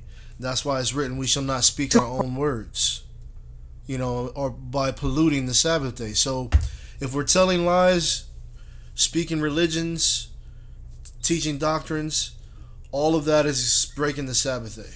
We're supposed to be being quiet and listening to the Son of Man, and that's how we rest on the Sabbath. It's not an actual day of the week. It's a time of truth that we rest in. A time of truth. Yeah, the time that because it was prophesied that Daniel was told to shut up the secrets of the prophecy until the end. So basically, you're familiar with the devil deceiving the whole world, right? So the devil has deceived the whole world already. So Daniel was told to keep the prophecy secret until the time of the end, and then the time of the end, the truth would come out. Why? Because the one who was prophesied to be here in the end to bring the truth is Christ himself. So we would get the truth from him. And then he would send out his angels, which are just us. Angels are just regular men and women that have the truth. He would send out his angels to the four corners of the earth, and they would spread the gospel. So this is what it means to on the seventh day, which is the day of the Lord. It's a time of rest, because we're resting from searching for the truth. We're resting in the truth of God now. So it was a metaphor for the time that God would establish his government on the earth, starting with his son, the risen Christ. And that's really the true meaning of the Sabbath. Like you said, to rest and assure that this is Christ. And the witnesses are here to tell you. But what's written in prophecy? That many will reject him. So you got to remember the prophecy at the same time you're believing, because that helps you to stay grounded. You got to remember the prophecy. Well, I hear you, but I think anyone saying that they are Christ is going to get immediately rejected. That's just the nature of humans. They're going to reject anybody that's saying that they're Christ, even if he's doing magic tricks. I think that people are going to automatically reject them. You're right, and that's something that I had to think about. And what I tend to remember is that the true Christ is going to fulfill prophecy. So seeing the fact that I'm a witness to Christ Yaju fulfilling prophecy that I've read in Scripture, I witness to you that Yaju Judah is the Christ.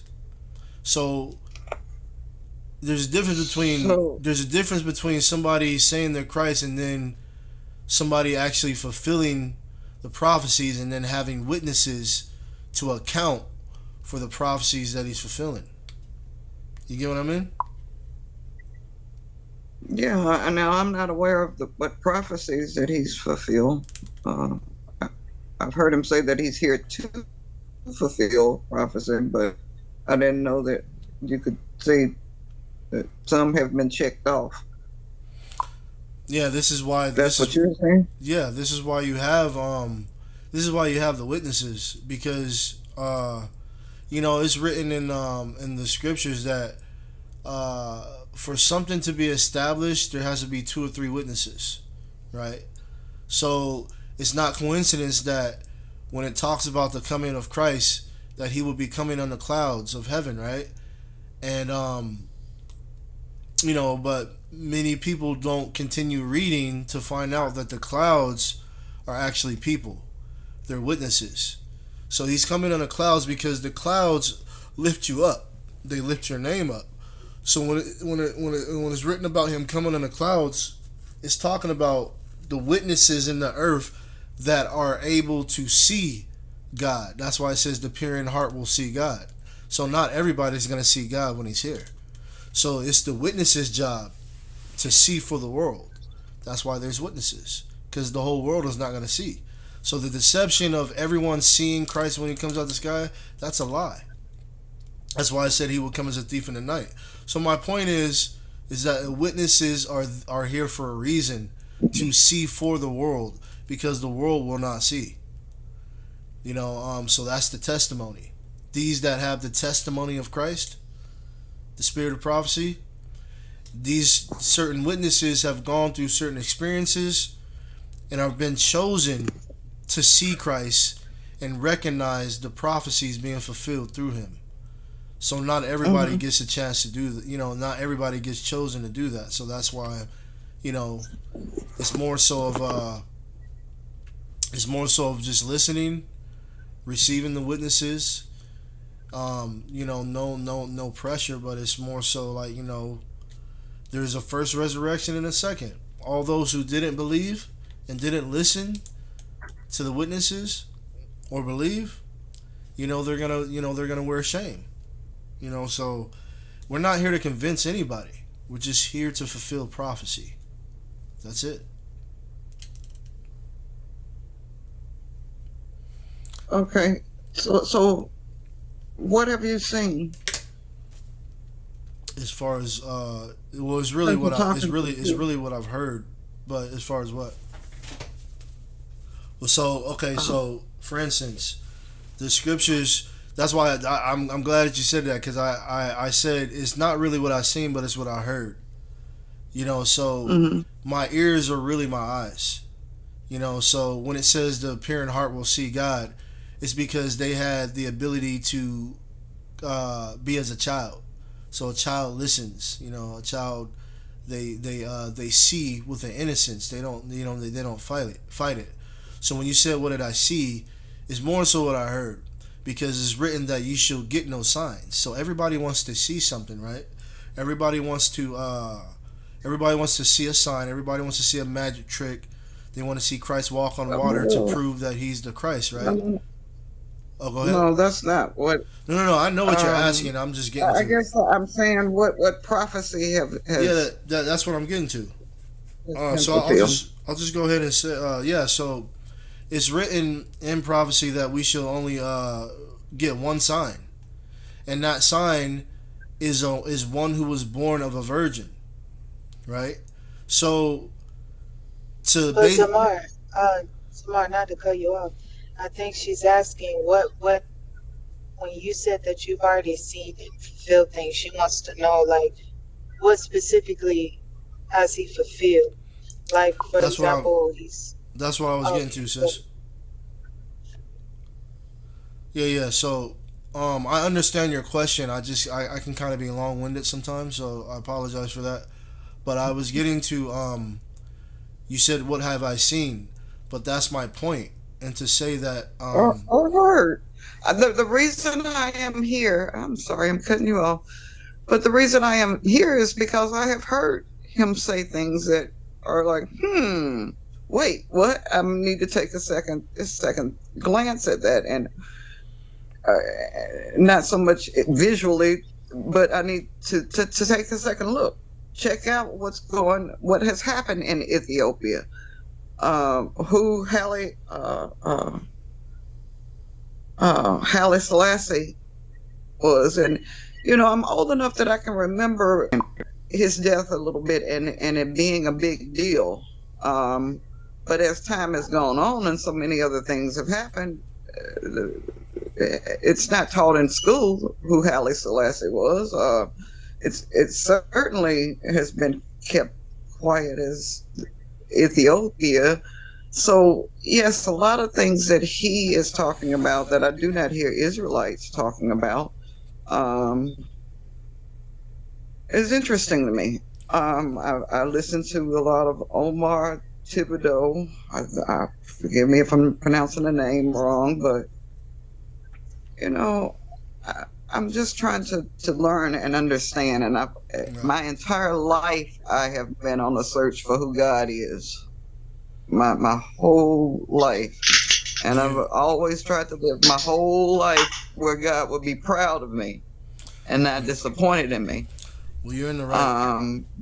But as I learn things about my history or my people's history, it makes me question, yes, what things am I doing in vain that I'm thinking I'm pleasing God that I'm actually not. So I'm just trying to get it right. And no disrespect to you, but I really want to hear from your Jew what. All right, so no disrespect taken. So I'm gonna go ahead and finish my point to your question. And sure, I just also wanted to say, well, you're in the right place as far as searching for God. Because it's written that God will be with us, Emmanuel.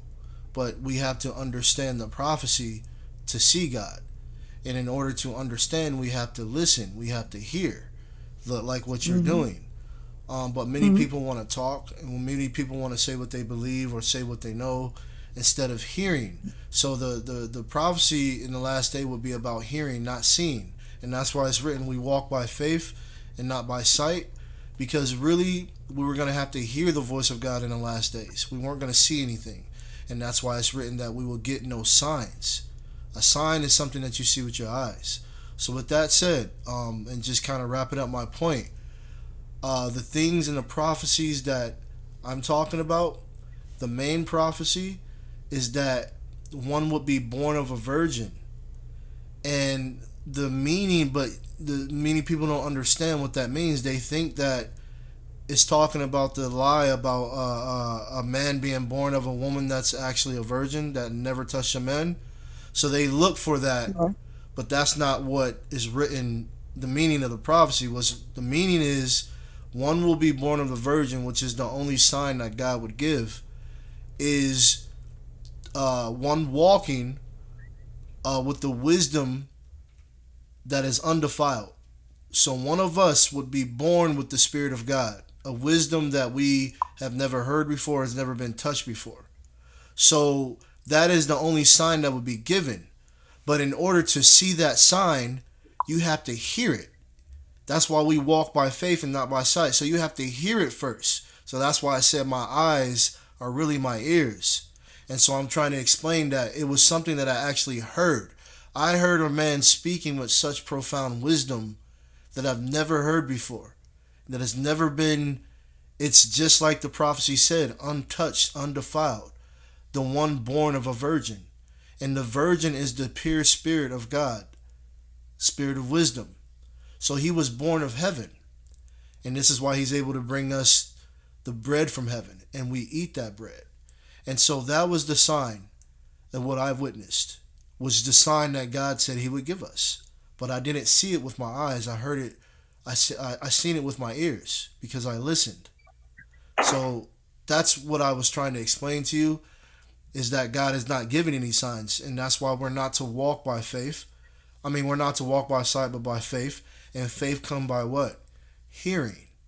So your eyes are really your ears in these last days. So that's what I wanted to explain. But I'll let some of the other sisters or brothers, or even if y'all you can maybe hear from other individuals that may help you, because I don't want to, I feel like I wasn't able to give you what you needed. So go ahead and listen to other sisters or brothers on here that might be able to help. Peace, hope. I know you said you want to hear Yaju, but I just wanted to piggyback off of what Zamar said. Like he said, you know, his information is undefiled. It hasn't been touched by man, and he comes from this. You mentioned that no other Israelites, which we don't identify as Hebrew Israelites, but you said they're not talking about Ethiopia. Well, that's very important to kind of spot out. You know, this information is something that you won't ever come across anywhere else. But also, that's also how he's fulfilling the will of God.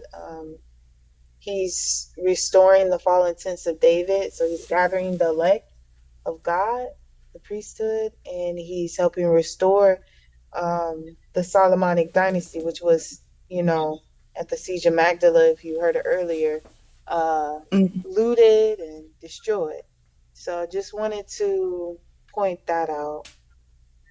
Okay, I'm here because I definitely have heard things that made my ears perk up to investigate and to listen to more videos and to hear more. I think I might have an advantage because typically I have headphones on and I'm doing something around my house or whatever, and I'm not even looking at the person. I'm just listening to what's being said. So I understand that, but I guess he said that he has fulfilled things, and the list that you went through, which I think are great. I understand that's fulfilling. He's in the process of doing those things now. So I was just looking for something that he had already done that I wasn't aware of. He has done that. Well, he's still doing. I mean, the whole prophecy hasn't been totally completed, but he's still fulfilling prophecy. But by gathering the elect, us witnesses that have gathered, that's a part of prophecy. We got a brother in the UK. We just heard earlier, we got brothers in Ethiopia. So from all over the world. And then if you want to talk about the so-called miracles, I mean, it's a miracle right now that he's helping you see the truth. So these things, I know Hollywood has taught us that they're going to be hocus pocus or fairy tale, but like the brother was saying earlier, these things, are not. They're metaphors. And Christ is walking the earth with us now, but a lot of us are going to be looking for like physical signs, but there will be none. As far as what he's fulfilling, he is killing the devil, which is deception. And as you have seen many videos, he reveals what the true interpretation of scripture is. So that's fulfilling right there. And he has thousands of videos doing that. Reconstructing or rebuilding the fallen tents of David, gathering the elect and returning what has been taken from the Solomonic dynasty back to the Solomonic dynasty so that we can use it to build a nation, the nation of God. That's also fulfilling. But, no man knows the time nor the day. So, you keep listening, keep watching, keep eating that food, come humble as you have been. We appreciate it. And you will see for yourself the things being fulfilled in real time. If anybody else wanted to say something, they could, but thank you for listening. So thank you. You're welcome.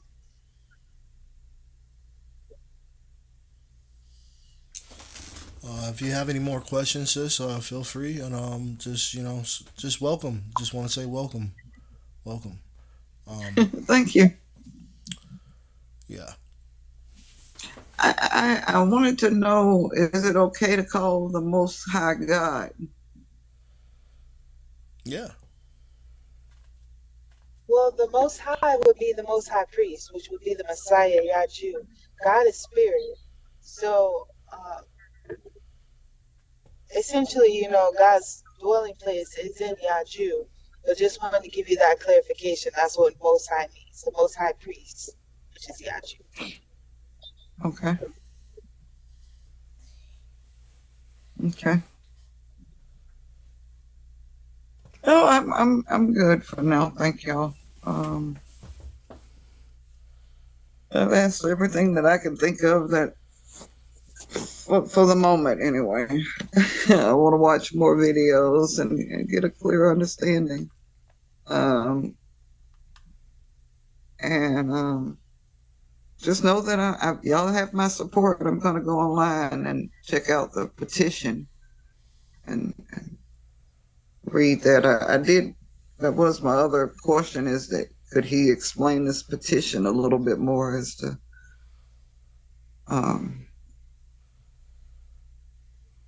anything else that I needed to know about it? I'll put it that way. Well, we're just asking for people to sign it. I'm not sure if Yaju is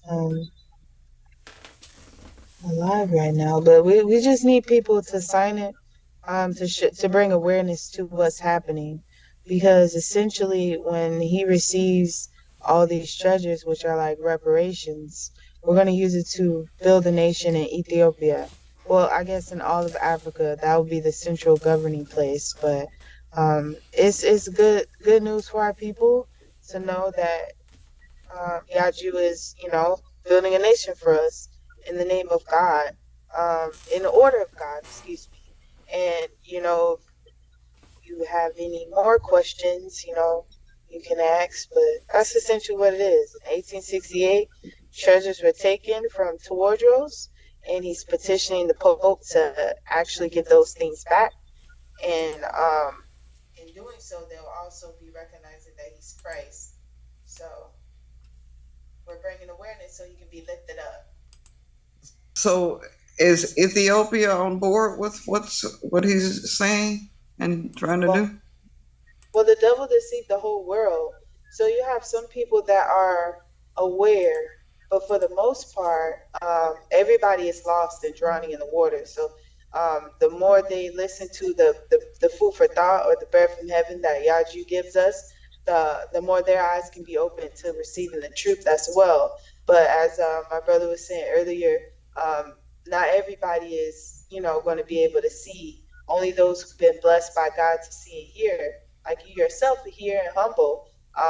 But eventually they will, because we do connect with some Ethiopians, but their government is flawed just like anywhere else. So they're going to be reconstructed too when Yaju is in place. Okay. Now, and then I wanted to ask, when y'all say Ethiopia, are y'all talking about the tiny little space that we now call Ethiopia, or the whole continent as it being known back in time as the continent was with it? Well, yeah. So Christ governs everything. You know, he's the King of Kings and Lord of Lords, but the central governing place will be in the tiny place you call Ethiopia. But it'll be for all of Africa and essentially all of the world. All the world leaders, they are aware that he is here, and they do recognize that he is Christ. But we have to form a government first, which is another part of the prophecy. You know, the government will be on his shoulders. So he's forming the body of Christ. And once that's formed, and once the, you know, petition is taken to the court, or once everything is like done that needs to be done, that's when everybody will see. I think this is awesome. You know, body of God. Yeah.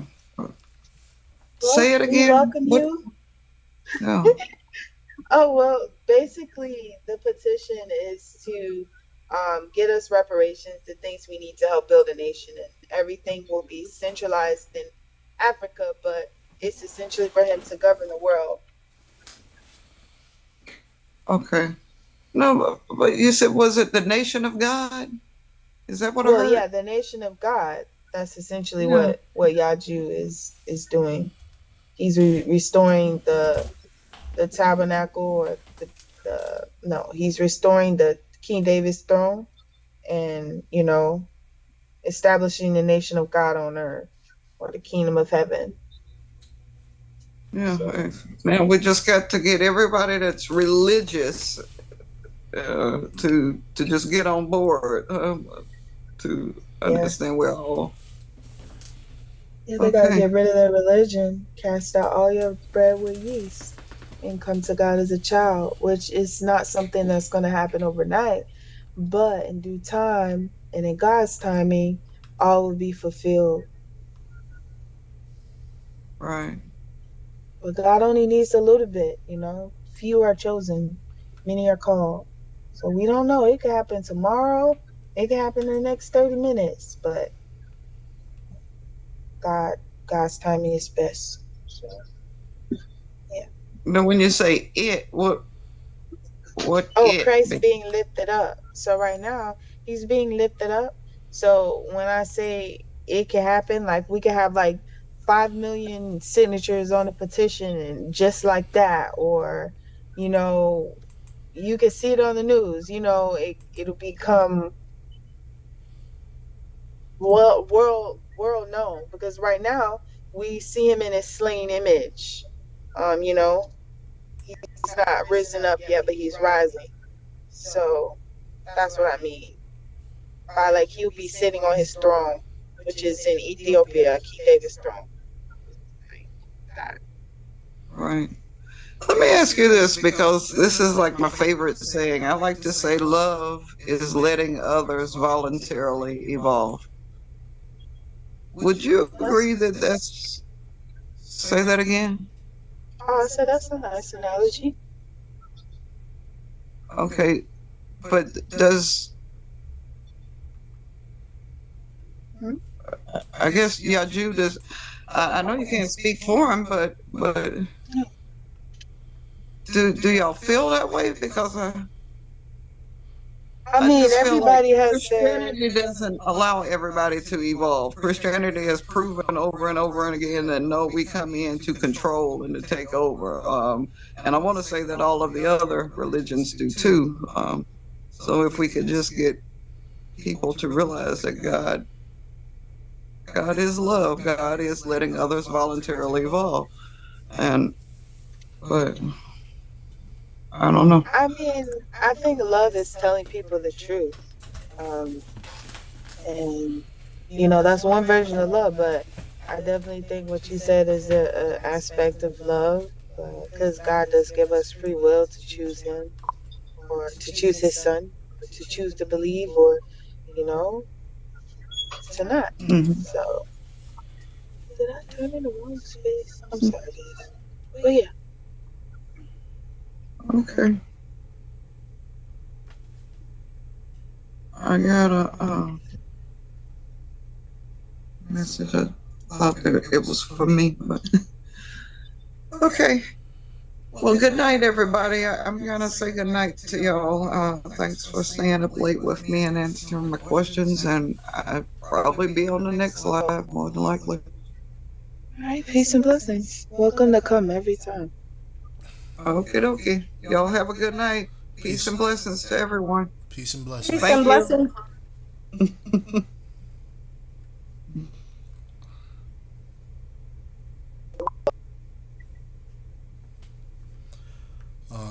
I was trying to get the iPhone user number 8, but they already jumped off. Yeah. We had a little bit left on the format, family, and it was like we didn't get to D, the New Testament. On D and E, we didn't get to.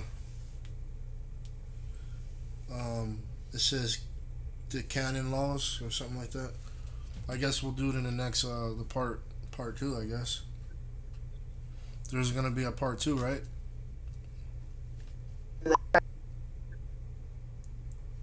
What was that? Yes.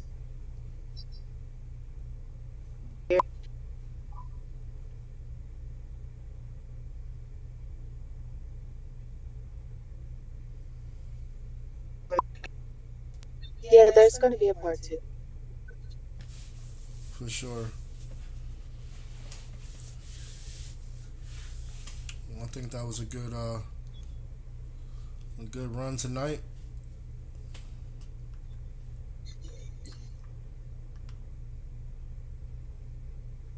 It was. Yeah.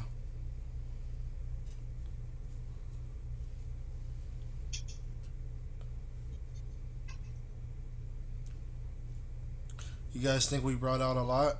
I thought we had more.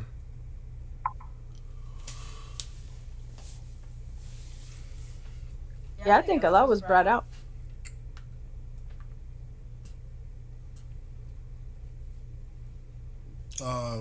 Sis Pooh, I hope you feel better. I know you say you weren't feeling good. I can kind of hear it in your voice, but I hope you feel better. Thank you. Thank you. I appreciate it, but it's getting better. I'm sorry, I was kind of dozing off a little bit. But I do think a lot was brought out. A lot of information was unpacked, and I'm looking forward to the second part. Yeah, for sure.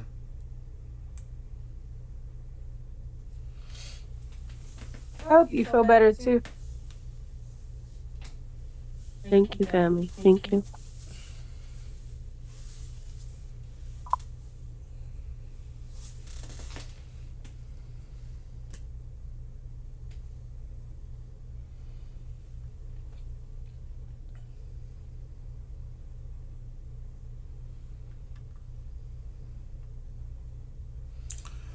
Well, anybody else want to bring out anything else or talk about anything else? If not,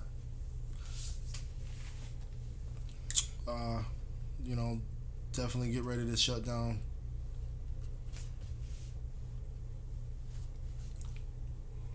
It was I'm not sure if it was officially the first time, but it's the first time that I can remember that all the guests that came in had something positive to say instead of bashing. Yeah, I agree. Yeah, even in the comments, some people in the comments are like, excited. So keep an eye out for Son of Israel. I know he was saying that he wanted to link in with us. And who else? Nathan Rivers. So Nathan Rivers and Son of Israel, they were definitely like inquiring about linking in with us. Wasn't there a woman from Ethiopia too? And I know one of them were from Alaska, I think. No, that was Nathan Rivers. So we got Nathan Rivers, Son of Israel, and there was a lady. I took a screenshot. Her name, kind of hard to pronounce.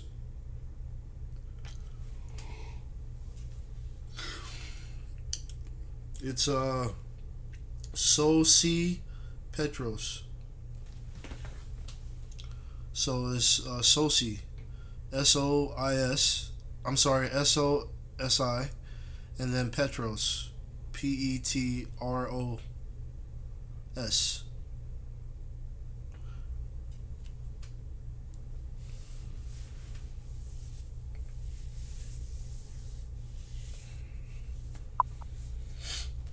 But yeah, that's I know the mission, and that we're gonna get a lot more ridicule than there is, positivity. But when we get those moments of people that actually get it, it's refreshing. I just I gotta be honest, it's refreshing, like you said. Definitely.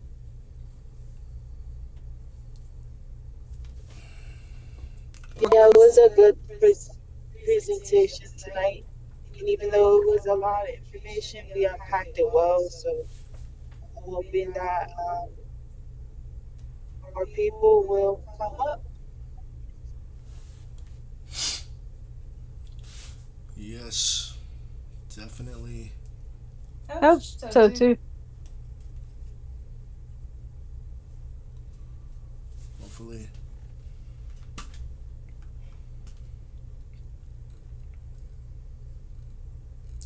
I kind of want to get like a little bit more like, cause I want us to like flow better.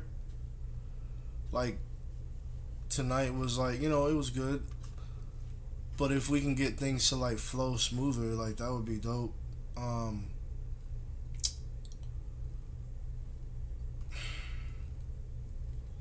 like Yeah, I think. Oh, go ahead. no, go ahead, sis. Um, I was gonna say just like if like we have some type of, I guess, order or like how to speak. I know like with the outlines today we kind of sort of did, but I like that idea. Everybody getting their opportunity to kind of speak, to share their perspective because I may not be able to reach somebody with the way I communicate, but another sister or brother may. So I think we should like do that. That'll Definitely, help us flow. definitely. I think what made that more doable, sis, was that everybody was more so involved on the call where we were discussing a particular topic, and everybody had added their piece.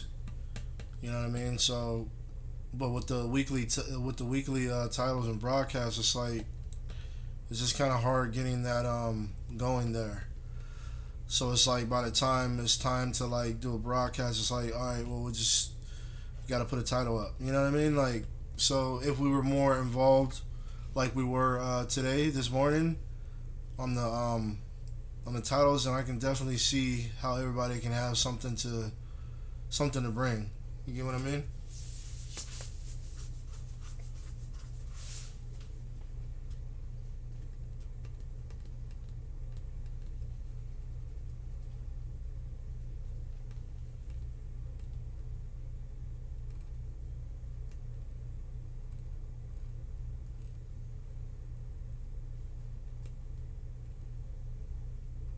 The calls help.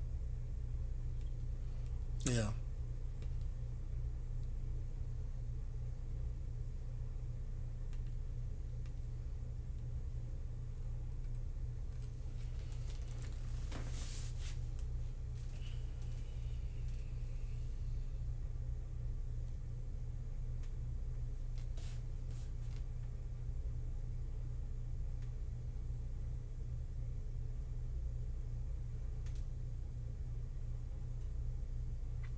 What do you suggest, Lena?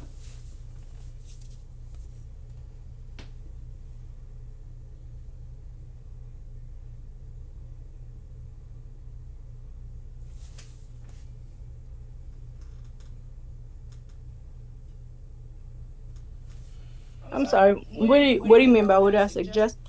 Oh, I was just saying, like, as far as like, things kind of going smoother, like what we were just talking about.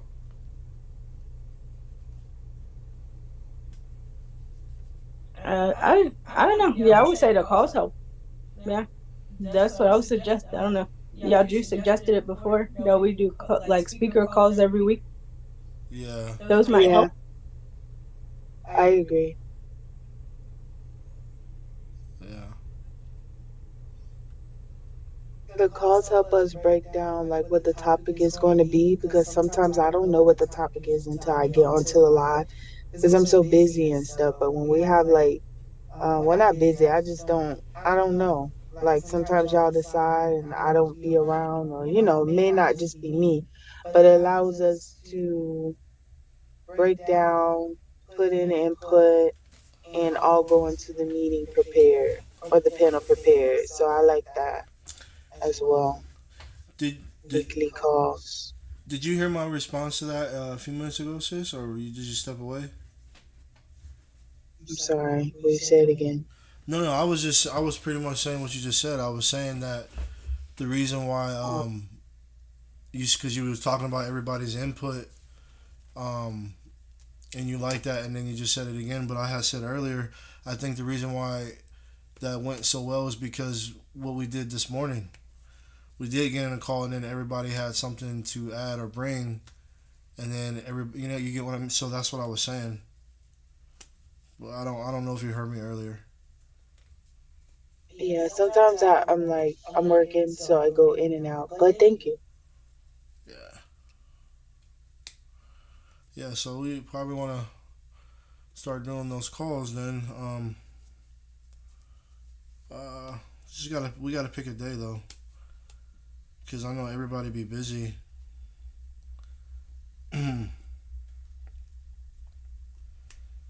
So we gotta pick one of these days, like I say like Sundays, or or maybe Tuesdays.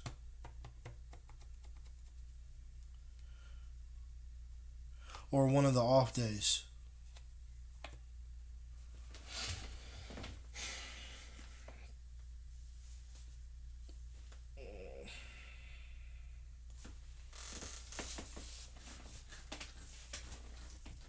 It doesn't matter to me. I'll just, like, even if I am busy, I'll just, just make time to make it to the call anyway.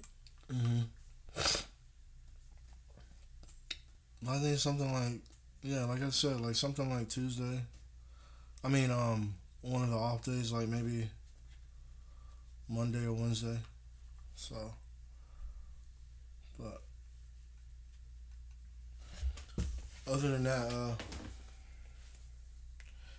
I'm probably about to lay it down on y'all.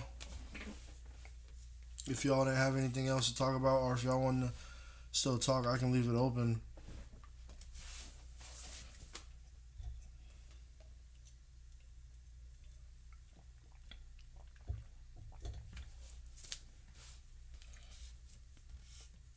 Nope. I'm probably about to go to sleep. Okay, for sure then. Alright then, I guess I'll see y'all on the next one. Peace and blessings. Peace and blessings. Alright, I'm gonna close this out.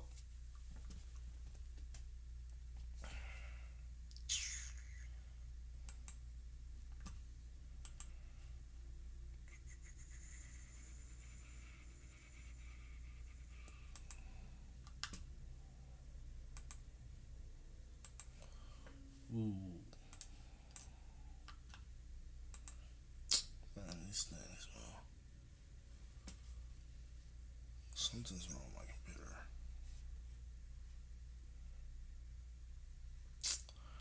Alright.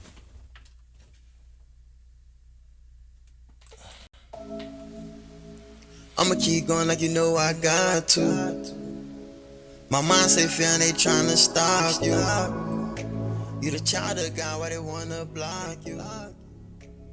Trusting who